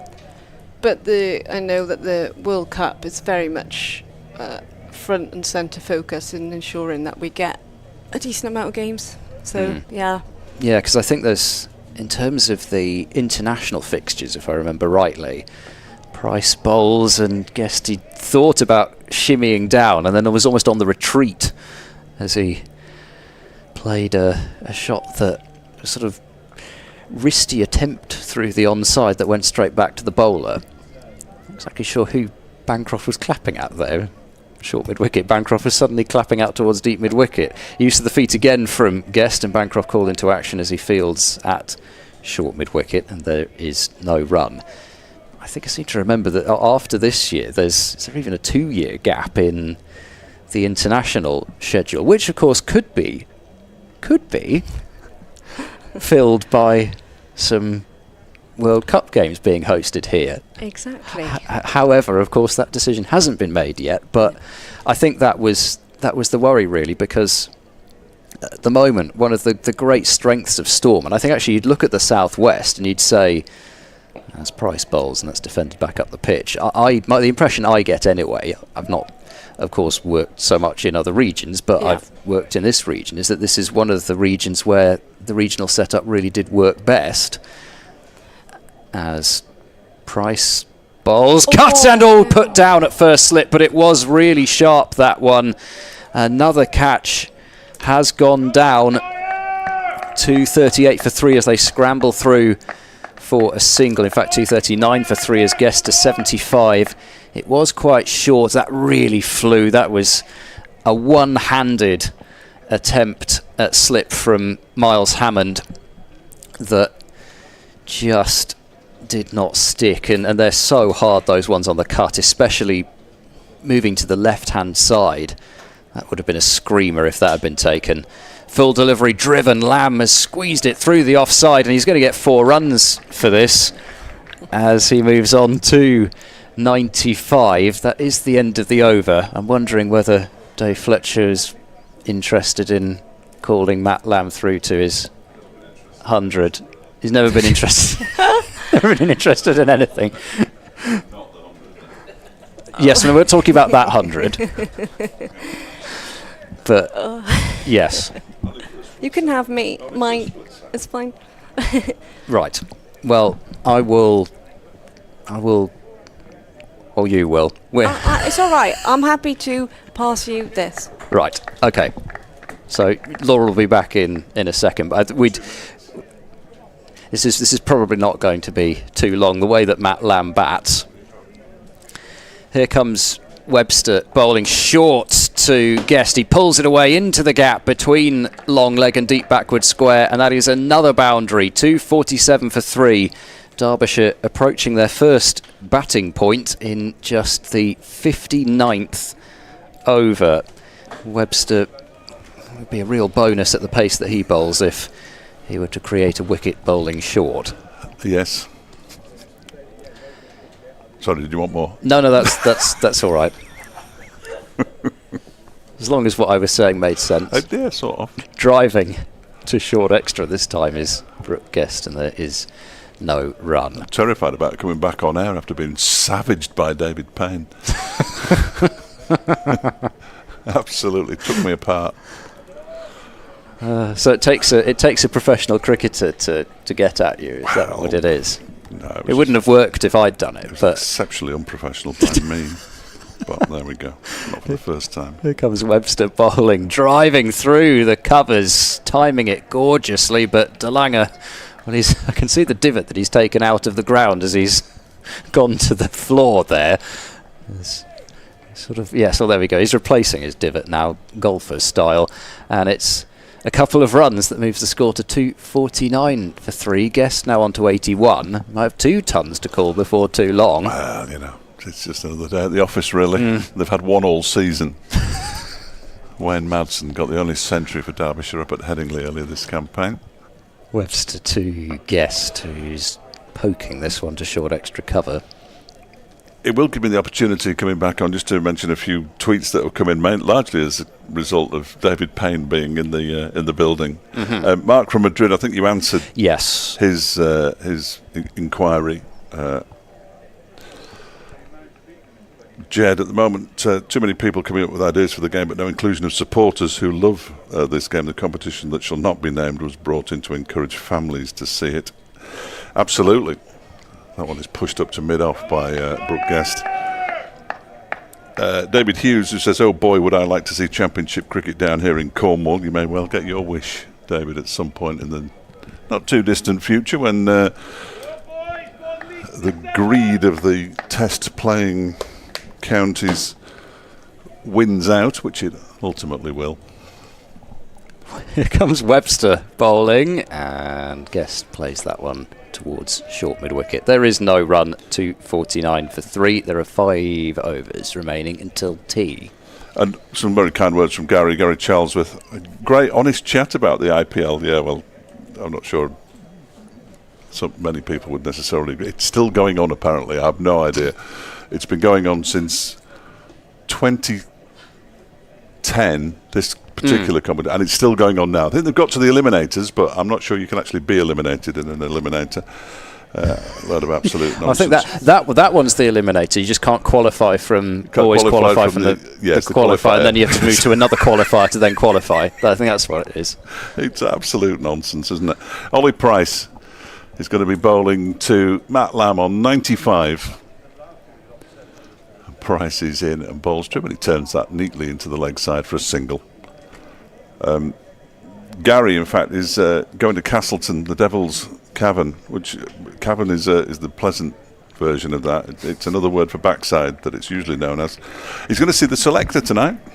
I can't. What can I say? Devil's Arse? I think I probably can. That's there we go. But that's what it's called. If you look it up online, you'll find it. Okay. Up in the Peak District, the selector. How good's that? Bit of scar. Price is in a bowling to Brooke Guest, who defends it straight back to him. That was spelt R''S, wasn't it? No. No. Oh well. I was trying to help. No, trying to help you out. If I don't say that, but I think I can say that anyway. I'm not sure. Next delivery is driven by Brooke Guest for 4 runs out to the extra cover boundary. Beautiful shot by Brooke Guest, who moves on to 85 now. We'll never see David Griffin again, of course, because he has to stay out there as batters approach centuries. Oh yes. So we'll never see him again. I'm gonna look it up just to make sure I'm right. If I'm not right, I apologise for the bad language. Oh dear. I'd be a bit careful with the results you might get googling that. But No. It's called Peak Cavern, but it's also known as that other thing that I said, Deep Gorge. Right. So I was right, thank goodness. Price bowls. That's turned into the leg side by Brooke Guest for a single. Guest moves on to 87. To 86. God, that was quick on there, wasn't it? 255 for 3. The Derbyshire already decided he could only get a single. Now, the Matt Lamb 1 boundary away. And he's already hit 17 of them, which is a pretty decent proportion, which I could work out. Price around the wicket, bowls to him, and he almost gets caught behind as he plays a really poor, just little indeterminate push at a ball outside the off stump. Come on, Matt. Made 99 against Durham last season.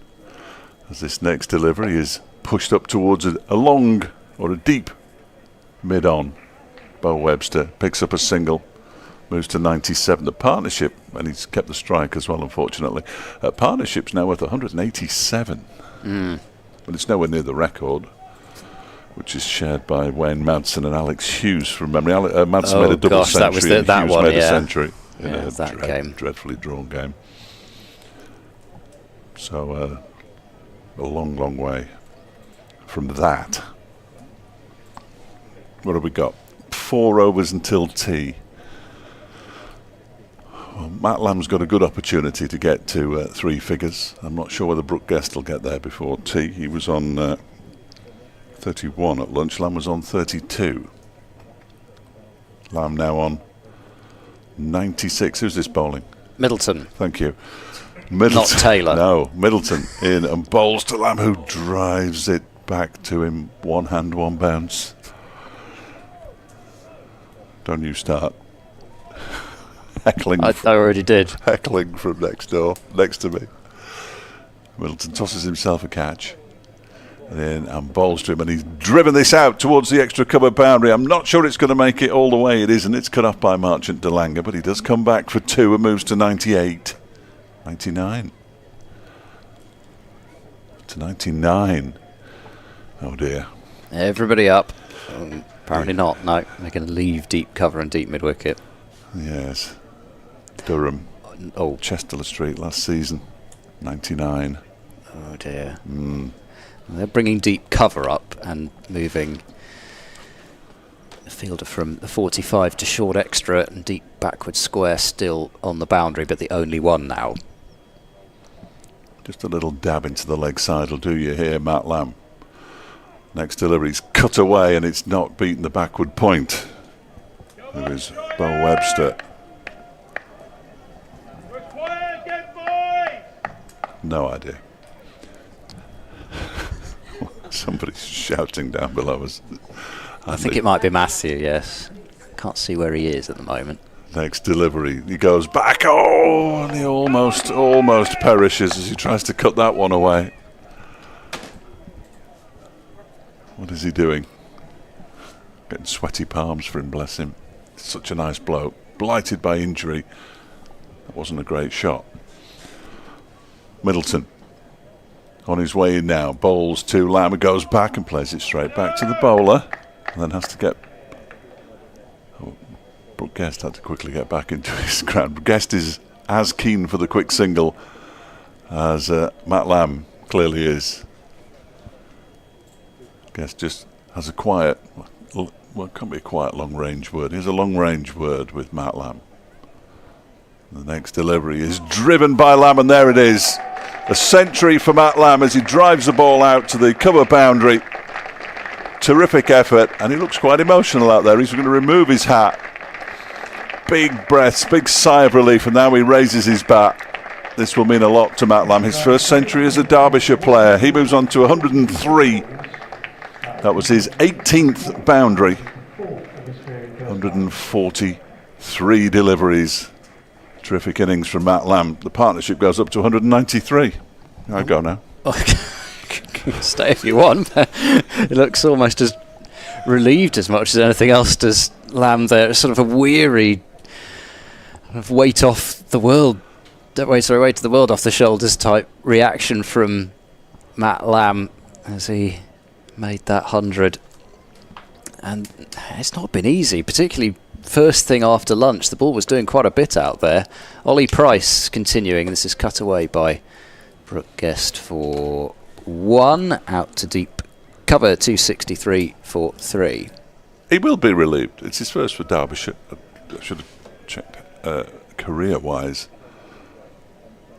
Got a high score of 173, Matt Lamb, but he's only got 4 centuries in first-class cricket. Edging is Lamb to his first ball, having reached the 100 and getting 4 runs as it's wide of slip. Still lying on the turf is Miles Hammond, but he didn't have a chance even to get a hand on that one, I don't think. 267 for 3. Price bowling round the wicket, going on with the arm and edged wide of the slip fielder. Gloucestershire, they've got themselves to blame, but that one just not quite falling for them as Price bowls driving, knocked down by Charlesworth at extra cover, and there is no run. I think Guest is probably at a point of his innings where, unless they start bowling long hops at him, you'd guess he's probably thinking, well, come back after tea now, yeah. Pushing away towards backward pointers, Lamb, as that's not been picked up in the end by Matt Taylor, but it doesn't matter. There is a run added anyway, 268 for 3. I'm sure that's what I would do, although I've never made more than about 30 in my entire life. That's when you add them all together. I wouldn't really know what he's thinking. Ollie Price round the wicket bowling, tapped into the offside, quick single taken, and Lamb is being asked to come through quickly, but Charlesworth has gone to Brooke Guest's end. It was an interesting decision. I'd always throw to Matt Lamb's end. You would have thought you would. Anyway, 1 run, and that is, yes. 200 stand. 200 run partnership. They came together in the 16th over with Derbyshire seriously wobbling. They lost 3 wickets in 4.2 overs. And at that stage, even at the stage when the catches went down, you wondered, Gloucestershire have a chance of bowling them out for under 200. Well, they're going to do well to bowl them out for less than 400 at this rate, and these two showing no signs of slowing down. Defended into the onside to complete the over. 269 for 3. 2 overs remaining until the tea break. Come on, the Shire. All right. Continues to be the cry.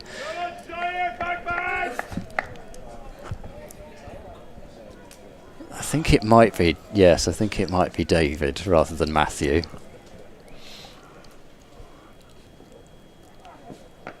Is it me? It is you. Excellent. Guest has just hit the first ball of the new over out to the extra cover boundary, but it's not reached the rope because Marchant de Lange is out there. It's Ed Middleton bowling, incidentally. 2 more to Guest, who moves on to 90. Ooh, 11 balls till tee. Can he do it? He could do it in 2s quite comfortably here. As Middleton is in, that's turned around the corner off something, but we'll never find out what, because they declined to take a run. Ben Charlesworth doing the fielding at backward square leg. Just a 1 slip in place for Middleton, who is in, and that one is pushed out into the offside by Guest. Nifty bit of footwork by Miles Hammond. I think in the end, not going to be too late for tea, actually. Almost as though at a point a few overs ago, they've sort of thought, well, actually maybe we just better rattle through some overs. Be nice. As Middleton bowls, Guest defends. On the back foot, pushes it up to the bowler, Graham Van Buren. Yes, looks like he's warming up. Over before tea. That would get through it even quicker than Ollie Price would get through it.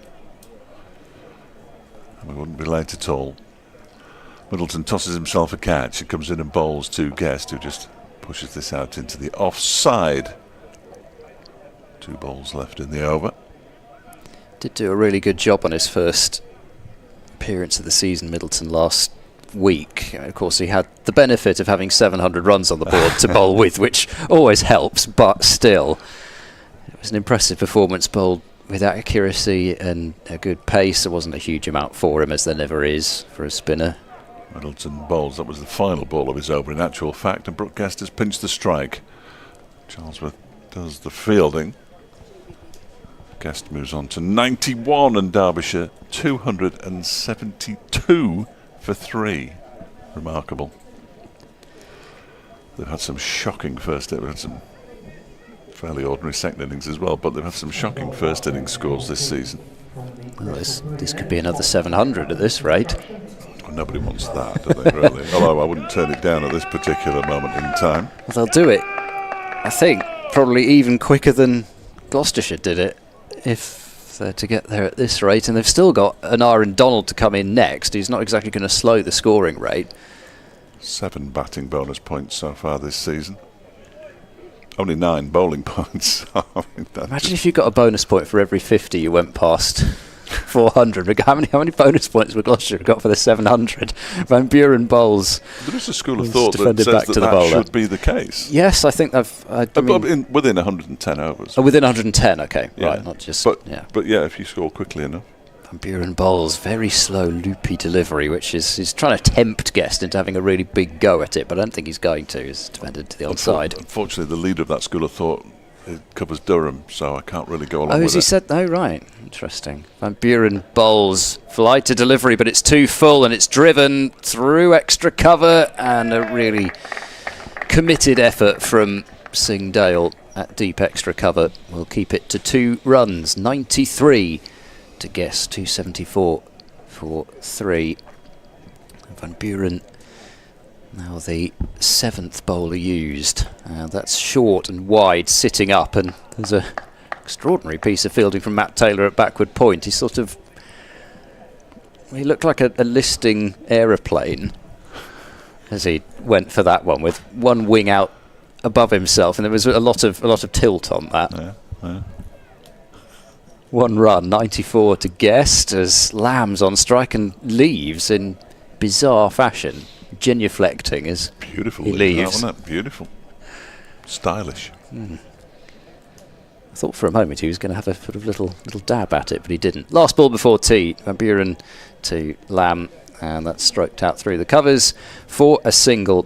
And safe to say that has been Derbyshire's session. 276 for 3. They've moved the game on a fair distance. Lamb 109 will have the strike after the break, and Guest on 94.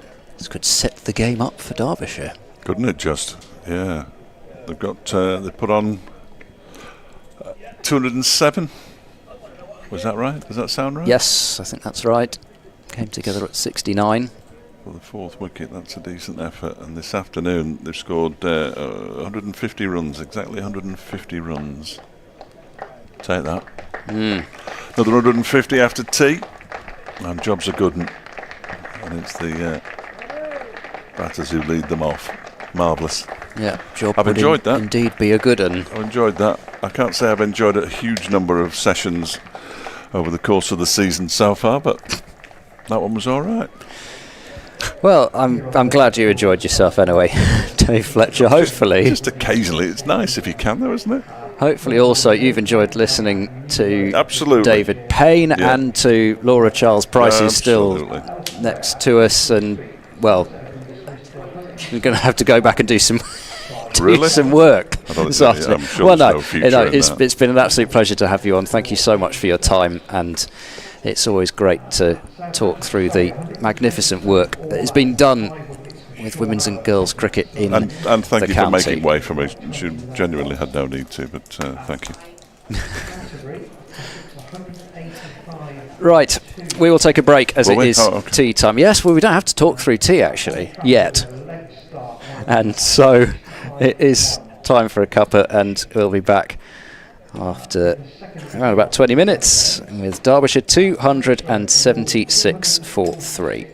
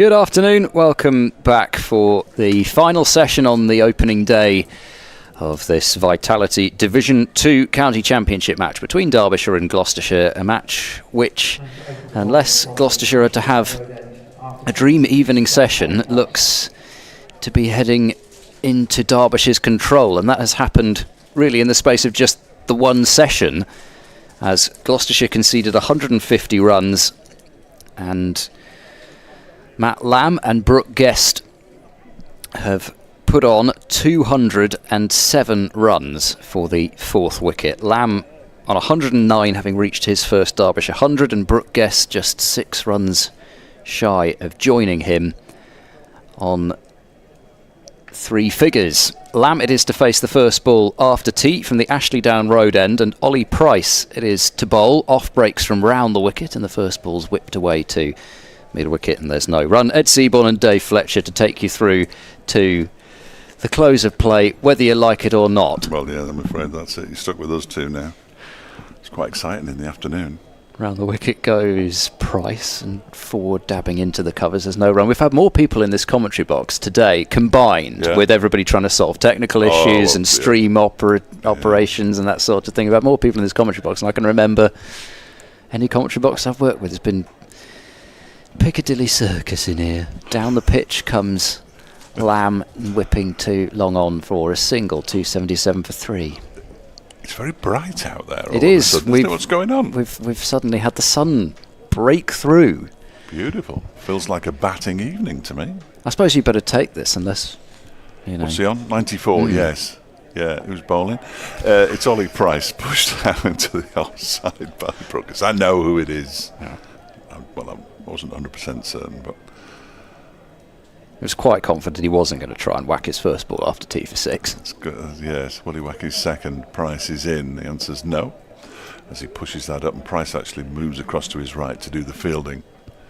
He's on 94. Lamb 150 runs in the afternoon session, which is a decent rate. 126 this morning. And in comes Price again. That one is just dabbed backward of square on the offside by Brooke Guest. And there is no run as it's fielded by Bo Webster. So it's a first century for Derbyshire for Matt Lamb. I know that jinxing players is not a thing. I know it isn't. But you still can't bring yourself to do it potentially. I'm going to. Okay. Because Brooke Guest's conversion rate is absolutely ludicrous. I'll tell you what it is in a minute when I found it. So Brooke Guest has got 15 scores of 50 or more, including this current one, I think. Yeah, including this current one. And 7 times he's gone on to make 3 figures. So if he goes on to 3 figures this time, he'll have more centuries than half centuries, which is mad. Marchant DeLange, first delivery left alone outside the off stump. Has that definitely included this one? I think so. Right. But I'm not sure. So I'm never sure with that particular page. I know, neither am I. Either way, it's good. I'll tell you how I can find out, because I know it's Matt Lamb's 4th century of his. No, I see, it hasn't got it on there. Yeah, I had a feeling that those pages don't update until after the match. Right, okay, that's good of you to point that out and stop me looking even more ridiculous as Lamb drives gloriously for 4. That is beautiful. It flashed past Charlesworth at cover, and once it had got past him, it was always going to reach the rope, which it did, and Lamb moves on to 114. Absolutely belted it, and that back leg on the floor as he did so. That's a shot that Marchant DeLange will not appreciate because of how dismissive it was. You're not supposed to be able to do that to me. There was a beautiful moment before tea when Marchant DeLange was bowling from the Ashley Down road end, when they walked through for a single, and Marchant just bent down and pretended to try and trip up Brooke Guest. He's a playful chap. He is. Very much so. I still wouldn't want to face him. He's in now and bowls, and Lamb just defends this one out into the offside. And there is no run. And of course, we did have an actual incident of somebody tripping someone else up last year. Yes. Jack Carson to Colin Ackerman. And of course, you and I were together the game after that when I was being Adrian Harms. Yes, you were. The bans had been served. Yeah. And goes DeLanger. That one is pushed into the offside by Lamb. They're going through for as quick a single as he can manage, and the shy at the stumps was pretty decent from Hammond. It did miss them, of course, but it just gave Brooke Guest the hurry up there. But I didn't quite fall for the Adrian Harms email trick that he fell for earlier in the season. Did you hear about this? I've heard that he has fallen for an email. He thinks it came, I think, from within the changing room. Well, but he didn't go into great detail. Yes. And well, of course I only worked with him for 2 days because Sussex won in 3 and he wasn't there for day 3. Gosh. Paul Farbrace was giving him some stick for it anyway, Good. which is quite funny. Guest on 94. As DeLanger bowls, that's driven into the offside, and they'll pick up a single, and whoever that is with the sweater on, Ollie Price, I think. that's Ollie Price, is hurt one of his hands, and he's thrust them deep into his pockets where presumably he has hand warmers, and now he's having a look at them because that will have stung his hand. The first name of the email correspondent was Seymour, and the surname rhymed with Cuts. In goes DeLanger. That's turned into the leg side by Matt Lamb for a single. 116 to him, 284 for 3 at the end of the over. The scoreboard has got Van Buren as bowling that over, which he didn't, did he? Slight change of pace, Yes. I think, between Van Buren and DeLanger. Just a small difference between the two. Given of them. my record so far today, it wouldn't have been a major surprise had it been Van Buren. In fact, Van Buren's going to come on now from the Ashley Down Road end, so it's going to be interesting to see what the scorers do with this, because they've got to take 1 over's worth off Van Buren. I don't know what they're going to do next door, because they've got that horribly wrong. Yeah, It's Matt whoever Lamb it on is, strike there's one anyway, so. person operating that scoreboard, because it's right on the is main it right? scoreboard. Oh, So it's okay. only the person operating that one scoreboard, and it's right on our graphics, I think, as well. It's So just who the does one that person. Well, let's call them out. Who does that scoreboard?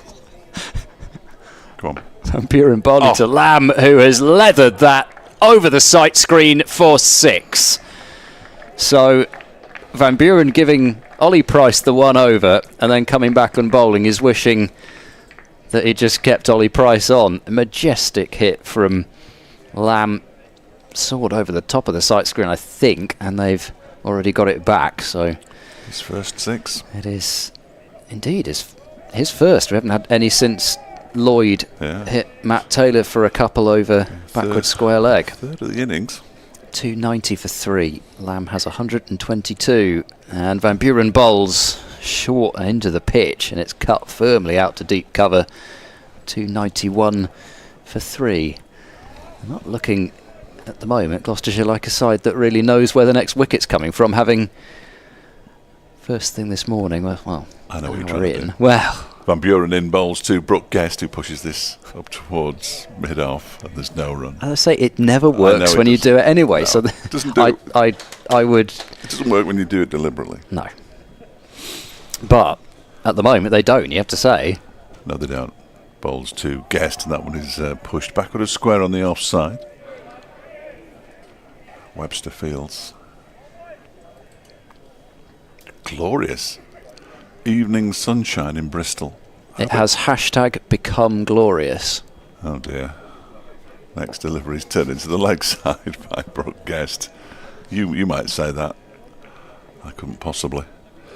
All picked up by Ed Middleton in his sun hat.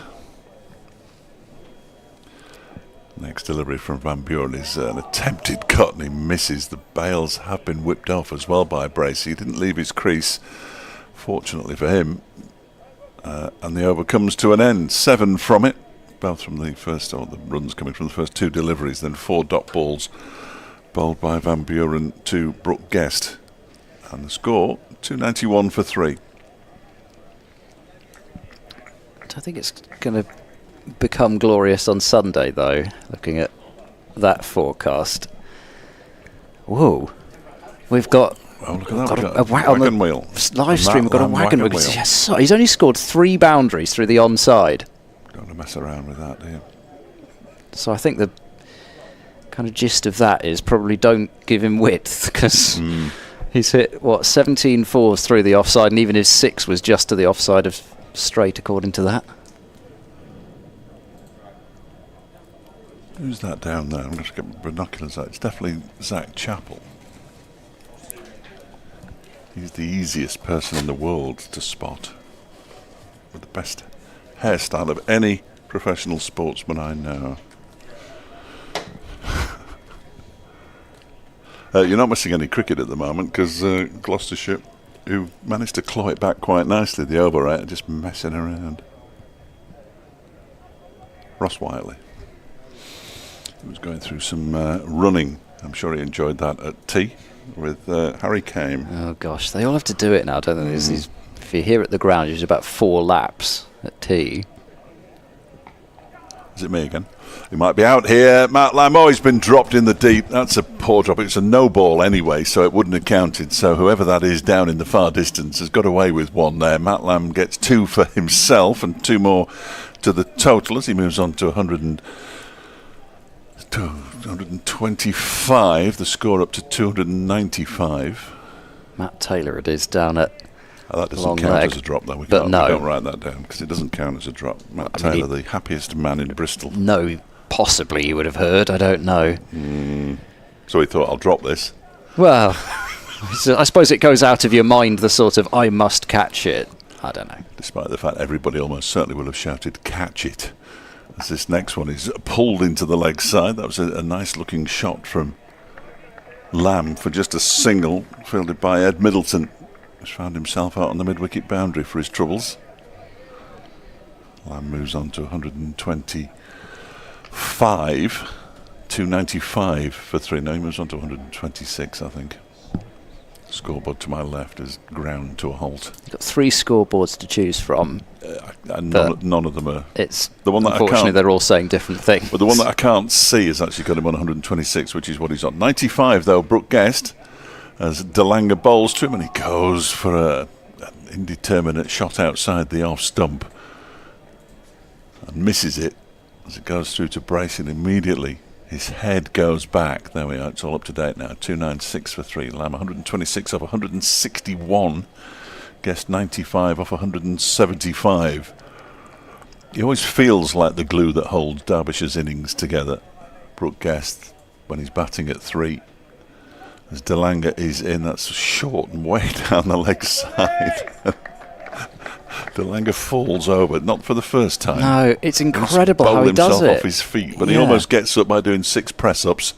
And he does it immediately as well. It's just like one step and then he falls over. I know we've talked ad nauseum about his javelin background, which is what you have to do there as well. But but it's still incredible to watch somebody hurling themselves with the force that he does through the crease, and then he's just able to stop dead and do it over and over again. Well, you don't want a no-throw, do you? No, exactly. Yeah. Overstep the line. Just shakes his head as a second slip is brought in. I assume that's Bancroft. With Webster at first slip. And Delanga is in. And it's defended off the back foot. He's starting to get a bit antsy, isn't he, Brooke Guest? Thought about trying to sneak through for a single there. I think Matt Lamb was already leaning on his bat.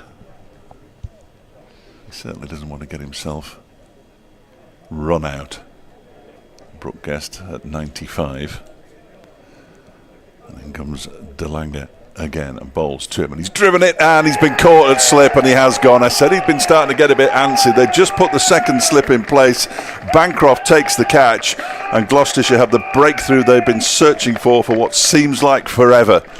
Guest goes for 95, 296 for 4. That really did seem to be the plan from De Lange in this spell. He started off bowling short to Lamb with the field back, but for the most part to Guest, he's really been pitching it right up, and if he gets driven through the offside for boundaries, then that's the one thing. But he probably noticed, as you say, that Guest was beginning to get a little anxious. Lamb did so as well, approaching his 100, but got through it. But Guest has not done so, and he's not had a great deal of luck today, as De Lange, with quite a lot of deliveries beating the bat, and then he had Lamb put down when he was on just 13. That would have been De Lange's second wicket in quick succession, but it has been De Lange once again for Gloucestershire, as it has been the last couple of games that he's played, has got the breakthrough. You could feel it coming, though, couldn't you? You could. You could feel it coming. And Brooke Guest, they talk about the nervous 90s and talk to the batters, and they'll sort of laugh it off. But his highest score of the season, 95, going to the 70s 3 times, I'm fairly certain. I shall consult the magic book, which probably won't tell me anything. Is it up to date fully now? Yes, I've done it over the course of the... there he is. 72, 75, 76, and now 95. Which are very good contributions. Yeah. Hasn't always batted at 3 this season. David Lloyd was at 3 at the start of the season because Kane was opening, so it just dropped him down a little bit in the order. Anyway. And Aaron Donald is the new batter, and he's edged the first delivery he faces, and it's dropped just short of a diving Cameron Bancroft, who was diving to his left, and he gets away with one first ball, and Aaron Donald, and it's 296 for 4 at the end of the over. It was short, wasn't it? Yeah. He's actually, I think he's sort of plucked it actually on the half volley. It felt short. I think that was one hand, one bounce again, just in a different fashion from Bancroft, but squared up. It didn't bounce a huge amount on him, which in the end I think has been what saved him as much as him playing it softly. I think it was an edge which in another instance on another surface would have carried, but not this one. Van Buren is to bowl, and he's delivering to Lamb, who pushes defensively, and Van Buren kicks it around but fields off his own bowling. So I feel at least a little bit better that they've got that breakthrough, but as Van Buren bowls and poking to cover Lamb, but that's cost 68 runs. The drop of Webster's at first slip, and that one really had to be taken, as Lamb drives to backward point. There's no run. You could say Bracey's was harder because he was wrong-footed. I'm sure Bracey again would say he would feel he should have caught it, but Webster's was very much a catch that he would expect to have taken. Driving down to long off is Lamb, picking up 297 for 4. At last, Gloucestershire have an end open, but as with most sides at 4 down, there is still plenty of batting left. Dahl, Thompson, Chappell in particular. Yeah, big innings for an Aaron Donald. 44, 117 and 0 his last 4 innings. 44 in the first innings against Sussex. Van Buren to Donald, who's driving, just running the ball through the offside. An excellent piece of fielding by Bancroft, who I didn't think he was going to get there. Reached out with the extendable arm and stopped it, but didn't stop the single. In the end, 298 for 4. Donald off the mark. Dangerous man to have coming to the crease in this situation. A quicker delivery from Van Buren on with the arm, and Lamb has equally to be sharp to keep it out, which he does. 298 for 4. He's somebody that you feel, having got that platform, can go out and What do they like to say? Express himself. It's almost that the, sort of the thing. ideal time Yeah. for an Aaron Donald to come in, isn't it? At Yeah. 298 on the board. He certainly hasn't come out with 298 on the board this season, I'd be fairly certain.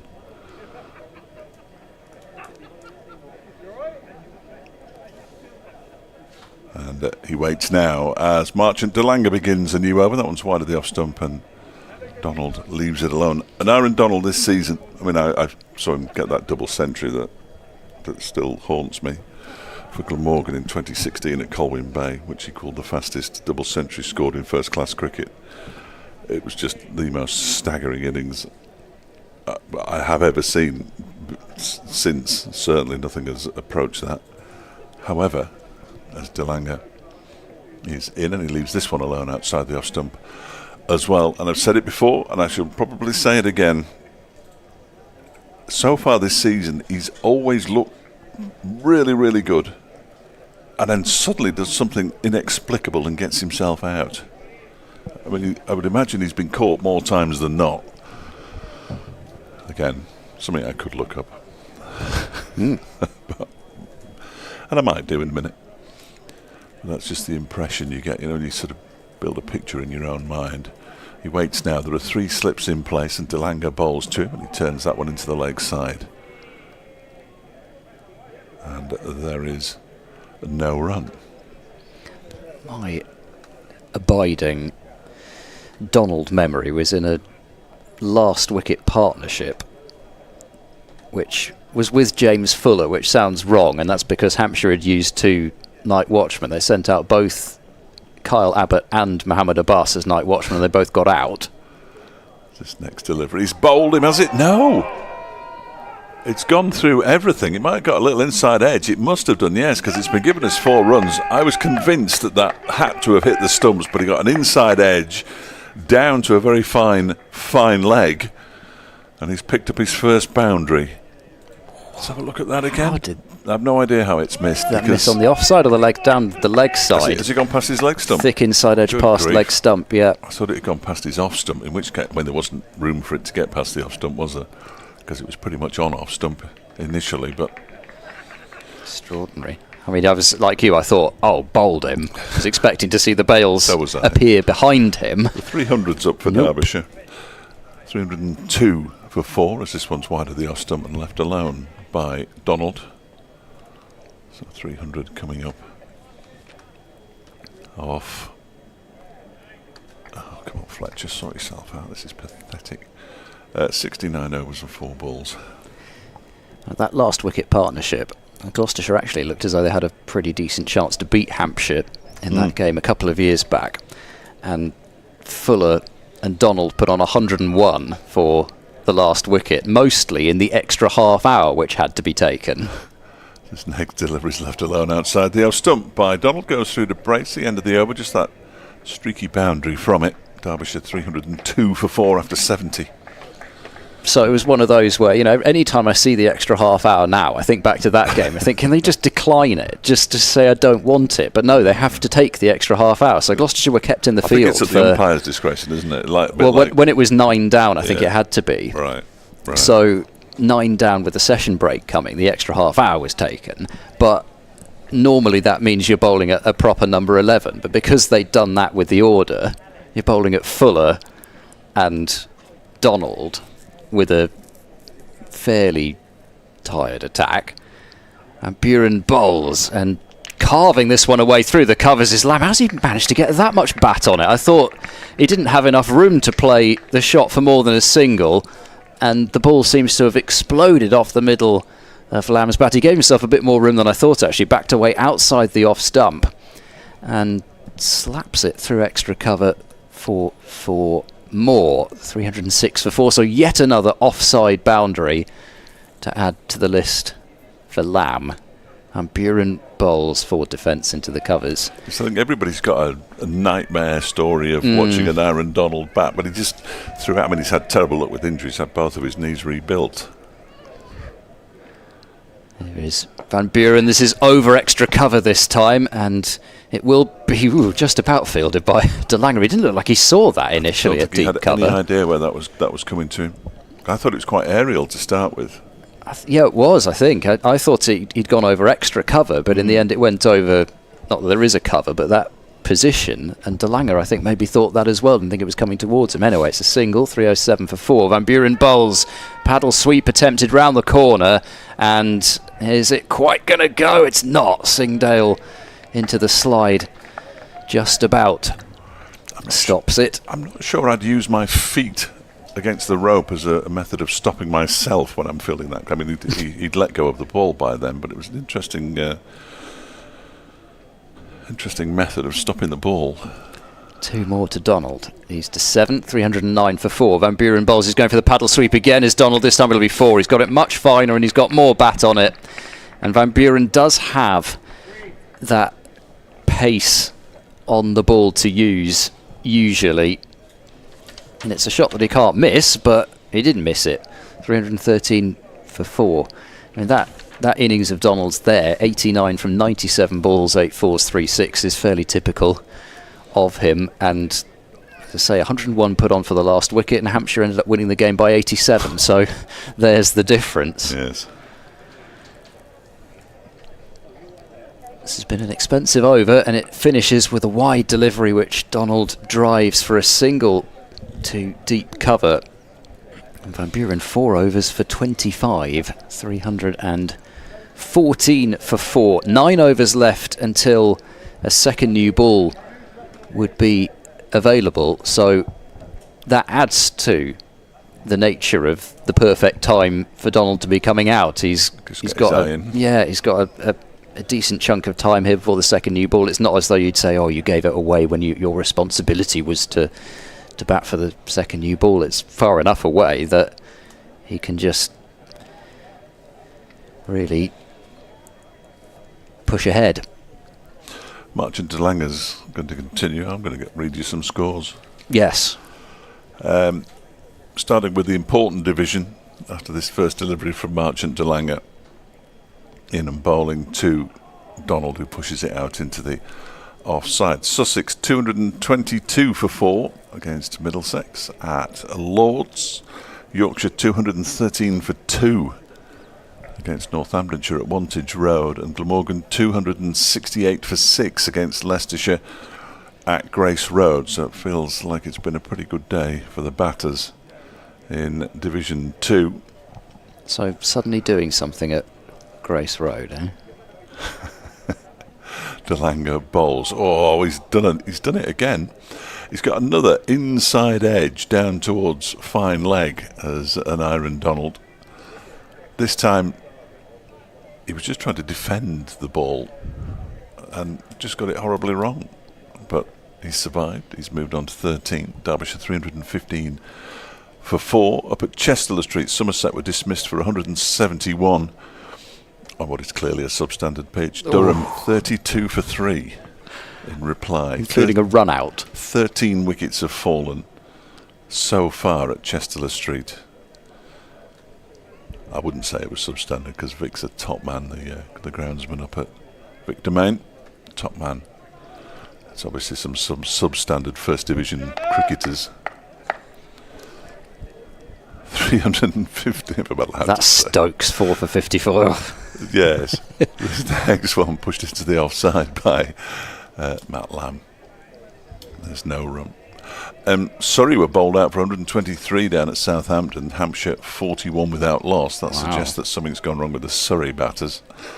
Essex 205 for 3 against Kent at Canterbury. And they have got on at Old Trafford, I'm delighted to say, because Warwickshire are 74 for 1. They've only had 32 overs there, though.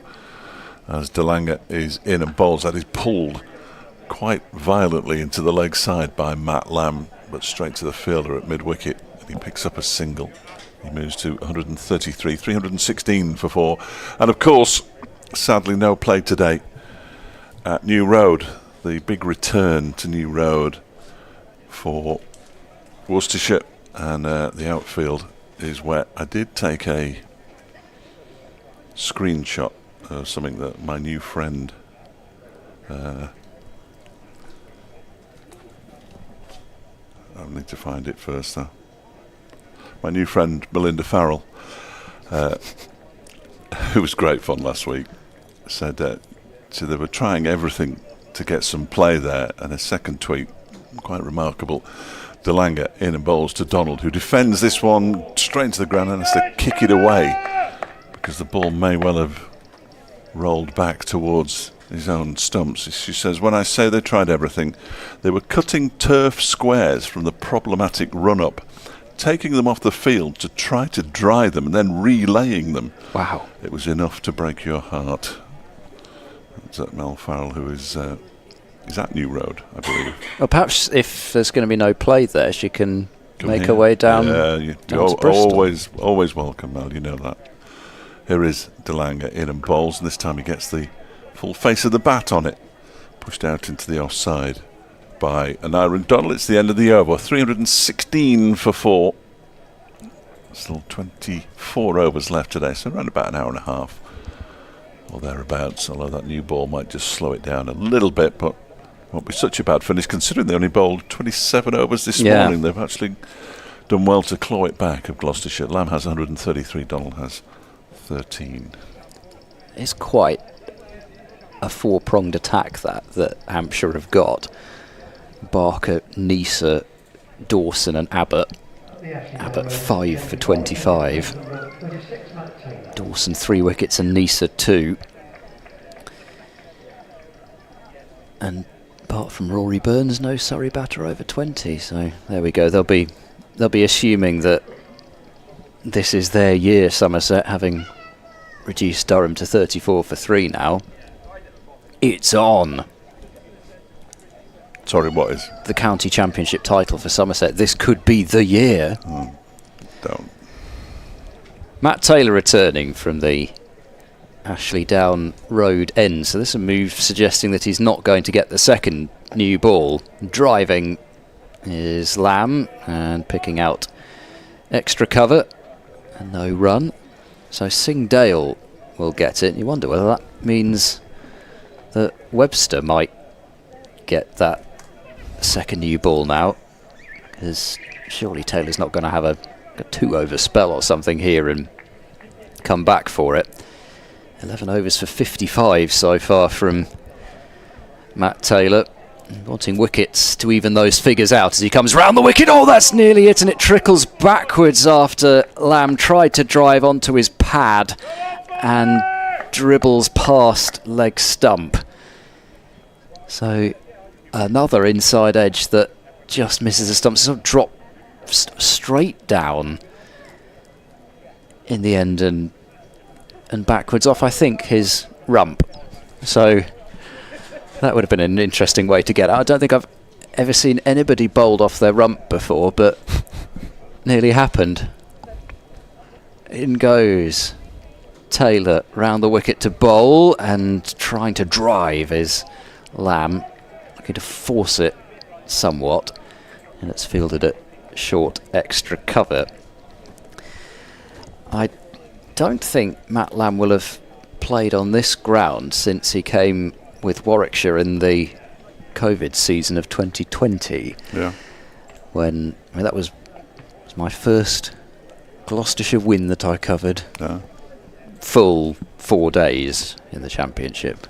That's the asterisk. Round the wicket goes Taylor bowls, and that is a flash and a miss, and it's a really good take from Bracey, because that continued to move on him after it passed the swishing blade of Lamb, and another one which doesn't find the edge. That's a really hard ball to take for Bracey as it swerves at the last minute. No edge on it though, so he needn't have bothered. He might as well just have batted it down with his glove.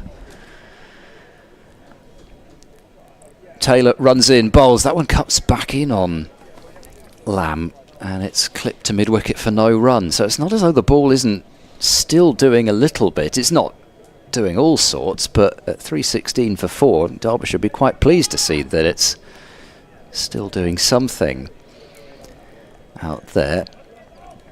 And those last two have gone opposite ways as well. Previous ball away from Lamb, and that one really cramping him for room. Last ball of this over. It's been a good comeback over from Taylor so far, and he'll finish it off well too, is Lamb opens the face and assists the ball only as far as backward point where Hammond fields. So a maiden from Taylor, 3:16 for 4.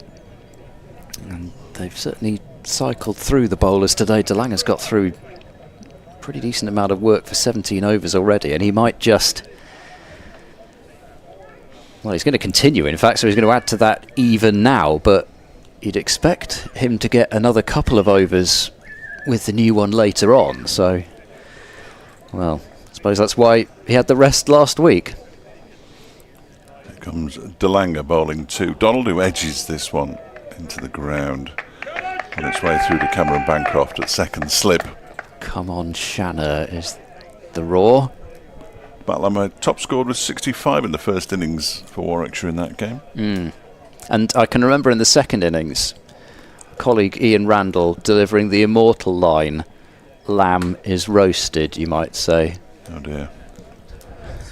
Bowled by Josh Shaw. That one is wide of the off stump. It goes through to the keeper. He made 15. No, he didn't. He made 14. Yes, he was on the walk.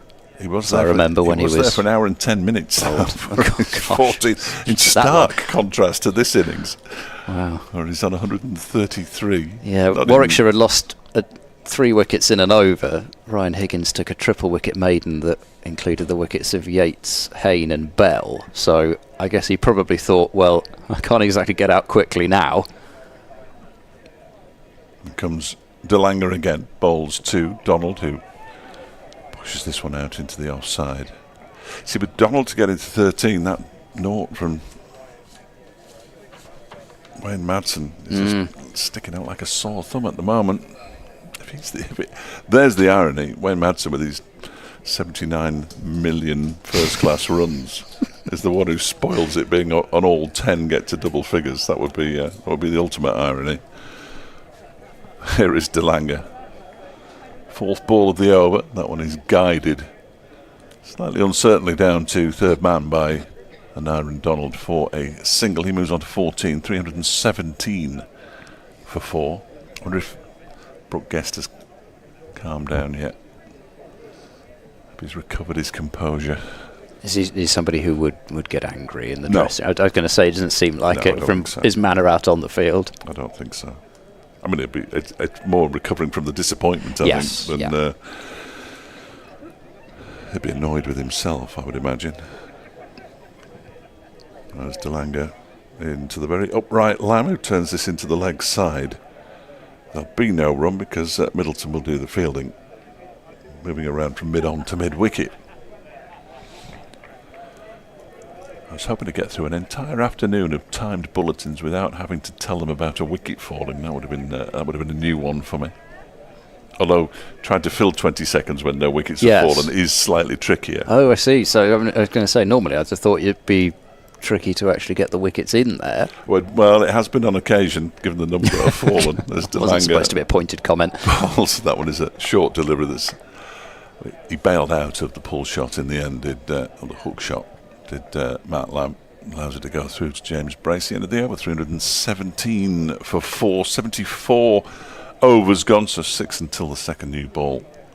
22 left in the day. Derbyshire will be very pleased, having won the toss this morning and then lost those 3 relatively quick wickets, having gone past 50, to be where they are at the moment.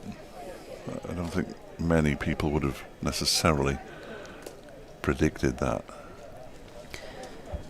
No, and there's still the possibility for these two sides to flip-flop if Derbyshire could win the match. 21 points between the two sides coming in, and it's still the case that 2 wins and you're right back in to the promotion mix, especially with Sussex playing Middlesex this round as well. So the top 2 cannot both win.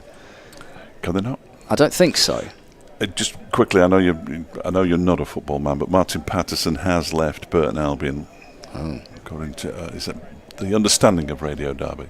Round the wicket, Taylor driving is Donald, and he'll beat the dive of extra cover as well and pick up another boundary. So Taylor, you can see why he wants to get Donald driving, given that there's been a bit of movement, but it has just tended to be a little bit either too full or too short. I think if you're being critical of Taylor today, and it's 321 for 4, Donald to 18, and that ball has got caught up, I think, underneath the covers over there, and the ground staff's tractor certainly won't be needed today, with the sun still out and a fair amount of blue sky to our left. So still haven't worked out exactly which way the weather's coming from, but whichever way it is, it's not coming quickly, so I think we'll be fine. I was a bit worried about what the light would be like at this stage if it had been the same intensity as earlier, as Taylor bowls a shortish delivery which Donald tries to pick up over the leg side. It was probably there for the shot, but ends up, I think, getting yet another inside edge and hitting it into his thigh. Perhaps he needs a wider bat. It's a good job he's not batting with one of those, you remember those mongoose things? The really thin ones. With only like the meat, basically. Yeah. He's not used the meat. Taylor bowls, that comes back in at him, and in the end he's not played a shot at it, as he allows it to strike his thigh. Dribbles out into the mid-wicket area. Now, that was a fun experiment. There were about 3 people who used them. I never saw anybody use one in the first class match. Oh, no, was it T20 or 50 over game? I had a feeling that even Gareth Andrew from Worcestershire used the mongoose, even in a first class match at one stage. Oh, okay. Taylor in and bowls, spears it in towards the stumps. Gosh, that's gone late. That must be reverse swing. Did he not hit that one into his pads? I think he did, yeah. I think that's off a bat that turned in his hands, it seemed to me. It's really come back late and into his foot, Lovely. Might need a couple of bandages when he gets off later. Might need a new bat at this rate. You might want to chuck this one away. I'll have it. Actually, Jack Timon, who's back at Derby, he'll have it. Taylor bowls, and that's a crowd catch to extra cover as he plays it straight into the floor. And good late spot by you. Into the hands of Bancroft. Well, you know, it was just a hedging the bets. You did well there. It wasn't. I didn't think it was a catch, but didn't look there like was one. there was nobody moving as if to celebrate. So, but you know, sometimes in order not to look foolish, it's better just to wait a second. 3, 2, 1 for 4. As Taylor is in and bowls, and Donald steers this one to cover point. So another over complete, 5 left until the second new ball. But I don't know, almost given what we've seen from Taylor there, they might, if that ball's going to do that amount, reversing, then we'll see. Looks as though De Lange's work for now is done, because he's not moving to the umpire, and back comes Ollie Price. At least from one end they'll go for spin to get them through to the 80 over mark, and Gloucestershire's over rate now is +2, so it's not as though they've got to bowl. Which spin, means we should finish it around about 10 to 6. No, we can't. I know sadly. we can't. Anyway, but we won't finish at 6 o'clock. No, we won't. So they'll draw it out with the second new ball as well. And it's nonsensical putting that up as +2, isn't it? Because that means that we should finish bang on 6 o'clock. Clearly, having bowled 98 overs in the day. I don't really understand. I don't think it should be on the board, because teams slow up and speed and speed up and slow down as a result. But there we are. Ollie Price round the wicket, down the track comes an Aaron Donald. No, Matt Lyman defends it straight to him, straight back to the bowler. Compose yourself, Fletcher. The news of Martin Patterson's departure has thrown me. Oh, was it that? I thought it was you were getting irate over the. No, I overrate. get irate a lot. That tends not to throw me. Defended by Lamb. 133 of 181 deliveries. These two have very similar strike rates. Really touched the nerve there with the overrate Oh, it drives me conversation. mad. Down the track comes Lamb, and that one is driven down the ground towards Bo Webster for a single. His throw arrives at James Bracey on the half volley, which is never very pleasant for a wicketkeeper. Especially not when you're trying to keep a ball reversing Yes, as if you've well. got one side If it- nice it's, and it's polished. fine if it landed on the, perhaps he can, as professional cricketers, they can judge these throws from long on just so that it landed on exactly the right side. Yes, I doubt it. Yes, me too. Very much. Another little change in the field here as the backward point goes to square leg.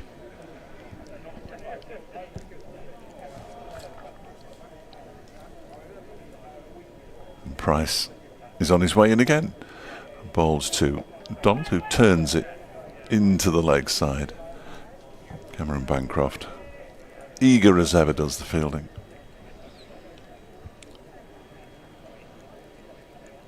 There was no run. He's not been under the helmet too much today as Bancroft. He spent basically the last entire game under the helmet because he made 160 and then fielded at short leg for seemingly the duration. Price bowls to Donald, who plays it to Bancroft. I saw him because I watched the final day of the game at Northampton. He was under the helmet then as well, wasn't Yeah, there were a lot, both for seam and for spin.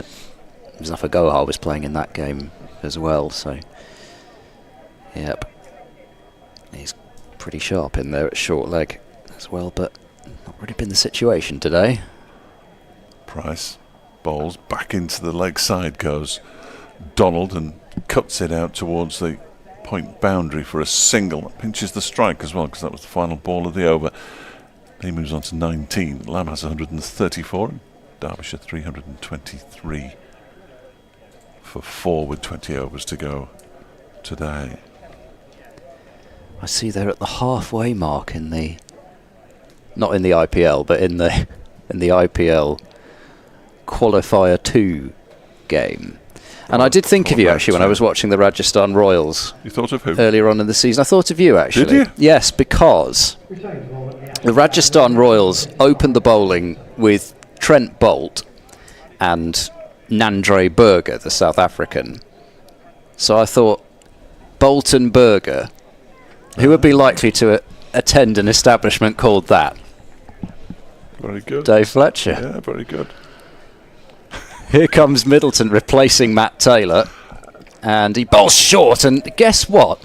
Donald's bottom, well this time bottom edge it technically, but it's still the same edge of the bat that he's used, down into the ground past leg stump, and it will be a single as Charlesworth fields. It would not have been the greatest delivery to get a wicket, but equally I don't think he'd have cared. not that far off missing it completely. 1 run taken as this is driven by Lamb in the air over extra cover. It bounces 3 or 4 times and goes to what is one of the longer boundaries on the ground. He was looking for that shot earlier and hit it towards cover. That time he has found the gap that he was looking for. 328 for 4. What is that? 22 fours now to Lamb and a 6.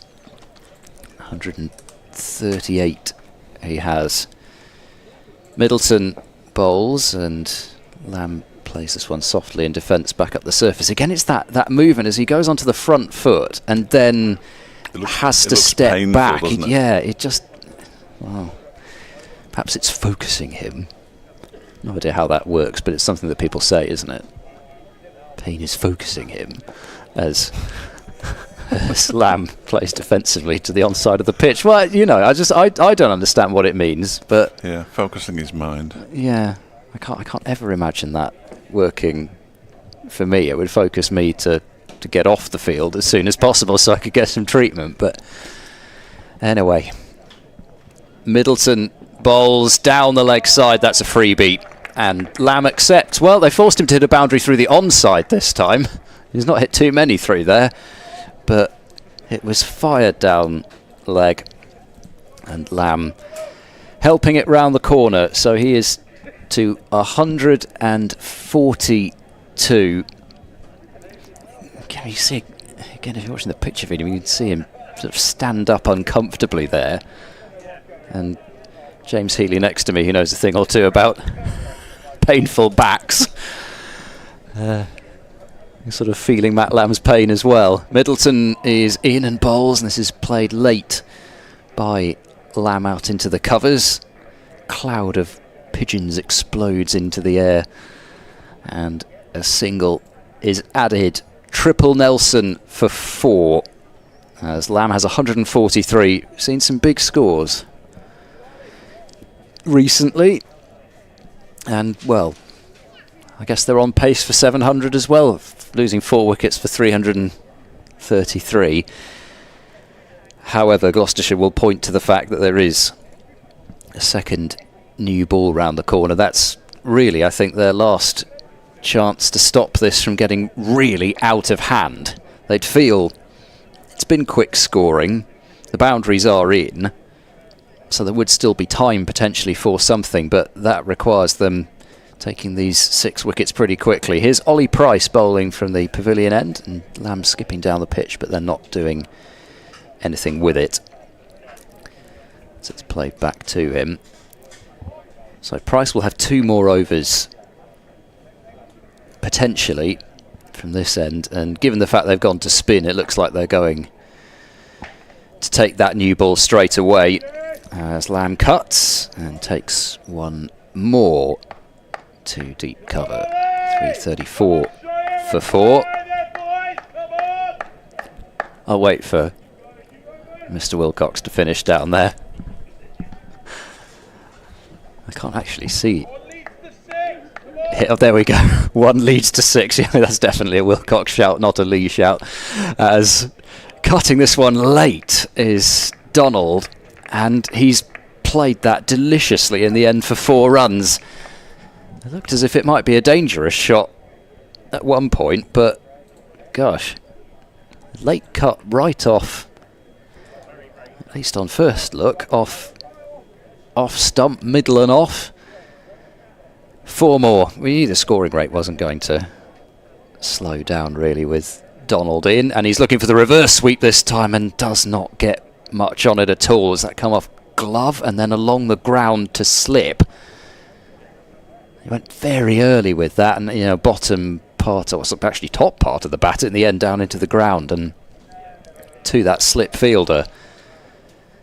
And well, they've got rid of the slip now. Well, that shows you really. This is not a particularly it's not a particularly attacking field. They're just hoping that Donald might hit it to somebody, and he doesn't there. He's hit it over somebody at square leg, over the top of Middleton, and 4 more runs. Donald is not going to let this old ball end its life quietly. It's going to get one final battering. 342 for 4. Lamb 144. Donald 28 from just 32 deliveries. Last ball of this over. Price bowls, cut away through extra cover. At least a couple of runs here. I think about to split the fielders. Singdale will just get there. In fact, the outfield seems slower than it was first thing this morning, which I don't really quite understand.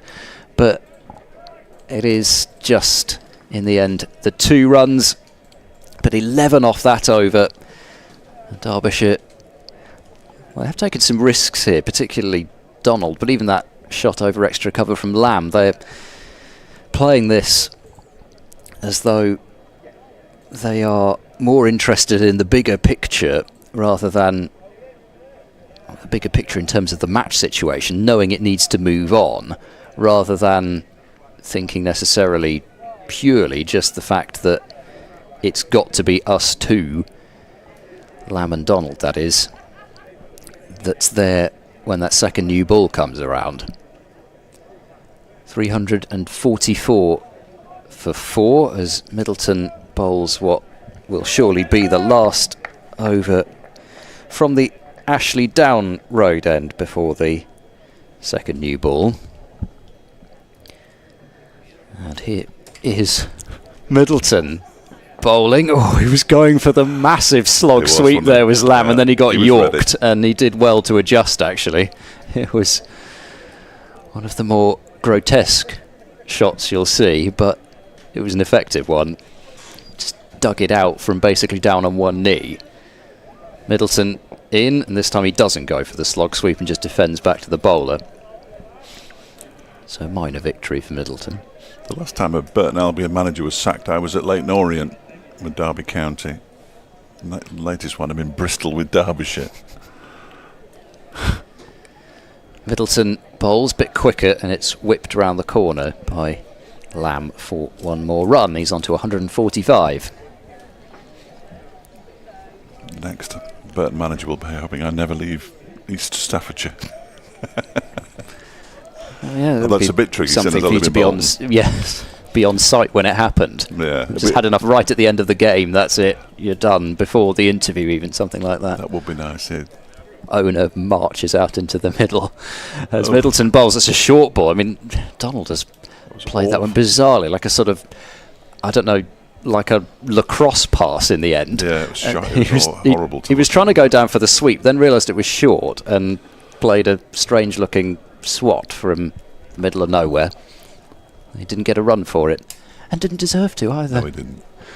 Middleton to Donald, driving into the offside. They'll take a quick run here with Bancroft being a right-arm throw, has to pivot and release it, and that is the 50 partnership up between Lamb and Donald. So if Gloucestershire were hoping that Guest departing for 95 just before the score reached 300 was going to open things up, then it hasn't. Middleton bowls, cut away firmly, terrific piece of fielding. Oh, there's a big mix up here, could be a run out. Bancroft is going to shy at the non-striker's end, but in the end Lamb and Donald have worked out their differences, and Donald makes his ground at the non-striker's end. No run, 346 for 4. You could almost whisper to him, get back. He was that close to him there, and Aaron Donald, he was at least halfway down. In fairness to Matt Lamb, the quick single hasn't really been on his agenda, so understandable that he didn't want to risk anything there at 145 not out. I love the Zach Chappell confidence. He's still wandering around the boundary's edge. It'll be Dahl, Thompson and then him, I would have thought. So he's not expecting a clatter of wickets, although the new ball's due, and he's now walking around the boundary again with Ross White. I was told confidently last week that clockwise meant wickets. I'll tell you in a minute. Yes, it does. That one is turned into the leg side. You go out right for runs and left for wickets out of a pavilion, so they're going the wrong way. They just want to get bowling then. Well, Ross Whiteley won't care who. Well, whether yes, they're batting or bowling. Yes, you're right.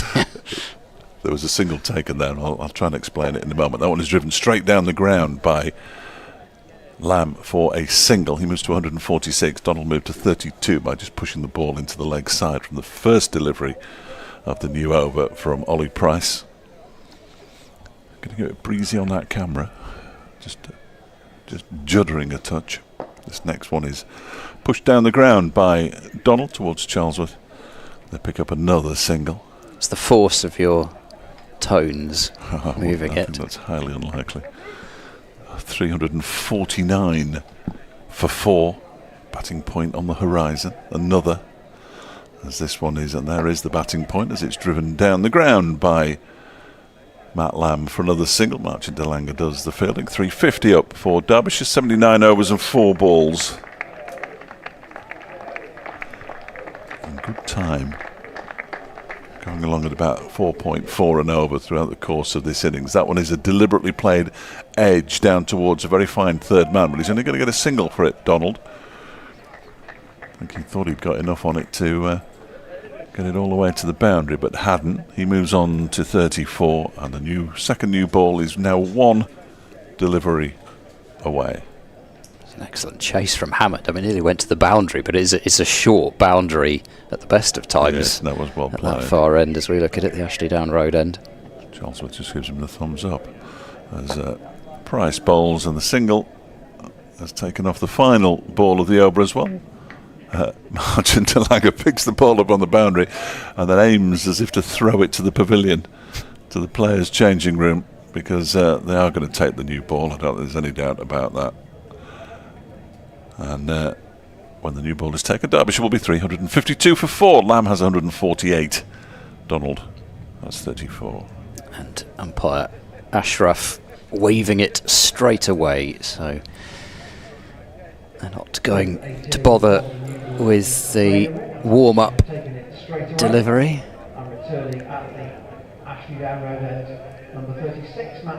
And as I said, Matt Taylor will take that second new ball.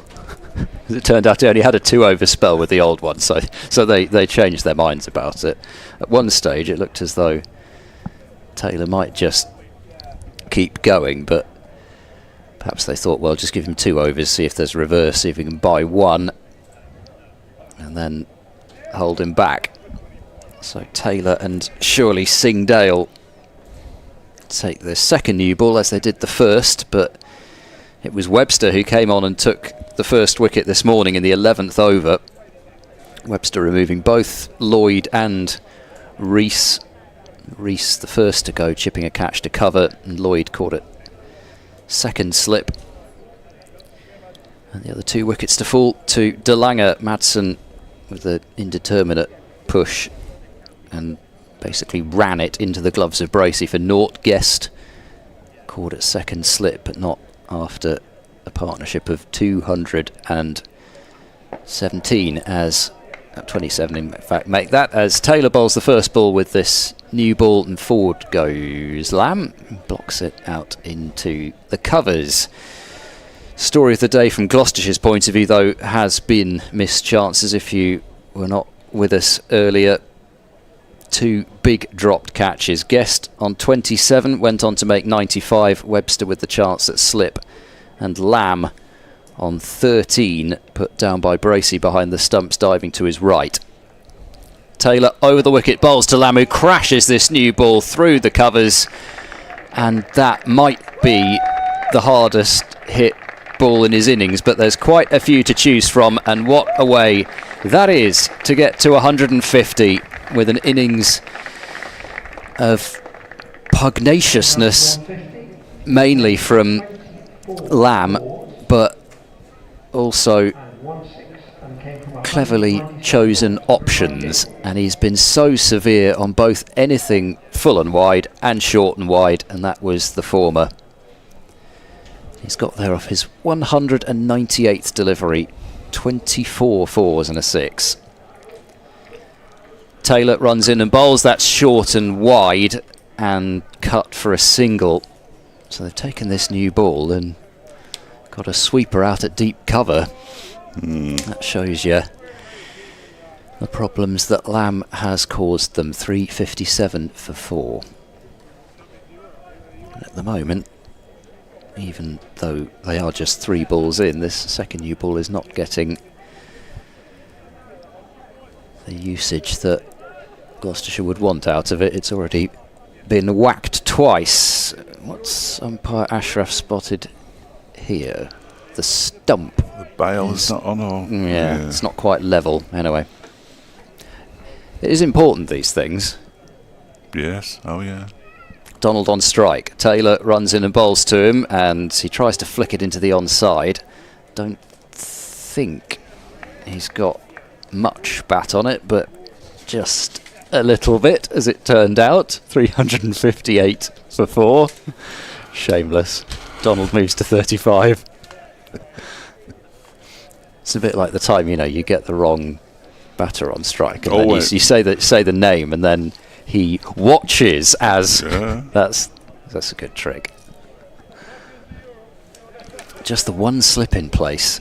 Taylor in and bowls, that's down the leg side, and there's more hesitation here as they come through for a bye in the end, and they'll make it. Sure, that's exactly what Lamb wanted from his 200th delivery, to have to go scrambling to the non-striker's end, but they are through, and Bracey with a full-length dive, which successfully managed to knock the ball down, but they scramble through for that extra 3.59 for 4.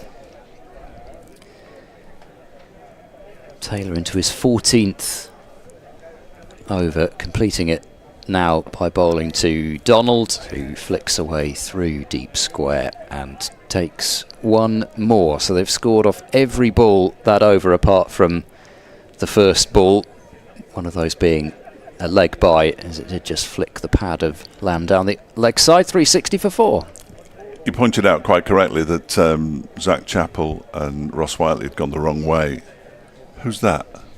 Coaching staff? Members of?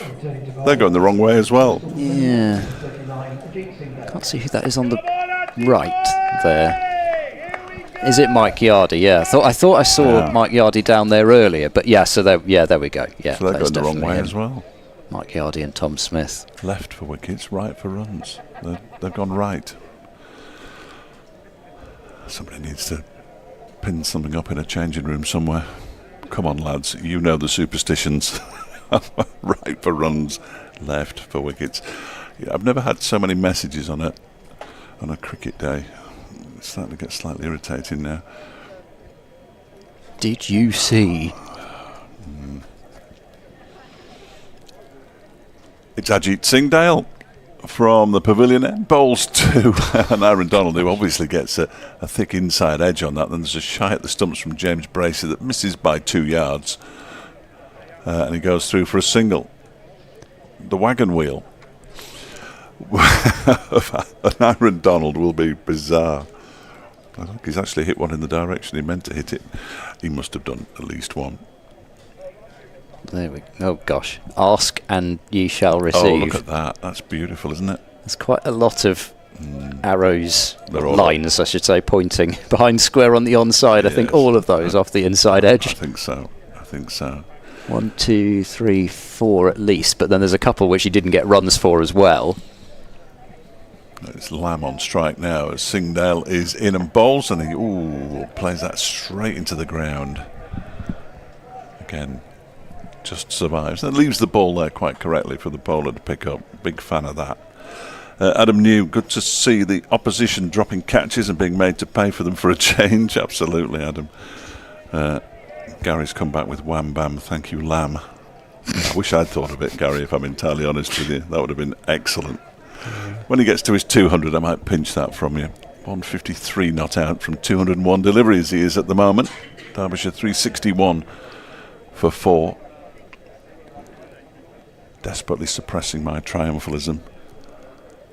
As Singdale is in and bowls, and he drives this backward of square on the offside down to the man on the backward point boundary for a single.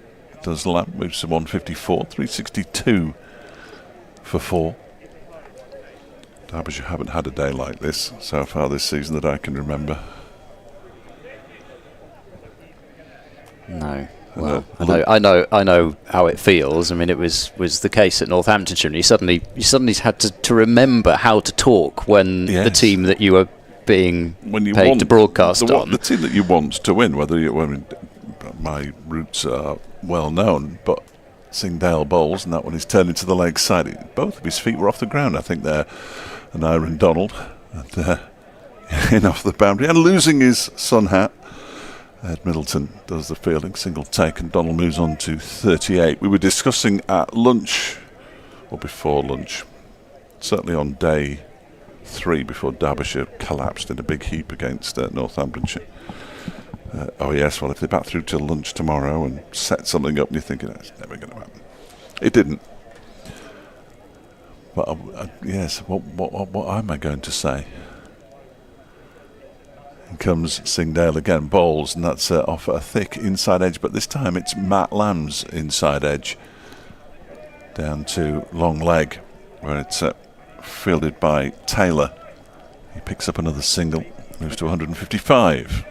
Well, we've got the running theme of Donald doing it, but I can't remember ever seeing a bowler inside edged as much as Singdale has been this season. I can't remember one that he's got that has actually gone onto the stumps. Should have made a list like my list of drop catches here. See, here comes Singdale again, and that one has gone straight through everything. He actually got something on it, did Bracey. I've no idea how. It missed everything either, but it has, and it's another bye. And poor old James Brent, that should never be counted against the wicketkeeper. It has missed the lot, as they say. Dear, oh dear. Gosh, that's quick as well. Yeah. And Aaron Donald was trying to flick it away into the leg side and merely managed to play an air shot effectively, as the ball did get a touch off the keeper. Did brilliantly to get a touch on it as well. End of the over. 365 for 4. Lamb 155. Donald 38. I did count, I think it was 7 times that Adam Lyth inside edged Singdale's bowling in one innings. But then there was another 7 down at home. Taylor bowls very full, and Donald has dug that one out into the offside, out to Middleton at deep point. That's another run, 366 for 4. Perhaps this is the way forward for an Aaron Donald, though. Rather than looking good to get to whatever he gets and getting out, to look a little bit scratchy, play the odd really good shot, but look a little bit scratchy and make a big score. Well, I kind of think that sometimes there are some batters who are better when they're not feeling comfortable out there. I remember when Craig Brathwaite came over here in 2021, that was. Taylor bowls and Lamb with a rather sort of jabbing motion comes down on that one and defends back up the pitch. I remember there was almost a point in every Brathwaite innings when you thought, he's actually starting to expand his repertoire of shots, and actually for somebody like Craig Brathwaite, who has about 2 shots anyway, that's a little bit dangerous, and you could sort of see the dismissals coming. I don't think he made a 50 for Gloucestershire in that stint. Taylor over the wicket bowls, driving is Lamb, but not finding a run this time as he's picked out mid-off. I don't know, there are just some players I think are better off scratchy. I wouldn't necessarily have put Donald in that mould, but actually, But just in the way that he's been going this season, he's got one really good score of 97 up at Yorkshire, and I don't think he's passed 50 on any other occasion, and perhaps he just needs to get to 50 somehow to rekindle his confidence. Taylor's coming around the wicket and bowling, and this is driven, slammed past the dive of Taylor in his follow through, and far too straight for the substitute Jack Taylor to do anything about, and it is 4 more runs. Taylor gets up somewhat wearily. That's again not what he needed. Didn't go down particularly smoothly either. 106 of Matt Lamb's 159 runs have now come by way of bounding. That was his 25th 4. That's the way to do it if you've got a slightly iffy back. Not many of them have come dead straight like that, but I think his first one did. Was it first ball that he faced even? Or second ball maybe? That might have hit his first ball for 4. It was either first ball or second ball that he drove for 4 through straight long off. He's going in the air this time. It'll be 1 bounce to mid-on. Oh, and there's another mix-up between Lamb and Donald, but the throw has gone into the keeper's end, and I don't know if I'm sure that... I think it's DeLanger at mid-on. Did he realise the hesitation there? And Lamb had almost given up at the striker's end. Started goose-stepping at one point, because he sort of stopped and then had to get going again. And when you've been out there as long as he has, and you've had the injury issues that he's had, I don't think stopping and then starting again is an option. 371 for 4. Taylor runs in and bowls, and this is chopped into the ground. And out to Hammond at backward point, there is no run. The run rate for the innings just under 4.5 and over. As we've mentioned many times, but of course there'll be people joining after work, I guess, or well, I suppose people actually listen more during work from my experience rather than joining after it, but there might be a few people. Yes, exactly. When it gets to 5 o'clock. Goes the other way. Anyway, in case you haven't been with us and you are listening online, worth reiterating, the boundaries are in a distance particularly straight, which was what they did for the game against Middlesex as well, so there have been boundaries available that might not have been boundaries on other occasions, but to be honest, not a huge number of the ones hit by Lamb. I think those would be 4 anywhere. They were, I think, encouraging quick scoring, and they've got it just from Derbyshire. Not the way they would have wanted, yeah. Ajit Sindale from the pavilion end begins a new over, bowling to Lamb, who guides this one down to backward point. There's a fielder out there, so he just strolls through for a single. Marchant de Lange stretching out.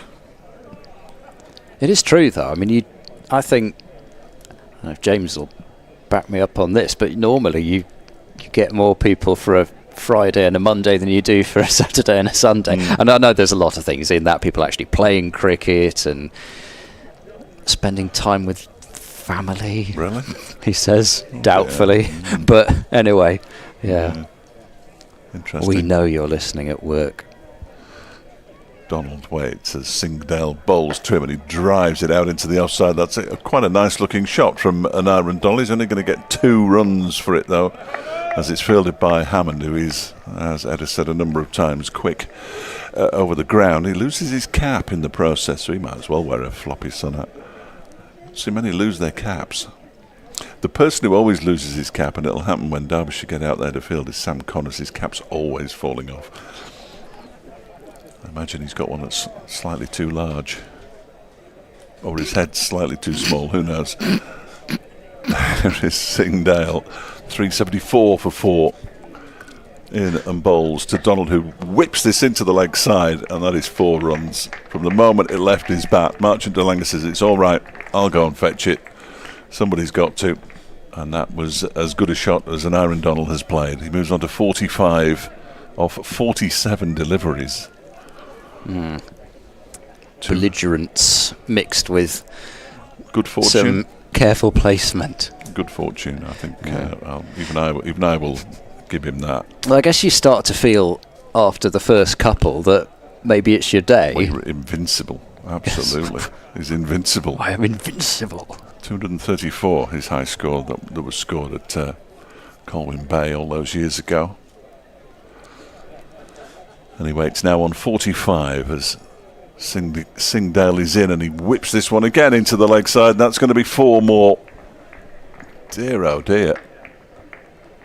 He's now seeing it pretty well by the look of it. He moves to 49 off 48, and that was dismissive. I'm not sure what the plan has been the last couple of deliveries, whether he's tried to bang them in short and they just haven't got up. The short ball hasn't really worked. No, it's not worked at all, has it? Even this morning early, it wasn't really working, was it? It just hasn't got up no. whatsoever. It's barely got, sort of waist high, and with nobody out in front of square, they're too good at picking the ball up that far in front of square. It's such an easy shot. It does sit up really nicely. Yeah.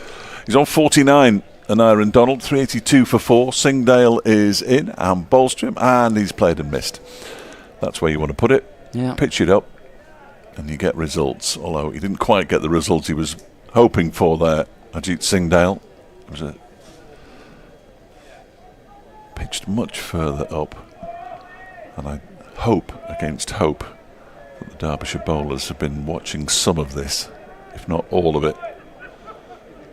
We know that Zach Chappell has been out there for much of the day, as he tends to be.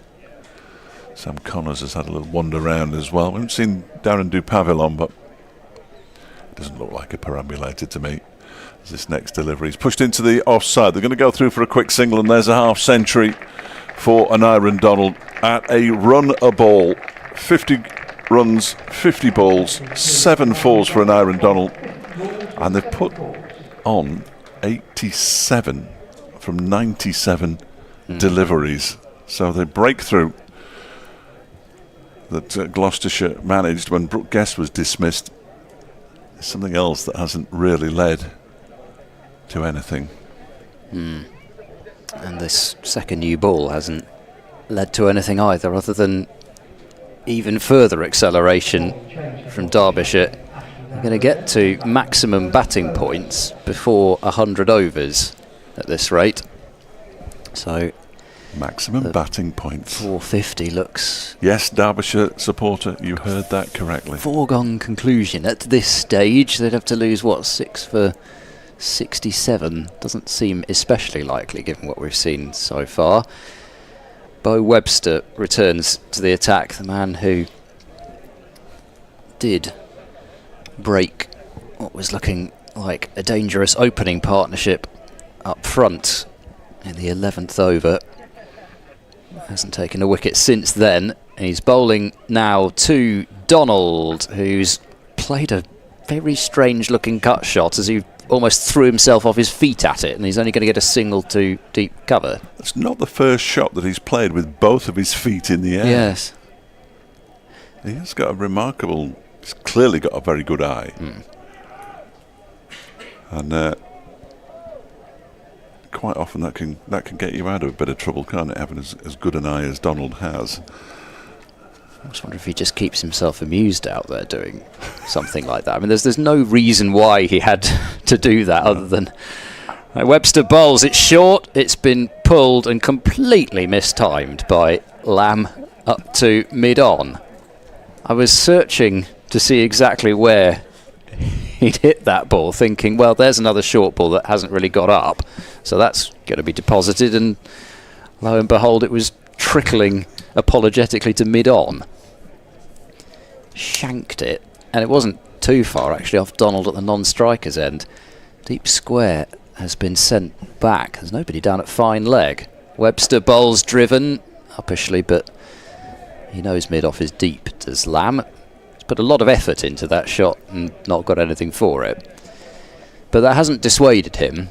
He's driven a lot of balls in this innings hard and straight to fielders as well as the 25 fours that he has hit. So, Yes. Yeah, seeing it rather well. In comes Webster, bowls very wide delivery, and that has been clattered behind square on the offside, and despite Middleton's despairing effort, and it was a despairing one, because I think even if he'd stopped it, he was lying all over the rope.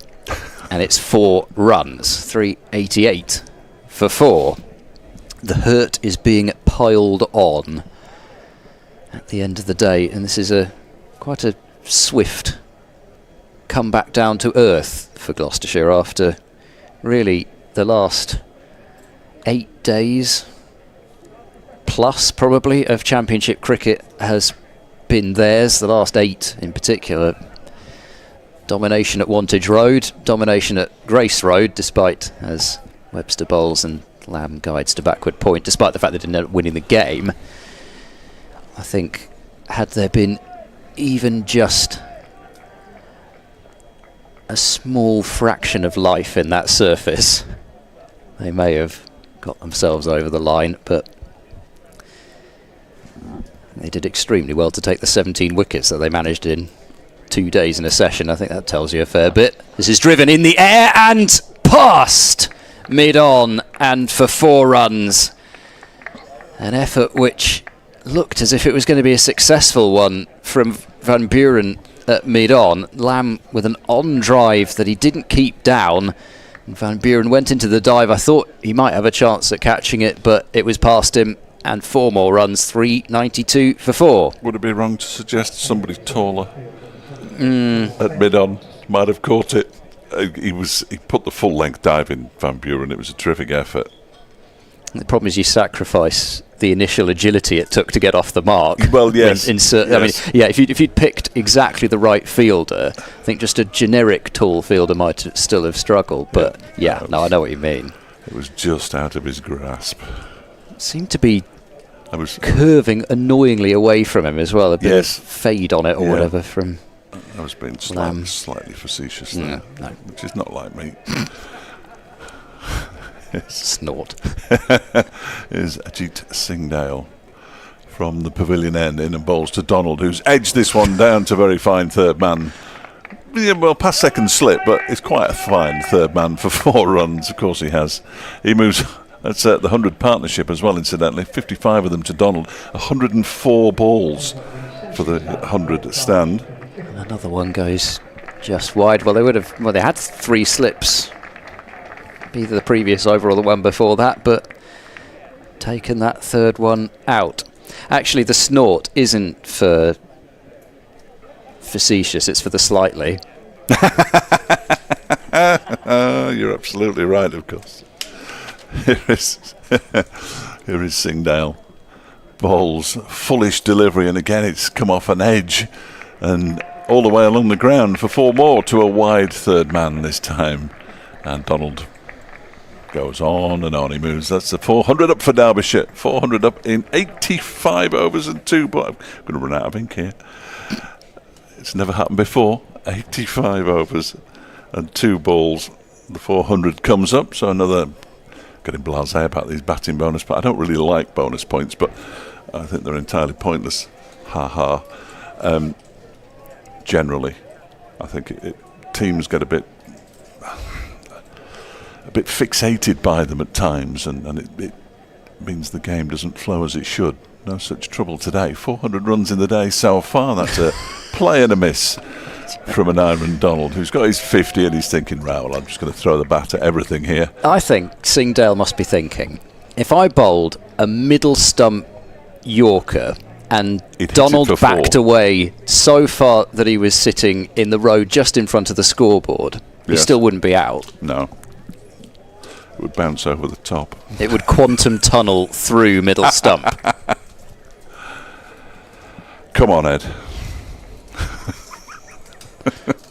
I'm just trying to put myself in the shoes of a bowler who sprinted in for going on 15 overs. Did a catch dropped off his bowling, inside edges, outside edges. This next delivery is guided down to third man. That was a deliberate guide by an Aaron Donald, and he picks up 4 more down to third man. He moves into the 60s now. 63 of 55 balls for an Aaron Donald. I'm just scared that you brought up the word quantum, and I've no idea what you're talking about. 404 for 4. I shouldn't start talking about anything further to do with that. Then I'll describe that shot, shall I? Which, well, that was beautiful. Singdale will be regretting his choice of delivery probably after that. I mean, he bowled, I think, sort of leg-cutting, slower ball, and I mean, you think, well, I've got to fox him with this. Straight off the middle of the bat, down to third man. Deliciously 12. played. Unfortunately, 12 for him off the over. Singdale is in and bowls, and this one is driven for 4 out to the cover boundary. My word, that went like a tracer.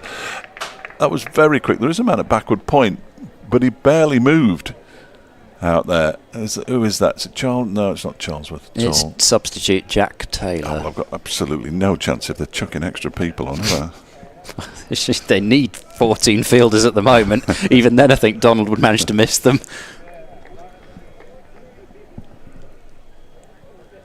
This is an absolute onslaught now. 408 for 4. Singdale bowls, and it's defended middle of the bat by an Aaron Donald. Game's gone. 67 off 57 he has. 169 off 213 for Matt Lamb. 408 for 4 with 10 overs remaining in the day. They had their best day with the ball a week ago, exactly a week ago, against Northamptonshire, and didn't have any luck. I would say that they've had a fair slice of luck, but they've taken full advantage here today, Derbyshire, to get to 408 for 4. Lamb has been brilliant, absolutely brilliant. Batting with no back. Well, it's what you need, isn't it? And in terms of how games and days often pan out, if you can get through the early period when the ball's doing a fair bit, and one way or another Derbyshire did, then these sorts of middle order players, lower middle order players are just designed to come in and do this at the end of a day. Here's Webster bowling to Lamb, and because, well, it might even get 2 here, somebody's got to go and field the ball. James Bracey has to be the man from the keeping position. I don't think Lamb was particularly interested in 2 either. We could have had some really quite ugly cricket there, as the ball just sat in the middle of nowhere and then was sort of declared dead by the umpires because everybody declared it dead on the field. Nobody was interested in fielding it. The batters weren't interested in getting a run. It's a single to square leg, 409 for 4. Look at the field. This ball is 6 overs old. Yeah. Webster bowls, Donald drives, but mid-off is there to field. So we've got 4 back on the boundary, deep point, deep third, fine leg, deep square, and then just the 1 slip, and 4 in the ring. Yep. Fully on the defensive. Webster bowls down the pitch, comes Donald. He's scooped this one high up in the air. Now this one really has to be taken, and is at mid-on. Van Buren running round. It gives Webster his third wicket. Donald going way across his stumps to try and access a short boundary. Of course, they're all short, but it's particularly short over that leg side for Donald, and he's just chipped a catch high up in the air, and Van Buren takes it, not quite looking directly into the sun. It was probably his saving grace. Webster 3 for 75, and Derbyshire have lost their fifth wicket at 409. It was fun while it lasted, wasn't it? 67 from 67 rather from 59 deliveries with 11 fours. Exactly what Derbyshire required, really. A quiet word with Reenan Steenkamp, who listens in from South Africa, as they added 113 for the fifth wicket. Who just sent me a message saying Donald to throw it all at it and go for 100 before the close, and then has now sent me another one saying, oh no, the jinx. There is no jinx, Reenan, but I know what you mean. And Greg Watts has just sent me a little message there saying, Dave, am I really watching Derbyshire? Greg, you are. Stick with it, because we've got another 9.5 overs to go this evening. Anuj Dal has got, now this could have run out written all over it, because Anuj Dal is lightning between the stumps, and Matt Lamb isn't. Okay, well, it's been nothing short of entertaining this day. It's been a bit helter-skelter at times, but, well, who doesn't like run rates close to 5 and over? It's Baz Ball gone wild. No. This is just normal cricket being played well. I'm not having that. don't start your Baz Ball nonsense with me. That was a bit Baz Ball from Donald there. Here comes Webster bowling. Driving is Anuj Dal, his first delivery to mid-on. Pleasant looking shot for your first ball. Anuj Dal, of course, one of the two heroes, along with Zach Chappell, in that remarkable draw with Northamptonshire last week, when they looked for all money to be heading for hurtling towards defeat at Tea. Yes, he batted for forever, a long time. Forever. Almost as long as Scott Curry. Oh, dear me. Here comes Webster bowling wide of off stump, and Dal lets that one go. Well, he batted for 139 balls for 31 not out, Anuj Dal. Yes, extrapolate that. And, well, basically times that by 2, and that's what Scott Curry did. But Zach Chappell, 72 off 101 balls last week, which was very un-Zach Chappell-like, because he is very much a more runs than balls merchant. Had also just been sent.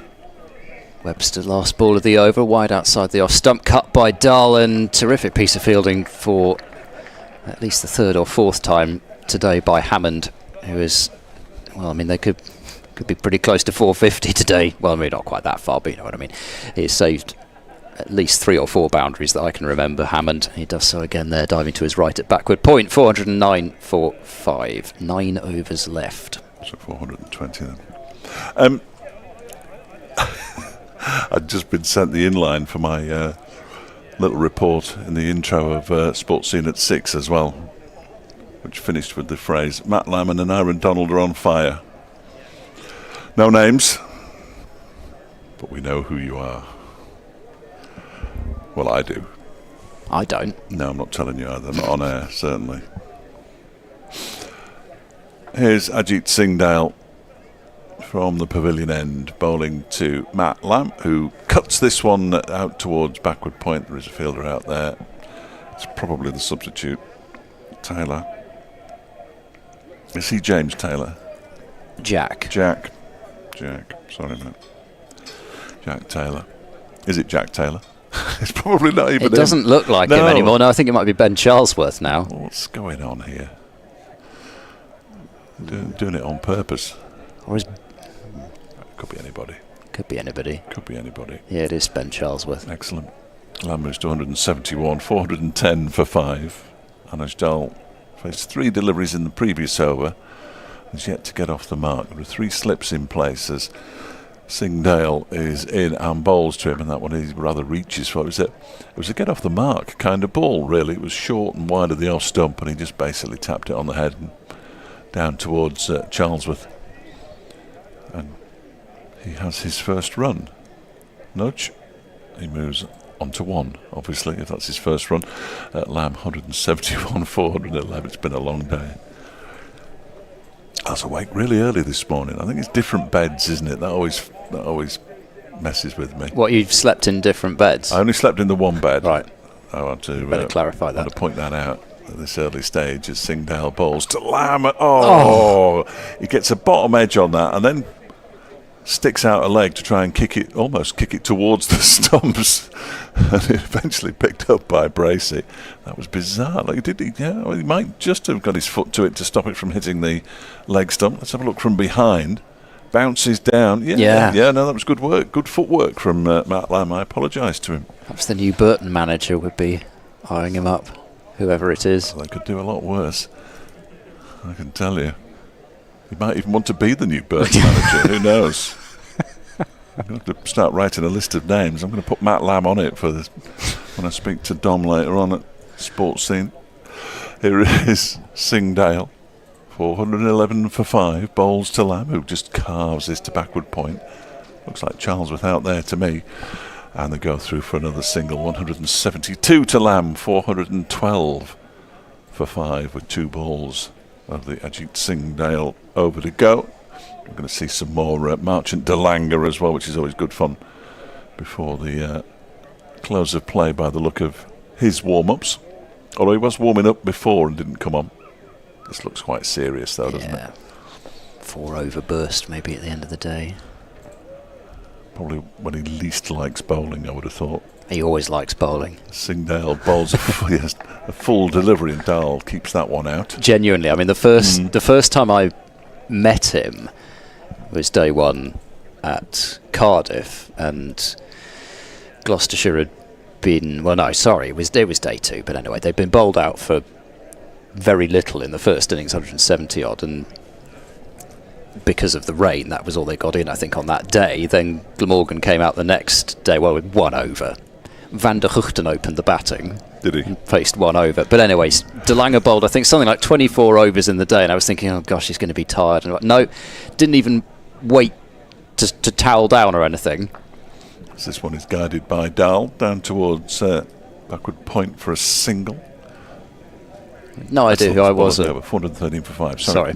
No idea who I was at that stage. So I was there with the pass on. I think he just assumed that I must be the person to interview him. And as I've said a few times, gave me a handshake which my hand bones are still rearranging themselves after 2 years down the line.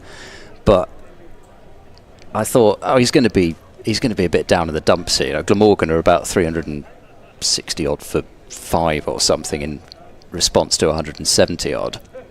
Singdale's gone off the field, by the way, as Webster bowls to Dahl, who plays forward in defence. Accompanied by Kurt Russell, the physio. That does not look magnificent, I have to say. He is not walking completely at ease off there.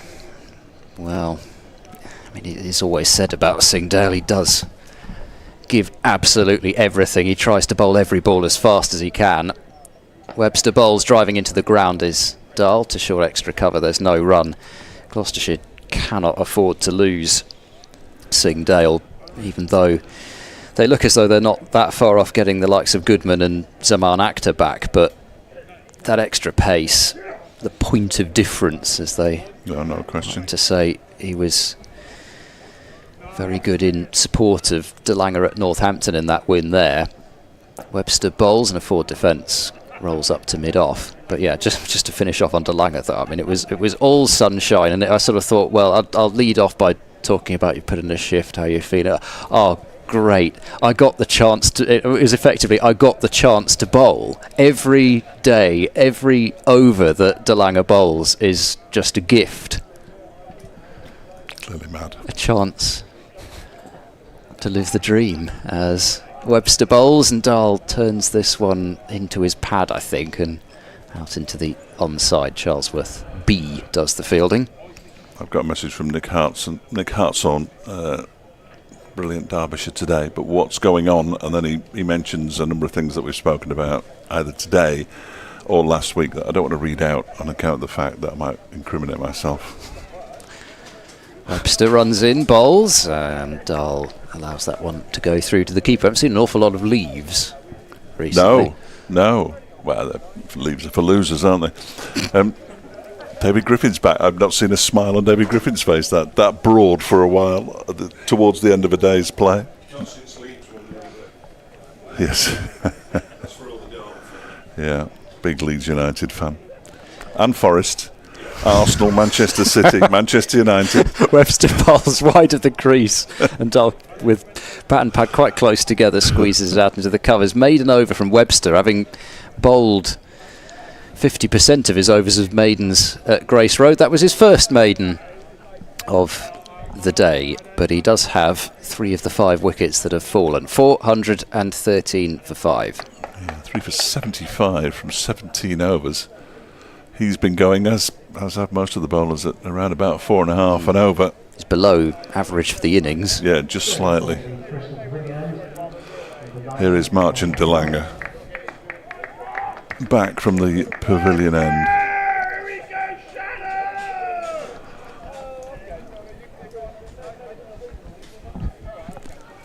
Here he comes in to bowl to Matt Lamb, who turns that one into the leg side for a single. He is starting to look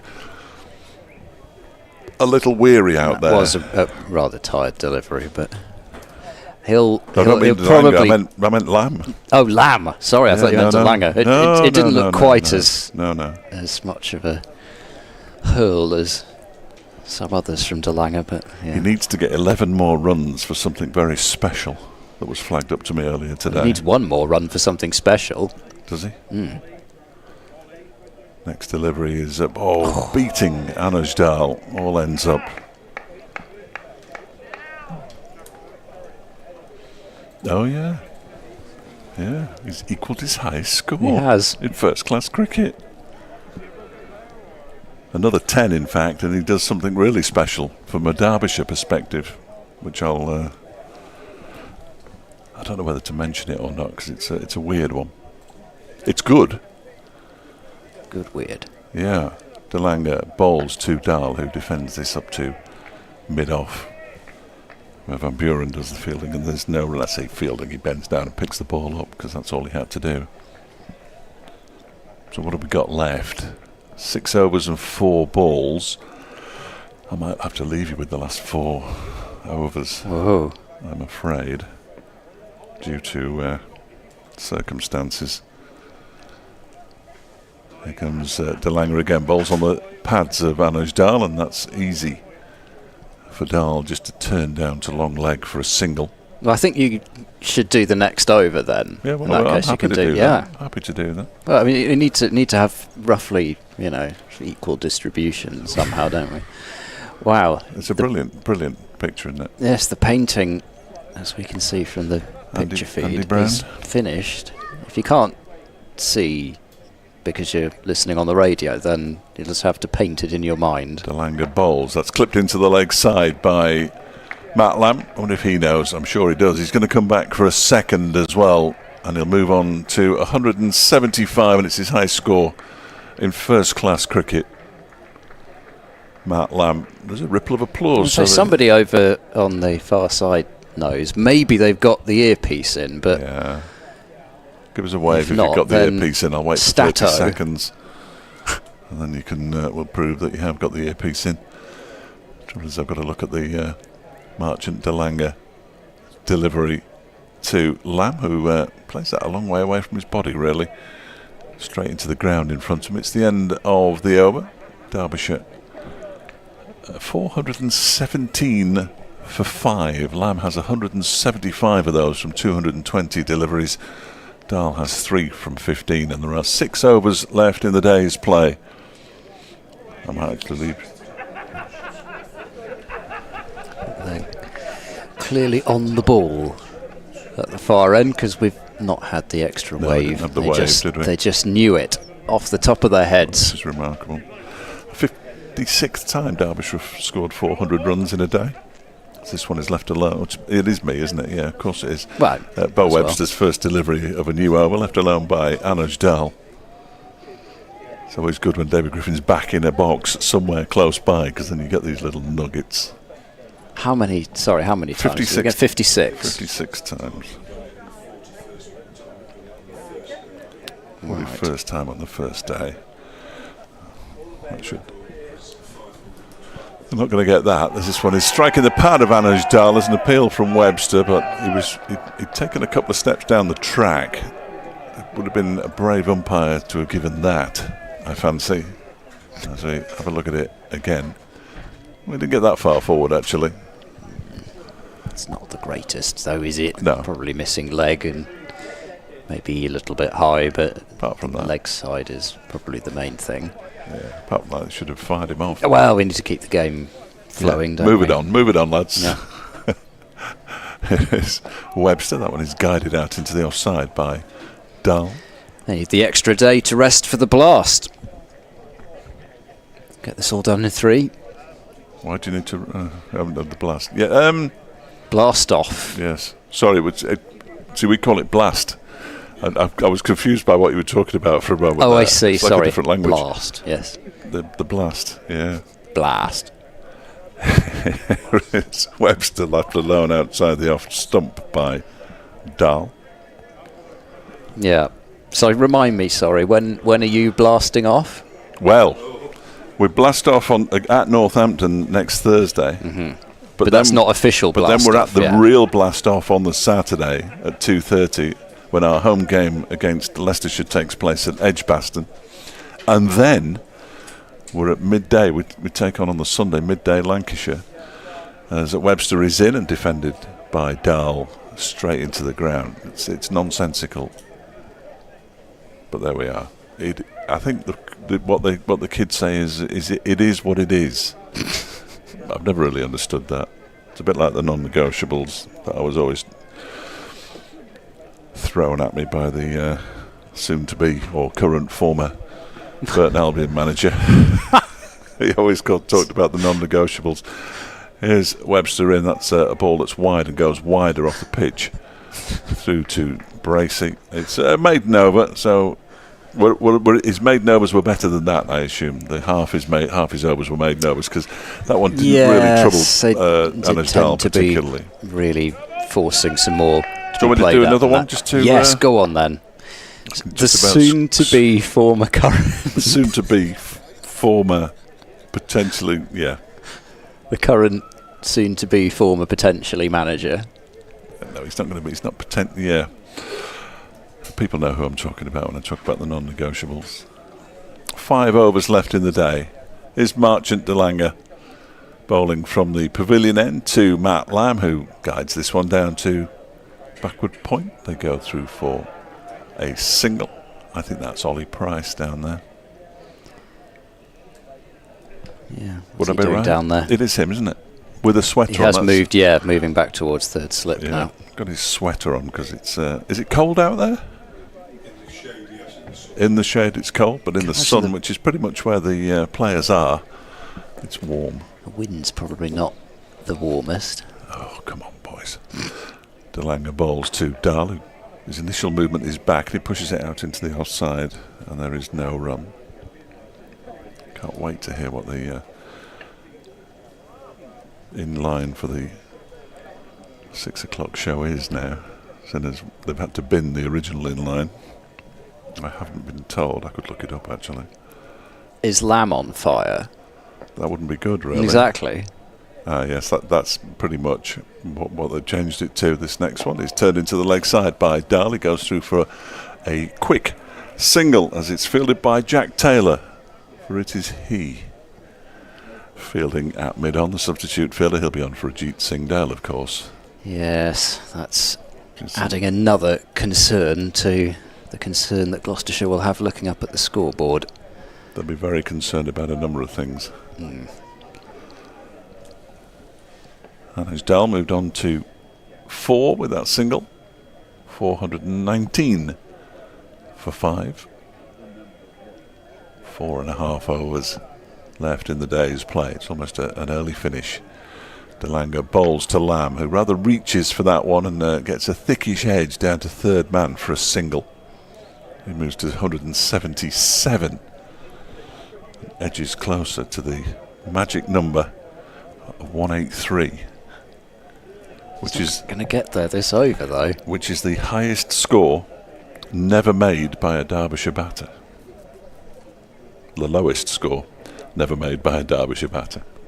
Nobody's ever been out for 183. Oh, I see. They have for 182 and 184. In comes this next delivery. Strikes the pad. De Lange likes it, but I think it was probably going down the leg side. De Lange's not 100% convinced that it was going down the leg side. Anuj Dahl's just feeling his foot. And I'm not surprised the expert eye of Ed Seaborn will be cast upon this. Well, it's going down the leg side. Just. Probably. Wasn't it? Well, close is not good, not good enough. No, well, I can see. Well, as I say with all these ones, you can see why it wasn't given. So, the umpire doesn't get replays and can't guess. They guess with DRS. Yeah, but they can't guess when it's when they're actually ultimately responsible. Bring back VAR. That's what I say. In goes De Lange. Final ball of his over. Bowls to Dahl, who defends this one into the onside. And there is no run. So with 4 overs remaining, that might actually be it from me. And I apologise for that, Ed. But circumstances, you understand. And duty calls. That kind of thing. Yes. That kind of thing. If I can get back, I will. I'm sure you'll be rushing back. The good news for Gloucestershire is that Singh Dale is back out on the field, so that is one thing, at least for them. I didn't particularly like the way he was walking off. He did look as if he was slightly favouring one side, but clearly he's been looked at and it's okay for him to go back out there. Gloucestershire will be keen to have him out there because if he doesn't finish the day, then that means that there would be time that he couldn't bowl tomorrow morning. For now, it's Webster looking for his 4th wicket, bowling to Lamb. It's down the leg side, and that's not going to force a chase from Singh Dale ultimately because it's too fine. He is not going to get there.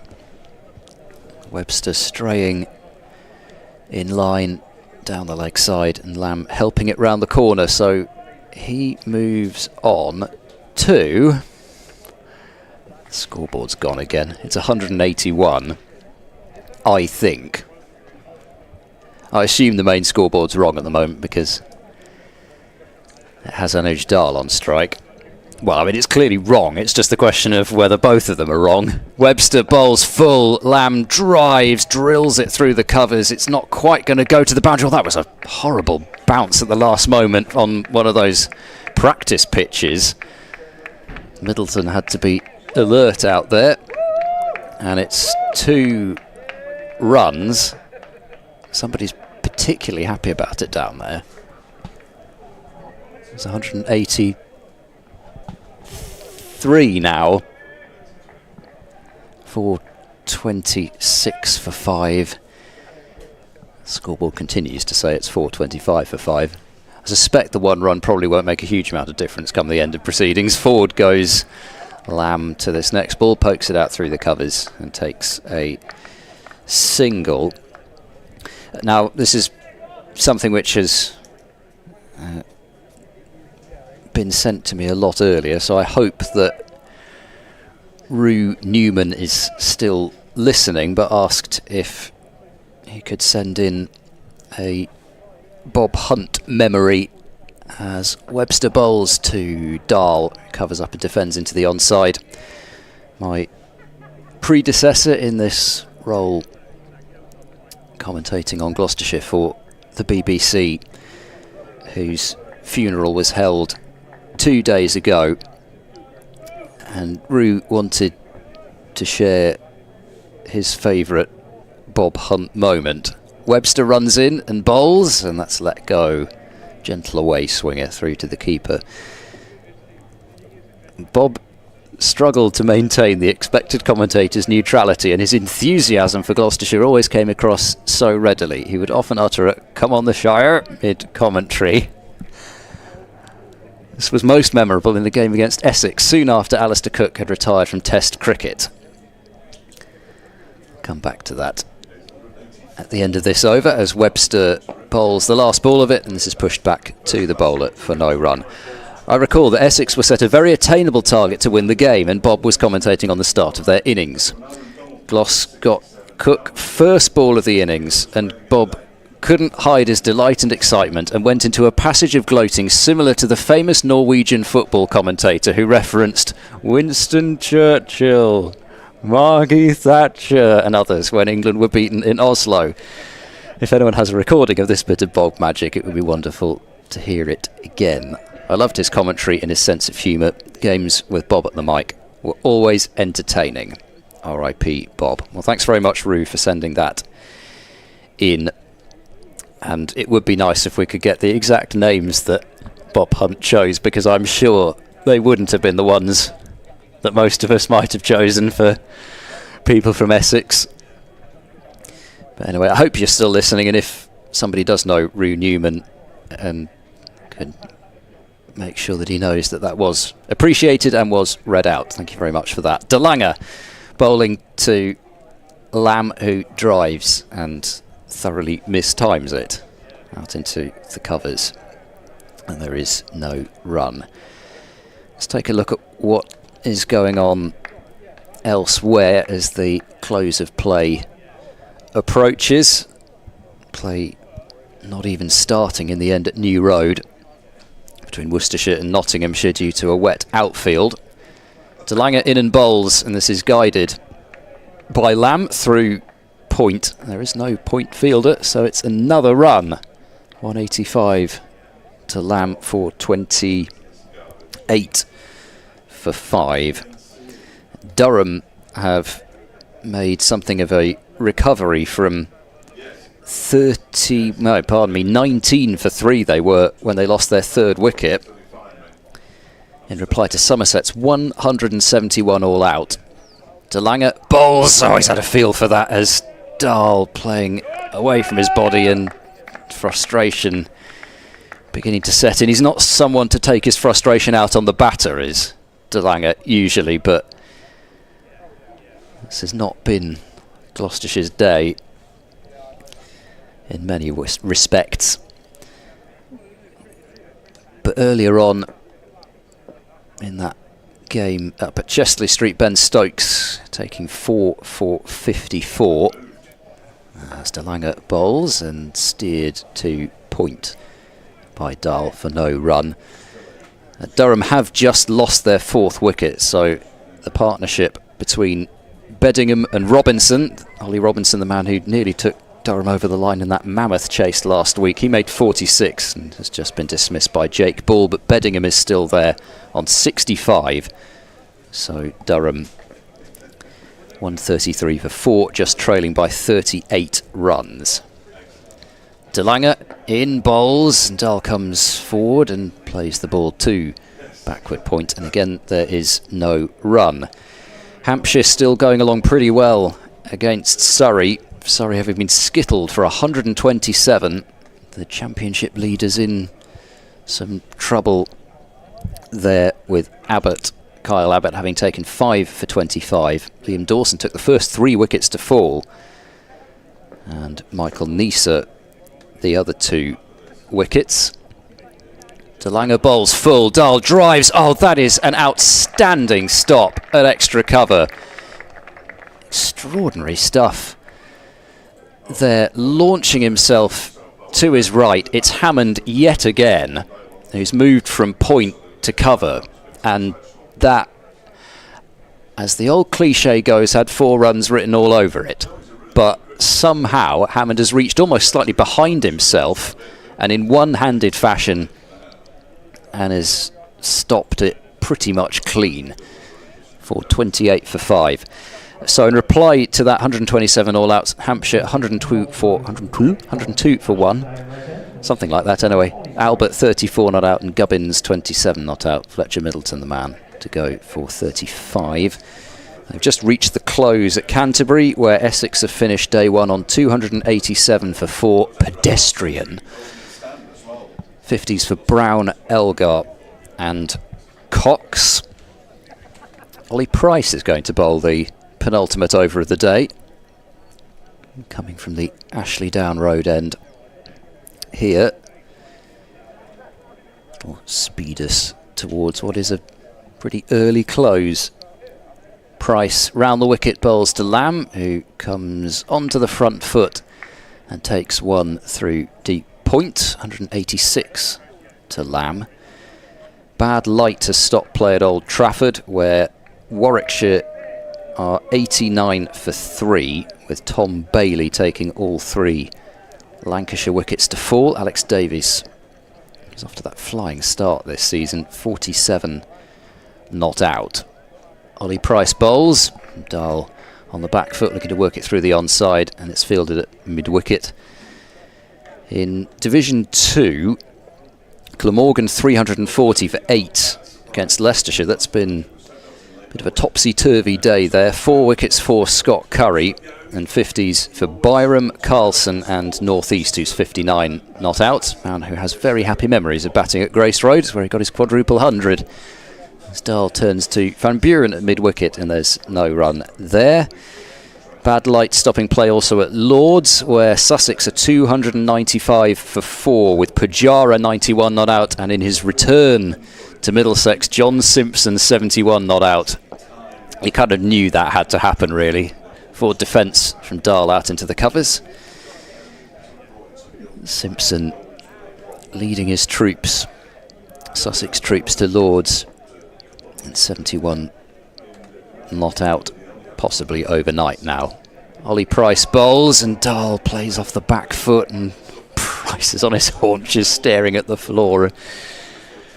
Again, thinking he's so close to being through, but I've played him off the back foot quite a few times like that today, and just getting the outside edge to it was Dahl to backward point. So this will be the last ball bowled from the Ashley Down Road end today, as Price spins the ball and moves in, and this is clipped too deep backward square, so Dahl will keep the strike. They actually sent that particular sweeper out for that last ball, so that has allowed Dahl to be on strike for the last over of the day, bowled by Marchand de Lange. 430 for 5, so just 20 runs away, Derbyshire, from maximum batting points, and they've got a whole 15 overs to do that in. Gloucestershire, one more wicket will at least give them a second bowling point, but this has been a day that has got away from Gloucestershire, and it got away from them in the morning session rather than the afternoon, where Derbyshire scored those 150 runs, not losing a wicket. Those 2 dropped catches, extraordinarily costly. The other score I haven't mentioned, by the way, Yorkshire, who have collapsed again from 202 for 1 to 281 for 7 at the loss of the last wicket.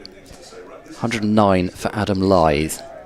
Here's de Lange starting the last over of the day, bowling to Dahl, who's forward guiding the ball into the offside. He's picked out point many times already in this innings. Sort of picked up a little bit where he left off last week, 5 off 37 deliveries, but he's seeing Derbyshire through to the close and not at the moment allowing Gloucestershire a sniff of potentially really running through Derbyshire tomorrow morning. De Lange is in and bowls, and beats Dahl again as he is once more drawn into a shot. The ball that it's easy to say he didn't have to play at it, but when there's just enough swing for de Lange at that pace, you feel you've got to play, but he doesn't find the edge again. So 109 for Lythe, 60 for Masood, but not much else, as Yorkshire 292 for 7 at Wantage Road. DeLanger bowls this time. Dahl. That was going to catch me out at some point. DeLanger to Dahl. And leave through to the keeper. So 3 balls left in the day. A day which started in bright fashion for Derbyshire with a 51 run opening stand in just under 11 overs. Lloyd and Rees getting Derbyshire off to a flying start. Some sort of hit and miss bowling with the new ball from Gloucestershire. As DeLanger is in, and once again Dahl is not drawn into a shot by Webster removing Lloyd for 28 and first Rees for 27, and then DeLanger, the delivery that really did Madsen for pace. It's not been somebody in Madsen who's been a destroyer of Gloucestershire in the past that's hurt them today. The score at that stage, 69 for 3. Lamb put down on 13, Guest put down on 27 when the score was on 114. DeLanger bowls driving gorgeously through the covers for 4 runs. Anuj Dahl, so he's not only interested in playing for the close. Huge partnership between Guest and Lamb. Guest himself batting at decent tempo, but Lamb thrashing the ball to all parts. Well, mostly through the offside, but I think he has hit a boundary to basically every part of the ground now. But those punchy drives through the offside have been the trademark of his. 186 not out as it stands, and Aaron Donald with some typically audacious shots. 67 from 59 deliveries. And here we are at the last ball of the day. DeLanger running in and bowling to Dahl, who's forward and defending. And Dahl has put the finishing touches along with Matt Lamb, who ends the day 186 not out from 228 deliveries, 28 fours and a 6. And as Dave Fletcher is back next to me, that has been a terrific day for Derbyshire. Yes, I've just been asked by somebody if it's a road. I don't think necessarily it is. I think it's done bits and pieces when the ball's been put in the right area, hasn't it? I don't think Gloucestershire have necessarily bowled as well as they would have wanted. No. But Matt Lamb has taken full advantage of it, and his highest score in first-class cricket, along with very good contributions. At the half-century opening stand looked really good, and then all of a sudden at 69 for 3, Gloucestershire had a real way into the game, didn't they? But couldn't take it. Brooke Guest 95, Donald 67, better than a run of ball, and probably Derbyshire's day, just edged it. Yeah, I think so. Close.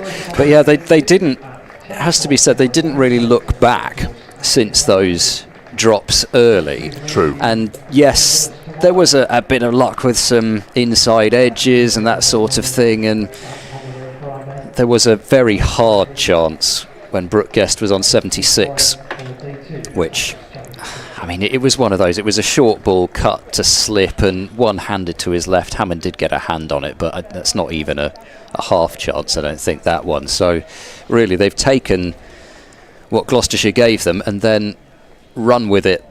For Gloucestershire, bowling-wise, 3 wickets for 82 for Webster, 2 for 80 for DeLanger. Those are the 2 only bowlers with success. I thought Singhdale was terrific up front, but he was obviously bothered by something enough to go off the field, and you wonder whether that was affecting him later on in the day.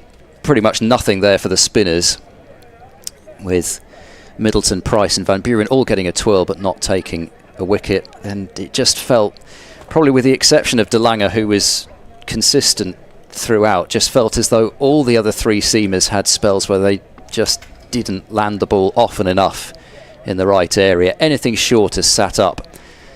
Derbyshire really have been severe on anything loose, so they need just 16 runs tomorrow morning for maximum batting points.